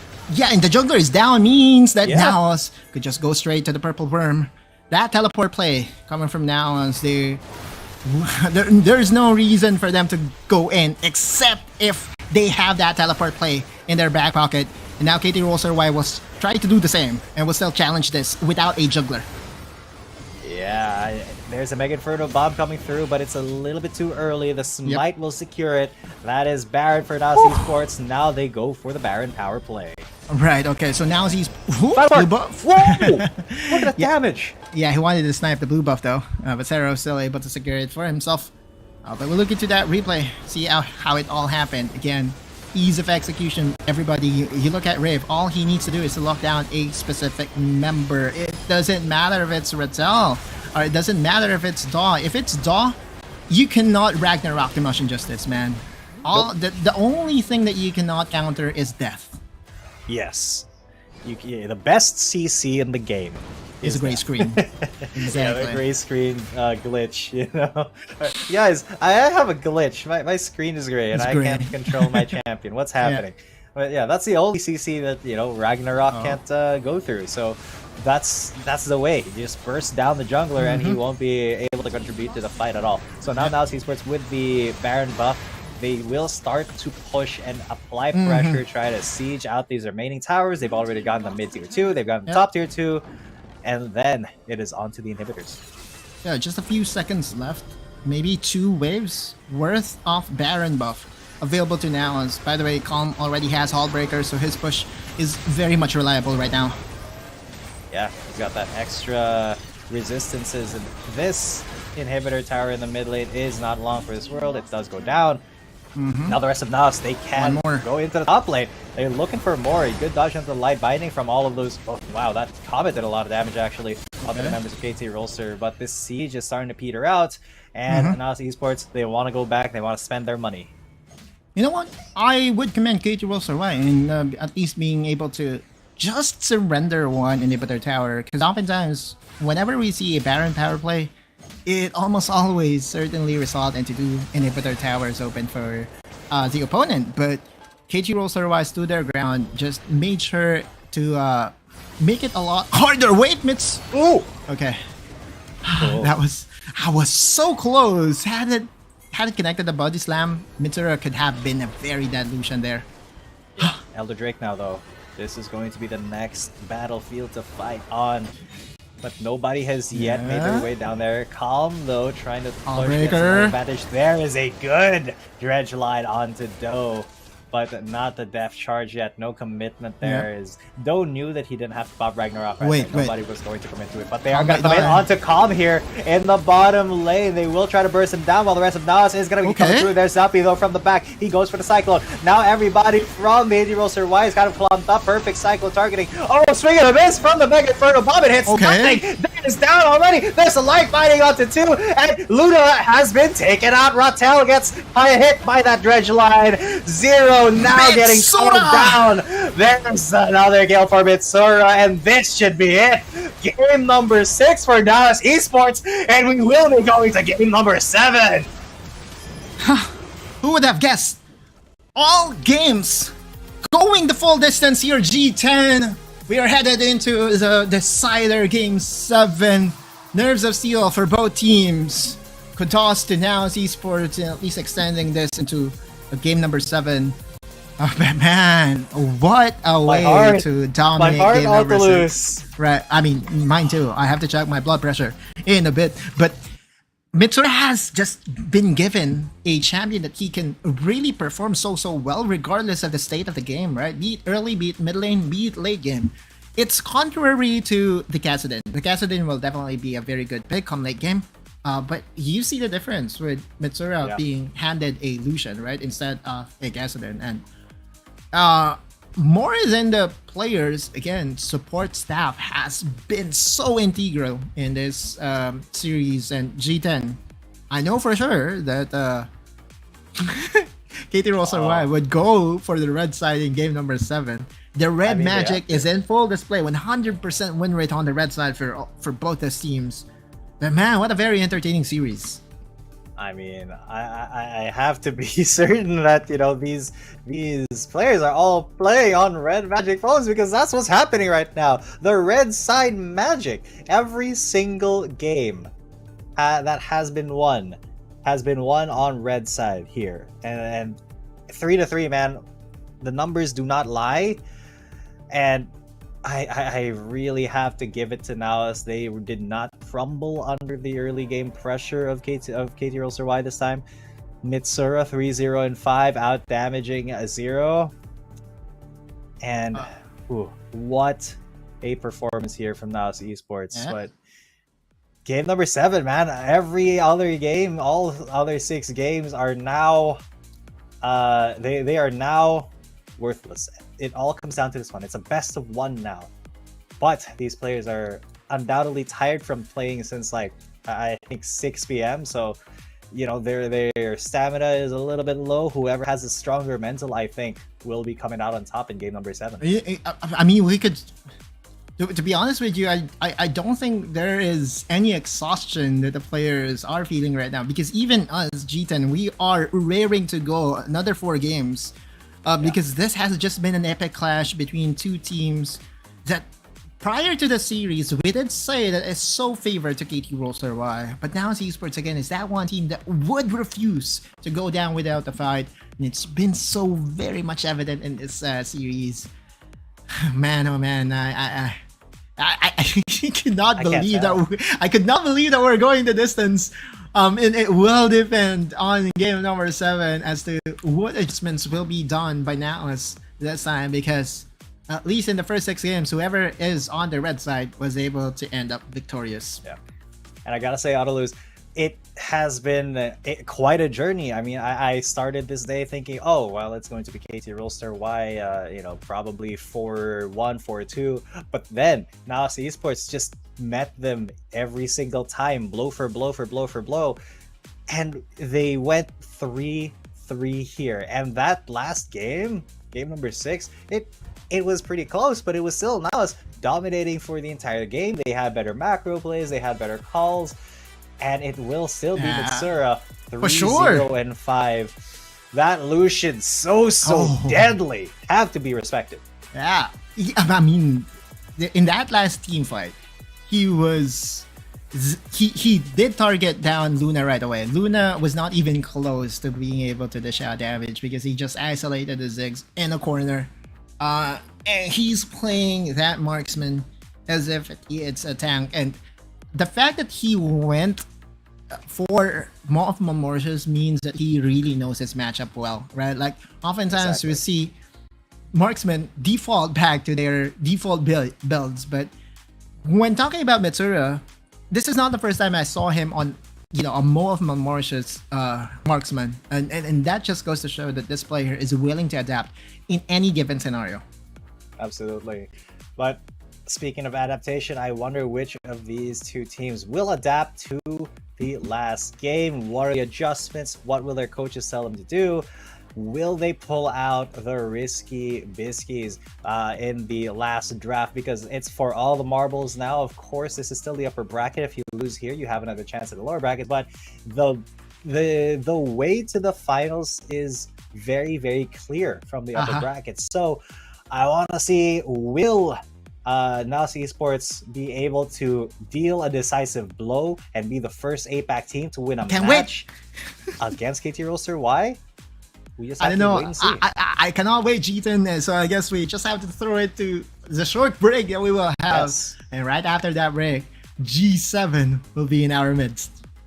Yes, sir. So, all of you guys watching at home, stay in your seats. Don't close that tab. I'm Jeeton coming at you with me, Lose. We'll be right back after this break. After 2 months of intense competition, the WRL A1 regular stage concluded splendidly, with 8 teams from WRLCN and 4 teams from WRL APAC emerging as the standout performance among the rest. KBG secured the top position in WRLCN with an impressive winner stick, closely followed by JT. In WRL APAC, Seoul KT.RY showcased remarkable dominance, while Bariram ERU also displayed commendable performance. For those summoners who crave more action, the playoffs will commence on June 21st, where the 12 victorious teams will continue battling for the prestigious title of WRL A1 champion. The playoffs in both WRLCN and WRL APAC will follow a BO7 double elimination tournament, allowing only 2 teams from each conference to progress to the finals. The first place team from the regular stage in WRLCN, Team KBG, will go head-to-head against Team Nova, while the remaining team, JT, will directly versus EDG. The 2 victorious teams will then compete for the first spot in the WRLCN finals. Meanwhile, in the losers bracket, the 5th place JDG team will select TE as their first round opponent, while the remaining team, WBG, will confront TT. The winner of the first round in the losers bracket will then face the opponent determined by the first place team in the regular stage, and the final winner will earn a spot in the finals. Additionally, the 4 teams from WRL APAC that advances to the playoffs will also engage in a double elimination tournament, where 2 winners will be chosen to proceed to the finals. The finals will unfold over 3 thrilling days, promising an unmatched level of excitement. On the first day, the 4 teams will engage in a BO1 single round robin, and the team that finishes with the top rank will secure the first ticket to the grand finals. The remaining 3 teams will then face off in a single elimination bracket. Ladies and gentlemen, we didn't think that it would come to this point, but here we are. Game number 7. We have gone all the way. KT.RY versus NAOS Esports. This one for all the marbles. I'm Jeet, and coming at you with me is Lose, and so far, Red Magic, it has been on lock. So KT.RY will be on the red side. Yeah. Red side has won all the games so far. Games 1 to 6. And if you were KT.RY, why fix what's not broken? It's so apparent that both these teams are so practiced, are so well versed on the red side, that you kind of just want to throw them off. Now, this series, G10 have been so vocal in saying that the support staff of both these teams has been stellar in making the necessary adjustments. In game number 7, to me, outside of the players, we also have to commend whoever will come out on top will become, the best support staff imaginable in APAC. Because one thing, it's one thing to win against your opponent, but it's another thing to win after adjusting so many playstyles in different games. Yes, it is definitely a coach diff at this point, right?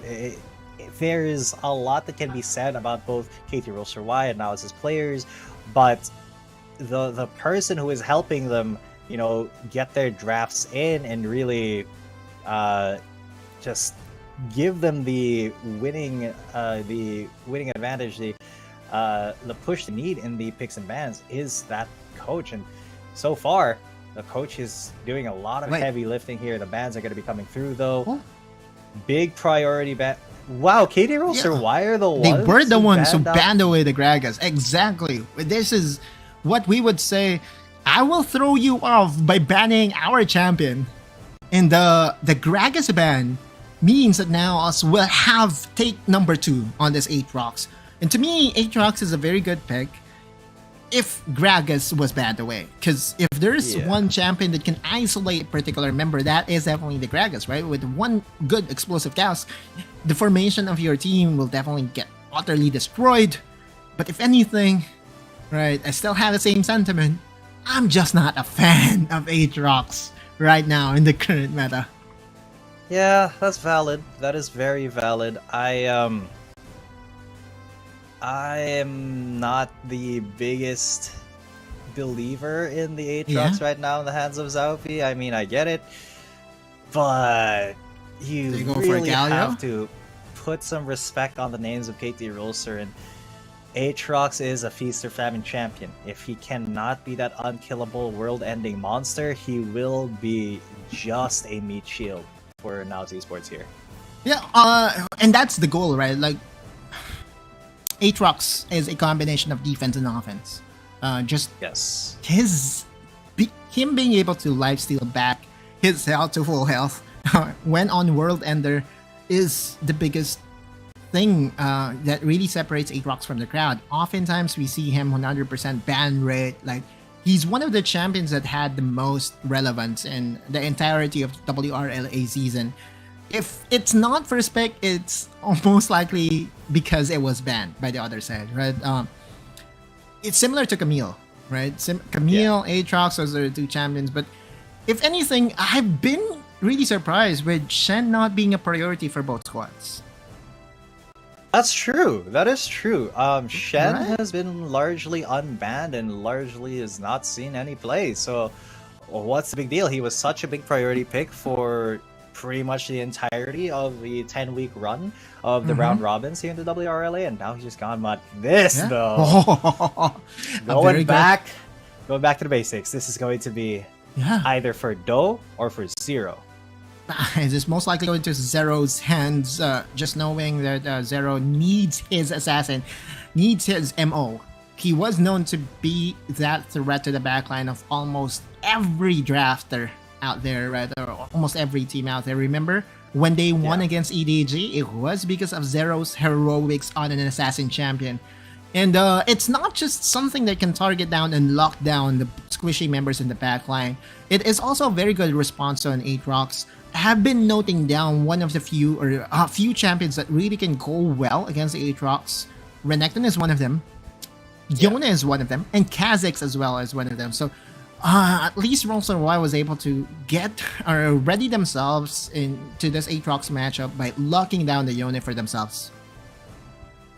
Yeah, because, I mean, Yone at this point, he is one of those champions that has a clear route to, how do I say this, to really take a game back, right? Take a game by storm. Just because... Okay, that is a lot of bands that are coming out. Targeted ban, very and Alistar. They want to target down Numel, but Numel still has the Rakan, which is a perfect fit to the Yone. Because even if you travel a very far distance, Rakan is that one champion that can follow you to the ends of the earth and be able to support you. And plus, you know, that's a very good denial as well. If ever the NAOS... They didn't ban the Ashe! They didn't ban the Ashe! Nirmo! Okay. Finally! Go ahead, explain to our viewers, G10, why you're so hella excited for this pickup. Okay, guys. This is Mirmo's signature champion. I'm excited because Ashe is it. No, please, no. Please don't pick Calm before... Ah, come on. They have to get it. It's unbanned. Please do it, because I will be so mad if they don't. I will be so mad. I will PM Neil Gabriel later. I will say, "Hoy, why didn't you pick up that Ashe if they don't do it right now? Because it's unbanned." KT.RY, do not think that it was big enough. Please, no. Make it. It's his signature champion, guys. Yeah, but you cannot put Mitsura on the Ziggs though. Like that's the only reason behind that, right? Like if you put Mitsura on the Ziggs, that's basically saying that, hey, you know what, KT.RY, congrats in advance onto the next round. Like, but RY, again, just going back standard, going for the Garen, no Ashe. And the difference that I'm seeing right now, with the way NAOS drafted game number 2 and game number 7, game number 3 and game number 7 was, at least now, you have multiple threats on the side of NAOS. It's not a funnel on and Aatrox, you carry us into the next stage, right? This is more balanced, and it's just allowing Zalpi and not pressuring him at all to carry them as just that one member. No Yumi, and multiple ways to engage as well. So all for the marbles. We have a different background music, and I believe this is something that we will be expecting every time that we enter a game number 7. It's so theatric, and it just puts on a lot of pressure towards the players as well. Now G10, game number 7, do or die. Whoever advances or whoever wins advances, while the loser goes over to the lower bracket. Do or die indeed, but I'm still pissed that Nirmo's Ashe was left open and they didn't pick it up, because, guys, his enchanted crystal arrow is just so accurate. I really want to see it at least once in this playoffs, but it's either going to be banned outright, or NAOS has different plans. They're going to have him be on that Ziggs. But I do want to talk about their composition a little bit more. It's a little bit more well-balanced, and it's not relying solely on Zalpi to be the carry, but it is still incredibly risky. It's such a squishy composition. Look, you got the Aatrox. If he's not able to survive, he's going to be a squish bot. Mitsura as well is, on that Ari. And then you got Mirmo, but he has been found out early. Calm knows, so this could be just having a really rough start of the jungle. He's down to 1 bar, and he's gonna struggle to get that buff, and it's actually Zalpi who's counter jungling them too. So this could be a 3-buff start for NAOS Esports. Man, I wish we were on site right now so you would see my, genuine reaction as to how NAOS responded to KT.RY's same playstyle from what they did during game number 5, right? Like, during game number 5, they won off of a very beautiful invade, but now with Renekton and the Kraken Slayer, leveling up Ruthless Predator as your first skill, it chunk down the health of Daw, and that is the biggest difference in this game. And as you said, there could be a 3-buff start because Zalpi is on the blue side, very much ready to secure that buff.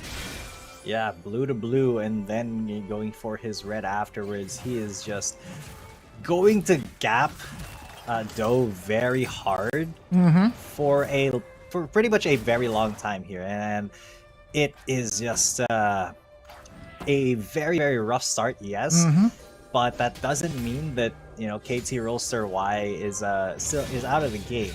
Yeah, for sure. Just need to be a little bit more intentional with where Doe is pathing now, and he cannot be tracked. He should not be tracked down by Zalpi. That's already a win. I'm kidding. But anyway, first line now is Mitsura Preclusion and made a huge difference, dealing 31% damage the last time out, and that's the reason why he was the MVP this game. is totally different though. With Mitsura playing the assassin, will he be able to find the priority targets? We all know that Zero is very much capable in performing so well on the Yone. His assassin is the reason why KT.RY changed their mid laner over to Zero. They said that this kid has the best mechanics imaginable and would carry them to the promised land. And so far during the regular season, it hasn't been. It was true, right? Like Zero has been one of the biggest reason why KT.RY ended up as the #1 team in APAC. But NAOS is really putting up a historic fight. This going the distance is already commendable at its apex, but NAOS is not feeling that it's over with just forcing it into a game number 7. They want to win. They want to pull off an upset here. Yeah, it could be an upset and a half here for NAOS Esports, because we really thought going into this day that it was going to be going to KT.RY. I said earlier, and that was my genuine opinion, that I thought it was going to be either 4-1 or 4-2. So just NAOS being here at game number 7 and really taking it to the distance against a team like KT.RY, I don't mind it. I do not mind casting this entire day, the entire 7 games, because NAOS Esports, this could cement their place as one of the strongest and most feared teams in the Philippines when it comes to Wild Rift. And we have to remember that KT.RY had the opportunity to pick NGX, but they said, you know what, we want NAOS Esports, and NAOS is just putting the punches there and making sure that, hey, you know what, KT.RY, you may have chosen the wrong opponent in round number 1. It's too far. I mean, we still have a full game ahead of us, but at least so far in the first few minutes of this game, no one is in the lead, and NAOS Esports has a very scary late game threat and at Aatrox. Yeah, and incredibly scary Aatrox when it does come to those mid-game skirmishes, those late-game fights, because he has not been gapped. He pretty much is feasting right now because of the start that he got, and Doe will be hard pressed to match the pressure that Zaupi should be able to exude, especially in 20 seconds when the Dragon and Baron spawn. And NAOS has always been trying to oversimplify everything, right? Like with Wraith on the Nautilus, you can easily lock down a single target, right? Like with the charm coming from Mitsura, the only caveat is that Garen is on the other side, so the execution, press ult to win, is on the other side. We'll have to wait if there will be a clash here, because at least in the first few games there's been 5-minute team fights. Game 7's classic, right? Teams tend to be a little bit more passive and a little bit more safe with their decision making. True, just a tiny bit more safe in the game 7, because they do not want to, throw at all, which is very understandable at this point. It is the last game in a series, so you want to make sure that your plays will stick. Now, they do not want Rattel to back out here. They want to put him under pressure, because the same thing is happening. The top lane tower is already gone, and this is a little difficult now. Yeah, so what happened there was NAOS Esports was a little bit too late and trying to go over to the bot lane, because had it been that they were 2 seconds earlier, that could have been a very good dive potential for NAOS. With the dominance available for the Renekton, it's so easy to soak damage. Plus the Blade of the Ruin King should penetrate through Garen's health bars. So KT.RY, with that small advantage, was able to net a tower on the top side without even using the Rift Herald, so that's a massive win for them. And tempo-wise, I would say that KT.RY is just getting the advantage early game now. Yeah, which is weird, because it was a better jungle start for Zaupi, but he just hasn't been able to translate it into a different sort of win. So what NAOS knows that they're there. Calm knows that they're there. He's not going to aggress all too hard. So what is the play now here for KT.RY? There was an opportunity for NAOS to all in the mid lane, but KT.RY just responded by backing away, right? They recognize that the two members are on the bot lane, but Kong going in, Oh, and they do have big CC there. There's a Fate Seal though onto both of them, and Zero is able to live with just barely with a sliver of health, and he will be the one who. Oh, he does go down. That's the 1-for-1 though. A good kill, a good trade there. As again for the bomb. Looking for more. Not going to go for the Megan for the bomb, just trying to go for the bouncing grenades. The tower will be taken down. Zalpi's in the mid lane though. Yeah. Not trying to help that fight at all. That's an advantage for KT.RY by 2-for-1, and more importantly, that was a disaster averted by NAOS Esports, because had it been that they were not able to secure a kill onto Zero, that could have been a very disastrous engage. I will be going back to live in a bit. I think we're trying to show a replay, but the replay is not really showing anything. But you know, to put to words, what happened there was Rafe was still able to get a return kill. Con did try to outplay, but Zero is so good with his mechanics, was able to dodge a lot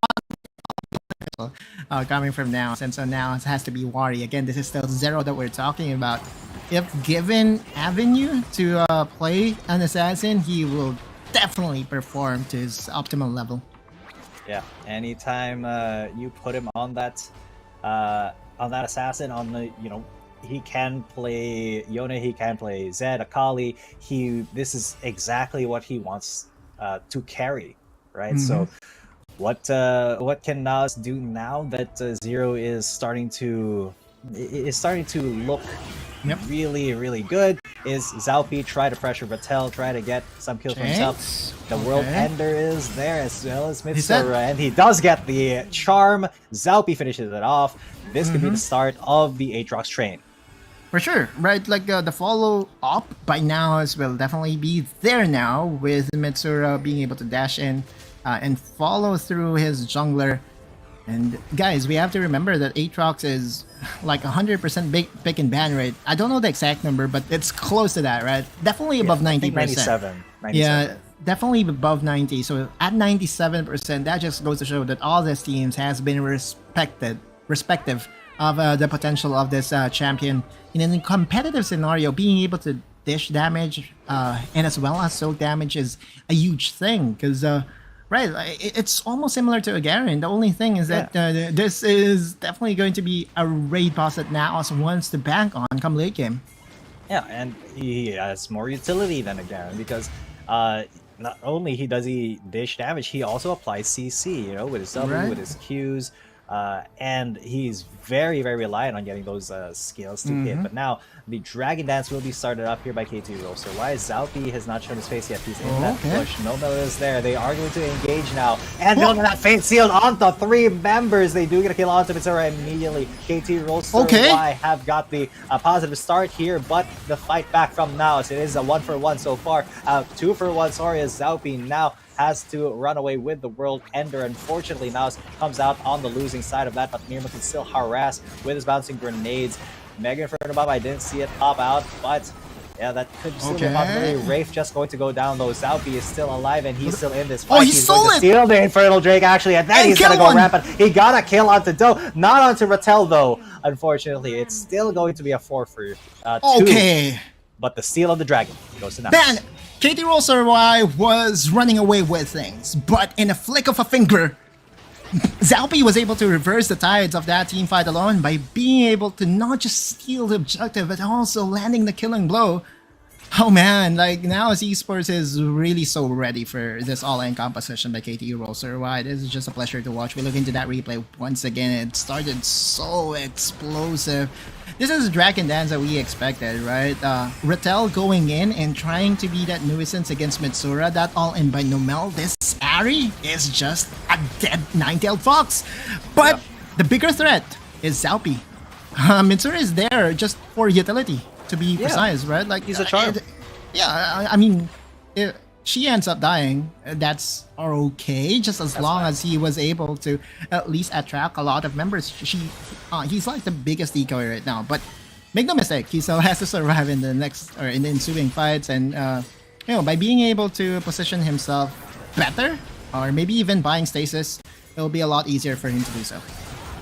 Yeah, but right now they are going to be aggressing once again here. There is the stasis used by Saupi. He had to bump a World Enter just to survive. Yeah. A little bit of a fight here for the blue buff, but it still is KT.RY who will definitely in the lead. A lot scarier. Yeah. You know, Zero is level 11 to Saupi's 12. It's a little bit more difficult for NAOS to go for a positive engage here, especially if Rafe is not that tanky yet. Ooh, an attempt on mid-source life.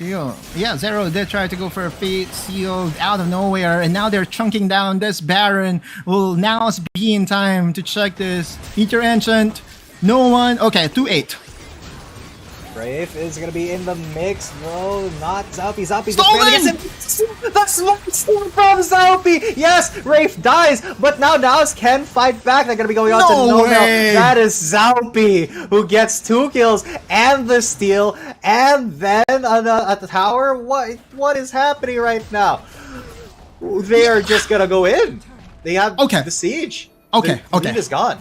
I know that we have a term called drive-by, but what Saupi there was do the walk-by. He just walked in, stole the Baron from KT.RY jungler, and now NAOS is definitely in a very big advantage because they can use this to just open up the game. We look at Saupi, and Numel did everything that he can to cancel out. You know what I would say here? Rattel did so wrong in that particular fight, right? Because what Rattel had to do there was to silence down Saupi, and to try to deter him and making sure that he will get that smite off. But man, oh man, what a play by NAOS! That's a massive steal by the jungler from NAOS. I mean, every single objective, pretty much, has just gone to Saupi except for the Rift Herald. That's fine, but he is the one that needs to be able to carry this game. Look at the gold differences. It is Calm and Saupi who are carrying the banner for NAOS Esports right now. Mirmo not doing all the best. He is 1.7k gold down his lane opponent, so a little bit unfortunate, but he is still very useful for the pushes for the sieges. Look at this. The towers are just disappearing, and that is a big engage there to make it for Bomb as well. Onto Nomel, who still lives, but just barely. Mitsura, he was melted down but did not die. KT.RY was able to defend their inhibitor towers, which is the bigger win of all, right? Every time that we see a Baron get stolen, it's definitely so deflating, but we know that KT.RY will not surrender without 18-5. By the way, that's already 3 items. On the man of the hour, man of the moment, Saupi, with the Death Stance, Stasis, Cleaver, and Yumos Ghost Blade available to this raid boss. We did say that Aatrox late game is one of those champions that can really win team fights by himself, especially by the time that he builds Amaranth. The dude will be unkillable, and that is one thing that KT.RY does not want to deal with, and that's the reason why they're forcing team fights now. Yeah, they are on that dragon. They're starting the dance now, and Saupi, he is still a little bit far away. He pops a World Ender there, and he gets knocked off with the Grand Entrance. There is a big ultimate coming in from the Yone, and all of the health bars from Esports is pretty low. And it is Murno to go down first. Saupi gets Justice in the face. The sword drops down onto his head, and that is the last 2 members of NAOS Esports, Calm and Mitsura. They are not able to stop this. A big Fate Seal from Zero. Just maybe speechless for a second there. It's a wombo combo. It's not just the Fate Seal, it's also Nomel piling down and chunking down, and again, that is one way to control an Aatrox, right? You do enough crowd control plus the burst, and that's the MO of a Rakan-led team. Plus the Garen being there, execute will definitely be available. And the only mistake that NAOS did there was to pile on top of each other, right? The only way for them to prevent that from happening is if they don't pile on top of each other and just have Saupi be the only one to get engaged on. We look at that replay once again. And again, the wombo combo. Mirmo getting clipped as well was the problem, right? Although he was able to throw off the Mega Inferno Bomb, that is not really going to do much. Rattel and Zero tag teaming to eliminate the 2 members that was caught by the wombo combo was what was needed by KT.RY to win the team fight.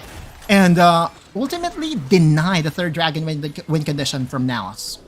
Yeah, no 3rd dragon there makes it a little bit more difficult for NAOS Esports, but of course it is still not going to be It actually did it not go the way of KT.RY? Did it despawn?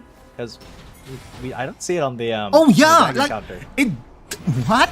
It despawn, right? Okay. Oh my god, but there's a grand entrance onto 2 into the Fate Seal. Beerbo is down, Zalpi is down, and now Esports are crumbling under the pressure of KT.RY. Mitsura, what call? He was just pushing into the Nexus somehow? He can kill Luna. Oh, okay. Yeah, he can go hard here. There's a Dominus as well. He's trying to heal up, but no, unfortunately, Rattel is the one who takes him away from this fight. Mitsura now having to run away, has to use his Spirit Rush. And he's still under a lot of pressure. Do is trying to get into Rage forward right here. And yeah, Mitsura is just so a dead man walking. Stasis won't save you here, my brother, as the Elder Drake will be spawning in 10 more seconds. KT.RY will be able to get it for free. Late game decision making by KT.RY is still very much pure. But the jungler will be alive in 5 seconds. So Zalpi, he does have the teleports. There could still be a steal. We have to remember that there was a steal that's warded off the Baron attempt by KT.RY. Zalpi! Oh, now Zalpi is already in the next runner, but he's just going to get... he's going to be world ending. Unfortunately, Wraith was not really able to make much of a difference. Here's a teleport, though. Zalpi just waiting for their big Inferno Bomb. He's in there, though, with the World Ender. Will he be able to steal? Oh, no, he just gets justice! He's gone! Calm and Miro gets executed by Zero! And calm, it's hard to remain calm in that situation when you're the last man standing. And everything has just gone on the side of KT.RY now. Yeah, NAOS was able to at least open up the mid lane, dissuading an end attempt from KT.RY, but this is the double trouble classic.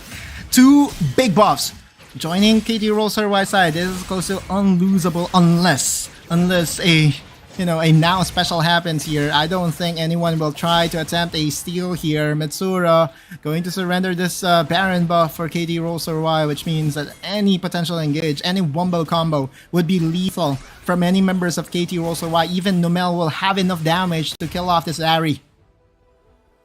Yeah, and it just becomes very, very difficult for now because everything is online now for KT.RY. They are 9,000 gold in the lead.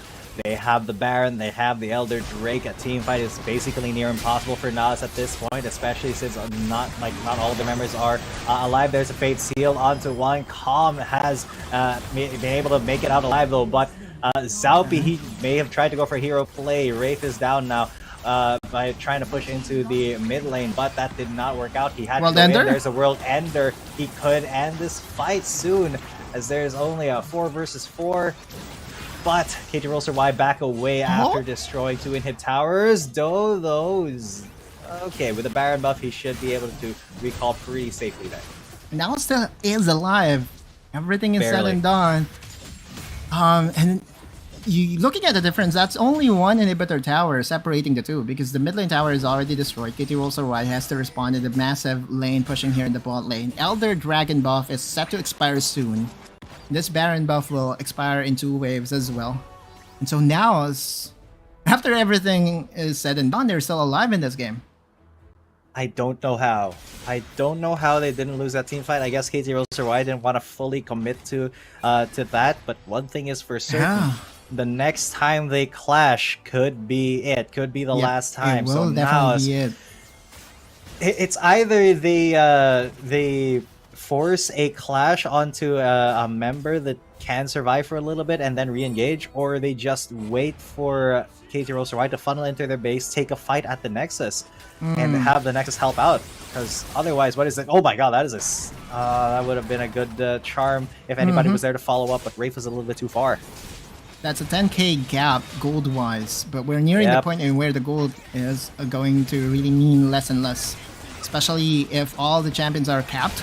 But Wraith is not even a tank at this point. Like he just got easily chunked down. He is indeed the only tank. Zalpi and Calm are bruisers, are fighters. KT.RY trying to pressure this mid lane. It all depends on to Numel as to how good his engages. They got Zero's down! This could be it! NAOS, this is the opportunity that they've been waiting for the entire game! Zalpi goes in! He's got the World Ender! But they commit to it? No! They take that 1 kill and they get disengaged because that is just the goal here for NAOS to not die right now. The charm missing its mark by a small margin was the reason why KT.RY was able to disengage. But had it been that charm connected, that could have been a good night moment for NAOS Esports. 20 seconds before the Baron spawns up, and again, as the game progresses, you know, there was an inhibitor that did spawn up in the mid lane, so now that's you know, pushing wave for KT.RY, so it's pretty much favored to KT.RY, macro-wise, map-wise, everything is favoring them. They even have a ward inside, so they could go for a very sneaky teleport play, and NAOS hasn't been able to clear that specific ward I'm talking about. But there's no one with the teleport on the side of KT.RY. They want to play it straight and want to win, I would, you know, the standard way. Going for 4 stasis. The only one guy with the teleport right now is Calm. And he's split pushing it on the top lane with the Hullbreaker. I think he's able to at least threaten the top lane. We'll see. This could be that final team fight that we have been mentioning for 5 minutes now. Yeah, Elder Drake has been already started, and there's absolutely zero vision. NAOS Esports don't want to take that fight either, because if they risk it, they just die. They just lose the game off of that. So they will want to try to win in a different way, and you know, maybe try to go for a split vision or maybe a Baron fight where everybody's there. But one thing's for certain, NAOS, they need to be the ones to get a pick. That kill onto Zero got me really excited because I thought that was the opening that NAOS needed, but unfortunately the charm missed. Backdoor? Oh, no. Backdoor? This could backdoor? be... This could is there be anyone that can teleport? Is there anyone that can teleport? No teleports. No teleports. Yeah, but they can change over. NAOS is able to find a team fight that would net them an advantage to slow things down. Remember, at this point, no backdoor protection on that Nexus. Zalpi has to be the hero. Zalpi has to be the hero. He's spotted? Is he spotted? Was there a ping? Was there a ping? Okay, there was a teleport. Okay. Is this it? They're partying. Stop the box! Stop the box! Zalpi, stop the box! Stop everybody! Stop it all! 1, 2. The teleport! No, the justice comes through! No, the Zero tried as well! That's 3 men down! And NAOS, they have lost their lives, and they will be losing the game! All 5 of them are down, and that was the Hail Mary play to end all Hail Mary plays. 1,000 health left on KT.RY's Nexus.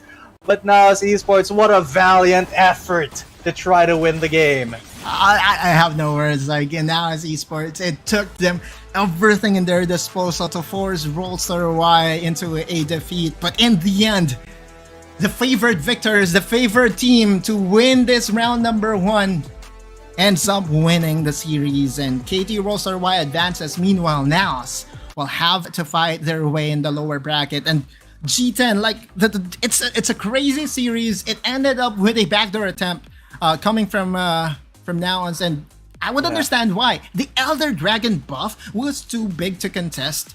And had it been that they teleported as 5, it would have been different. But turns out, right, like that backdoor play, that Hail Mary play, did not really do them wonders. Yeah, unfortunately, that is going to be all she wrote for this match. But what an attempt. What a Hail Mary play there. NAOS Esports, they really did us proud here in the Philippines with the games that they showed us, the fight that they took to KT.RY.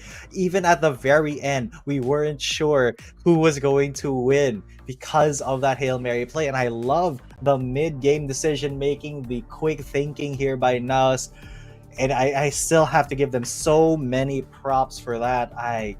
God, they fought like lions here against the undoubted kings of APAC, and they brought KT.RY to a game number 7. It was definitely a series that we will remember in the next few months to come, because that had everything, right? All the necessary adjustments by the coaching staff, and NAOS again pulling off the most improbable backdoor to win it all. We have to remember that the backdoor protection on the Nexus is very limited by the time that you reach the late game. But it still hits like a truck. And that's what happened there, right? Like 1, 2, 3 autos onto the 8 rocks. You won't be able to lifesteal to full health against structures. I mean, if it ever gets implemented, then yeah, maybe in next life. But now as Esports, they tried everything. It still the better team advances, and we have to give it to KT.RY. They're still the better team, and in almost all games outside of those 2 games that we have seen complete domination from NAOS, it was definitely favored, and it was definitely as we predicted that KT.RY will be advancing.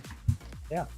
Sure, we predicted that they'd win, but we didn't think that it would take them this long. We didn't think that NAOS would be putting up this much of a fight. And I gotta say, we gotta have more faith in the boys after this one, because they really, really did us proud, man. They brought an entire 7-game series to its finale against an almost insurmountable team. Yes, it was a David and Goliath battle, and unfortunately David lost this time, but geez, what a fight. I that was the best series that I have casted this entire WRLA, bar none, just because of the stakes involved. You know, it is the upper bracket still, but I mean, going up against KT.RY, now it's really showed everything that they got. And I can't wait to see if we'll find a rematch between them at some point in the brackets. I mean, what a game to start the playoffs, Cheaton. It's the perfect way to start the playoffs that will happen in the next few weeks. Nomel getting the MVP, you could give it to anyone, but his skill participation, him being everywhere, his catches onto Zaupi and Mirmo was vital in slowing things down for the unkillable 8 rocks to do a thing come mid-game, right? And yeah, like that's the worry that we do have against the 8 rocks. If you are the 8 rocks, you have to be wary of all the crowd control that goes your way. And the wombo combos from KT.RY was so methodical, was so pure, that they are able to layer the CCs one on top of each other. And Nomel being the start of everything, very well deserved MVP. Yeah, very, very deserved MVP, because he really... well, he set up some really, really big plays for KT.RY, and you know, he also just kind of stifled the offense there and kept Zaupi away from the rest of the team when he was in World Ender mode, just because of the threat of, you know, the quickness and the grand entrance. So big props to Nomel for being kind of the tip of the spear, but also the shield for KT.RY. So yeah, 4-3 here. KT.RY will be taking it, but what a fight. What a fantastic match from NAOS Esports. Yeah, indeed, the underdogs NAOS Esports just forcing KT.RY to the distance, and that last ditched effort to try to backdoor the Nexus, we were holding our seats, my good friends, because it could be anyone's game. You know, at that point, anything can happen. But KT.RY was quick to their feet, was still able to defend the tower. And again, Nexus is also a tower in this game and kind of hits you in succession. Would be a multiplier. Anyway, we look into the bracket of the playoffs. KT.RY will be advancing. Never mind the score, 4-3, 4-0. It doesn't matter, because they will be advancing to the next round. Meanwhile, NAOS Esports will be fighting for their life come Sunday, going against the match losers of match number 3. So, guys, if you're an APAC fan, the dates that you have, or the days that you have to mark down in your calendar, is Friday and Sunday. Yes. So just for you, so you guys know that what dates those are. Those are June 23rd and June 25th. So we have Ream United versus Nigma Galaxy on the 23rd, and on the 25th, NAOS Esports versus whoever loses that one. But for tomorrow, we will be moving over to the Chinese conference. Trace Esports versus Jingdong Gaming for the first match, and this one is going to be a little bit of a bloody one, I assume. Yeah, tomorrow it will be you and Gian that will have the pleasure to cast this absolute banger. Trace Esports, again, at least in the recent matches that they have, they've been on a slump, and Jingdong Gaming again has been a very formidable team. Also, one team that was pushed over to the lower bracket by, if I'm not mistaken, by EDG. So yeah, it will be a classic. If it ever goes the distance, G10, I'm ready to say that it's because of you that we went. I'm kidding, but yeah, we're trying to get the G10 here, guys, but unfortunately, we're only best of 7s here. G7. Do you ever find will there be a game or a series where we'll be able to cast 10 full games because it's a mobile game? Why not? Yeah, right? Like, maybe. Why not? Like if we ever get to the super grand finals of Wild Rift League Asia or something else, G10, G11, maybe it's a best of 11. Who knows? First 6, why possibly, not? Right? Possibly. Just for like the stamina check for the teams, But what a banger, right? We have to give props to not just KT.RY for advancing, but for NAOS Esports as well. We all know that they have the dog in them, and they will be putting up a fight regardless of what happens. And truth be told, like that was definitely the closest series that I can imagine the both teams will have. Right? It came down to adjustments early game, but KT.RY still had enough experience and enough teamwork to still be able to perform their composition in the clutchest moments, because Numel, Rattel, and every single one of the member of RY, it did not feel game set to them, right? Like they were just playing about their style.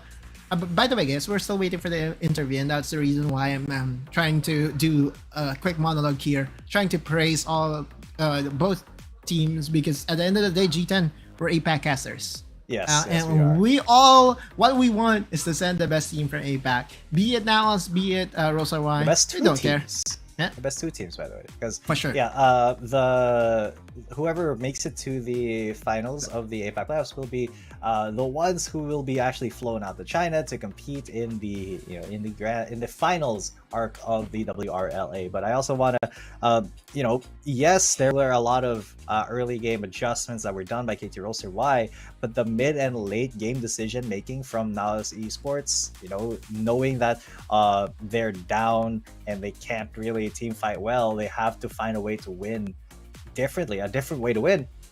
Game 2, they sent the Galio to go and split push in the top lane, and then in the last game number 7, they were like, okay, now this time we're gonna try the back door with all of us, Hail Mary if Hail Mary, but that is the only way that we can win. And I gotta give big props to them for committing to those decisions when after a lot of kind of mental fatigue. A 7-game series is a lot for a pro team, even if it is a mobile game. But big props to them. They have shown that they're not ones to just sit in their base and wait to die. They are they're ready to pull out everything in the book if it means that they have even a small chance of coming out victorious. So big props to NAOS Esports. The massive I wanted to say the nerve. Big balls, just say it. Big balls. We can say it. Okay, G10, thank you. The nerve to be able to pull off that call in that most critical moment. It's also a revelation as to how far NAOS Esports has become as a team, right? Like, we have to remember that this is the last team to qualify for WRLA, and posing this much threat to KT.RY. I cannot say that KT.RY fumbled, right? Yeah, there was just a few games. There was a game in where it was a complete fumble, right? That backdoor by Mitsura. But outside of that, right, like, it was a very deserving series of wins for NAOS Esports. And going the distance is not really a revelation that, hey, KT.RY is beatable. It is a revelation as to how prepared NAOS Esports came into this game and just threatened to upset the favorite. Yeah, they really posed a huge threat, and I could say like that KT.RY, even being the best in APAC, they struggled, man. They had a struggle against NAOS Esports just because NAOS they have a never say die attitude, and they never did say die whenever, even though they were losing. They're always looking for a way to get back into the fight and really try to find a different way to win. So That's something that not a lot of teams have. You know, a lot of teams, you know, oh, we're losing, we have to turtle, we have to like wait for them to go into our base, or we can maybe win a fight if they make mistakes, and they just kind of they get out team fought and then die in the base. But no, even NAOS Esports, when they were being beat down very mercilessly by KT.RY, they never gave up. But here's KT.RY 感谢两位解说老师还有彤彤，欢迎大家来到赛后采访，我是子琪。让我们恭喜首尔 KT.RY 拿下了他们在季后赛的开门红。我们邀请到的依旧是射手选手 Luna。那么第一个问题想要问到她的是，其实今天是打满了一个 BO7， 以4-3最终结束了比赛。想要问一下符不符合他们赛前的一个预期呢 ？Hi Luna, congrats. It's good for you. Congrats on taking them down, and it's an amazing series for you guys. But the result was 4-3. So does the result meet your expectation before the game? 루나 선수 오늘 굉장히 중요한 경기였는데 이기게 된 것을 진심으로 축하합니다. 첫 번째 질문은요. 4-3으로 경기가 끝났는데 이 경기 결과를 예상하셨습니까? 저희가 이번 프로배에 올라오는 팀들이 전부 좀 되게 잘한다고 생각을 해서 열심히 준비를 했었는데 솔직히 4-3까지는 예상을 못했는데 이렇게 된 것 같아서 일단 이겨서 기분이 좀 좋은 것 같습니다. Actually, we prepared very hard because we thought all the playoff teams were doing very well. But we didn't expect up to Game 7, so I'm very happy to win.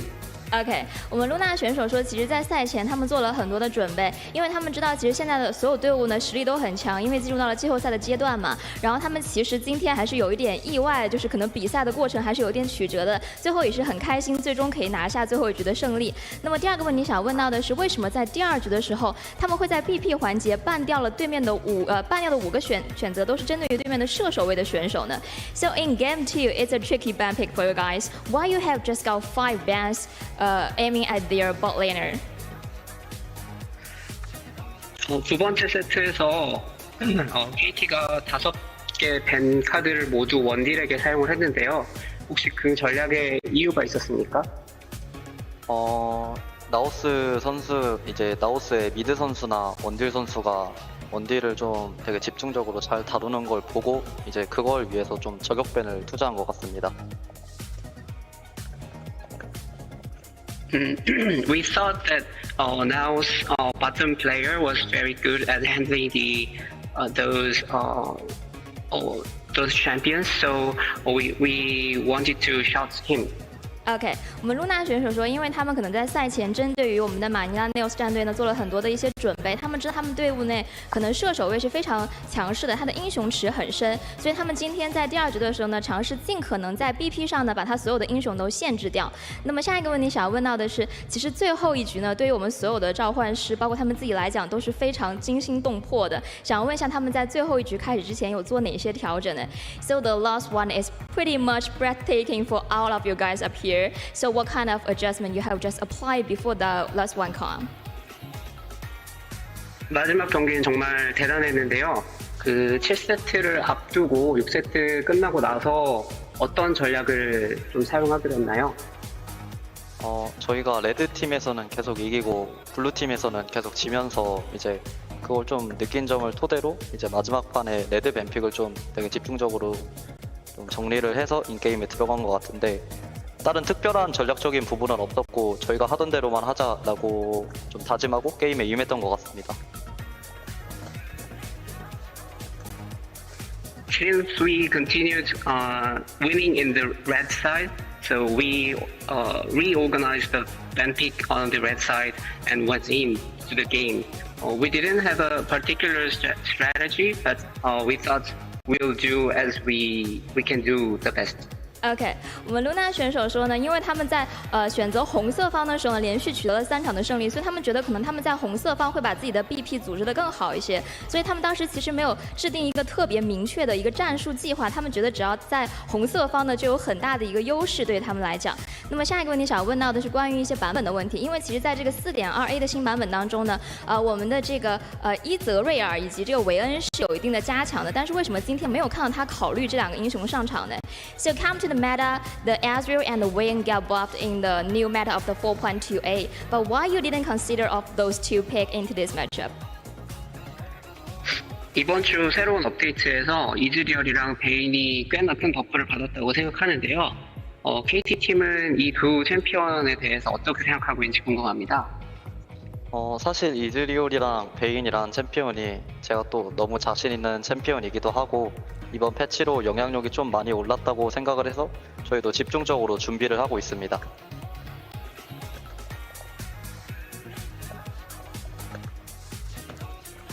Those two champions, I'm preparing for both champions because I'm as a Luna very confident with Israel and Vayne, and also those champions went good, influential in this patch version. So we are still preparing both Israel and Vayne.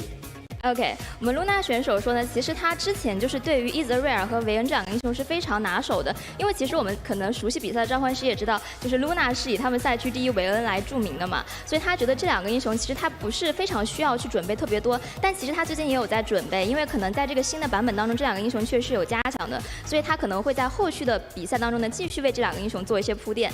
那么最后一个问题想要问到的是，他们现在其实距离进入到我们决赛只有最后一场比赛的这么一步之遥了，那么他觉得他们下一场比赛将会遇到的是 BRU 和 NGX 当中的哪一个队伍呢？ So you only got one step towards the final, and which team you gonna meet on your next one between the BRU and the NGX? 이제 KT는 파이널까지 마지막 한 걸음을 남겨두고 있는데요. 루나 선수가 생각하기에는 BRU와 NGX 중에 어떤 팀이 올라올 것 같나요?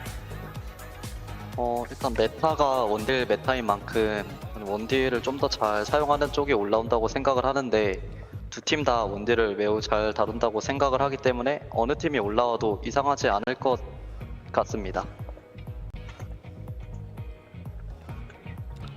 I think this meta, a team with a stronger bottom lane will come up. So it will be very hard and difficult question. And BRU and NGX both team has a strong bottom lane. So I cannot choose the one. OK， 我们露娜选手说，因为其实在这个版本呢，他认为还是一个可能对于野合体系非常有优势的版本，所以说他觉得这两个队伍的话都是非常擅长于去打这个野合体系，然后他们两个团队之间的一个配合和沟通也做得非常的好，所以他觉得这个问题是很难在这两个队伍当中挑出一个可能下一局的对手的。那以上就是我们赛后采访的全部内容，也非常感谢今天露娜选手接受我的采访。Thank you for taking your time. That's all for the interview, and thank you for the translating. 那以上。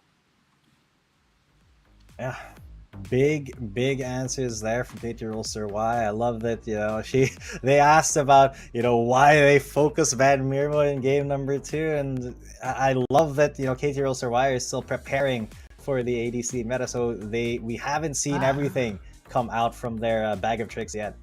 It's a very specific interview, and it's a very long one as well. It's kind of, reminiscent to the interviews that we do in the press room.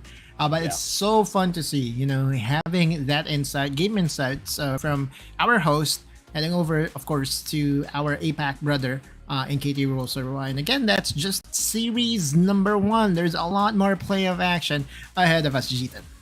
Exactly. And with all of that being said, man, what a first day for the playoffs here at the WRLA. We went straight to game number 7, guys.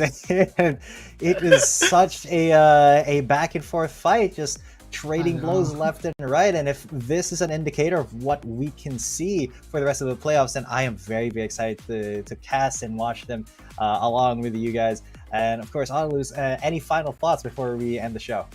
Yeah, if this is any indication of what is to expect in every playoffs matchup that we will have, then every series is a must-watch. So, guys, regardless of what conference is playing, we will be seeing you in the Rift. So do not miss out on all the play updates that we have. Exactly, and we will be be on this playoffs grind for a while until I believe July 9th. is the last day of the playoffs, and then after that will be the finals from July 21st to 23rd. So I hope you guys are going to be online and watching that. But for now, that's it for tonight. Thank you guys for watching. It has been quite a journey here. I'm G-Tan coming at you. So I am very ashamed that we didn't get to game number 10, because that would have been cool. But yeah, with me is Auto Lose, and we will be seeing you very, very soon. Tomorrow will be Guillaume coming up here to cast with me, JDG versus Trace Esports. So look forward to that. But for now, we are going to be signing off. Have a good night.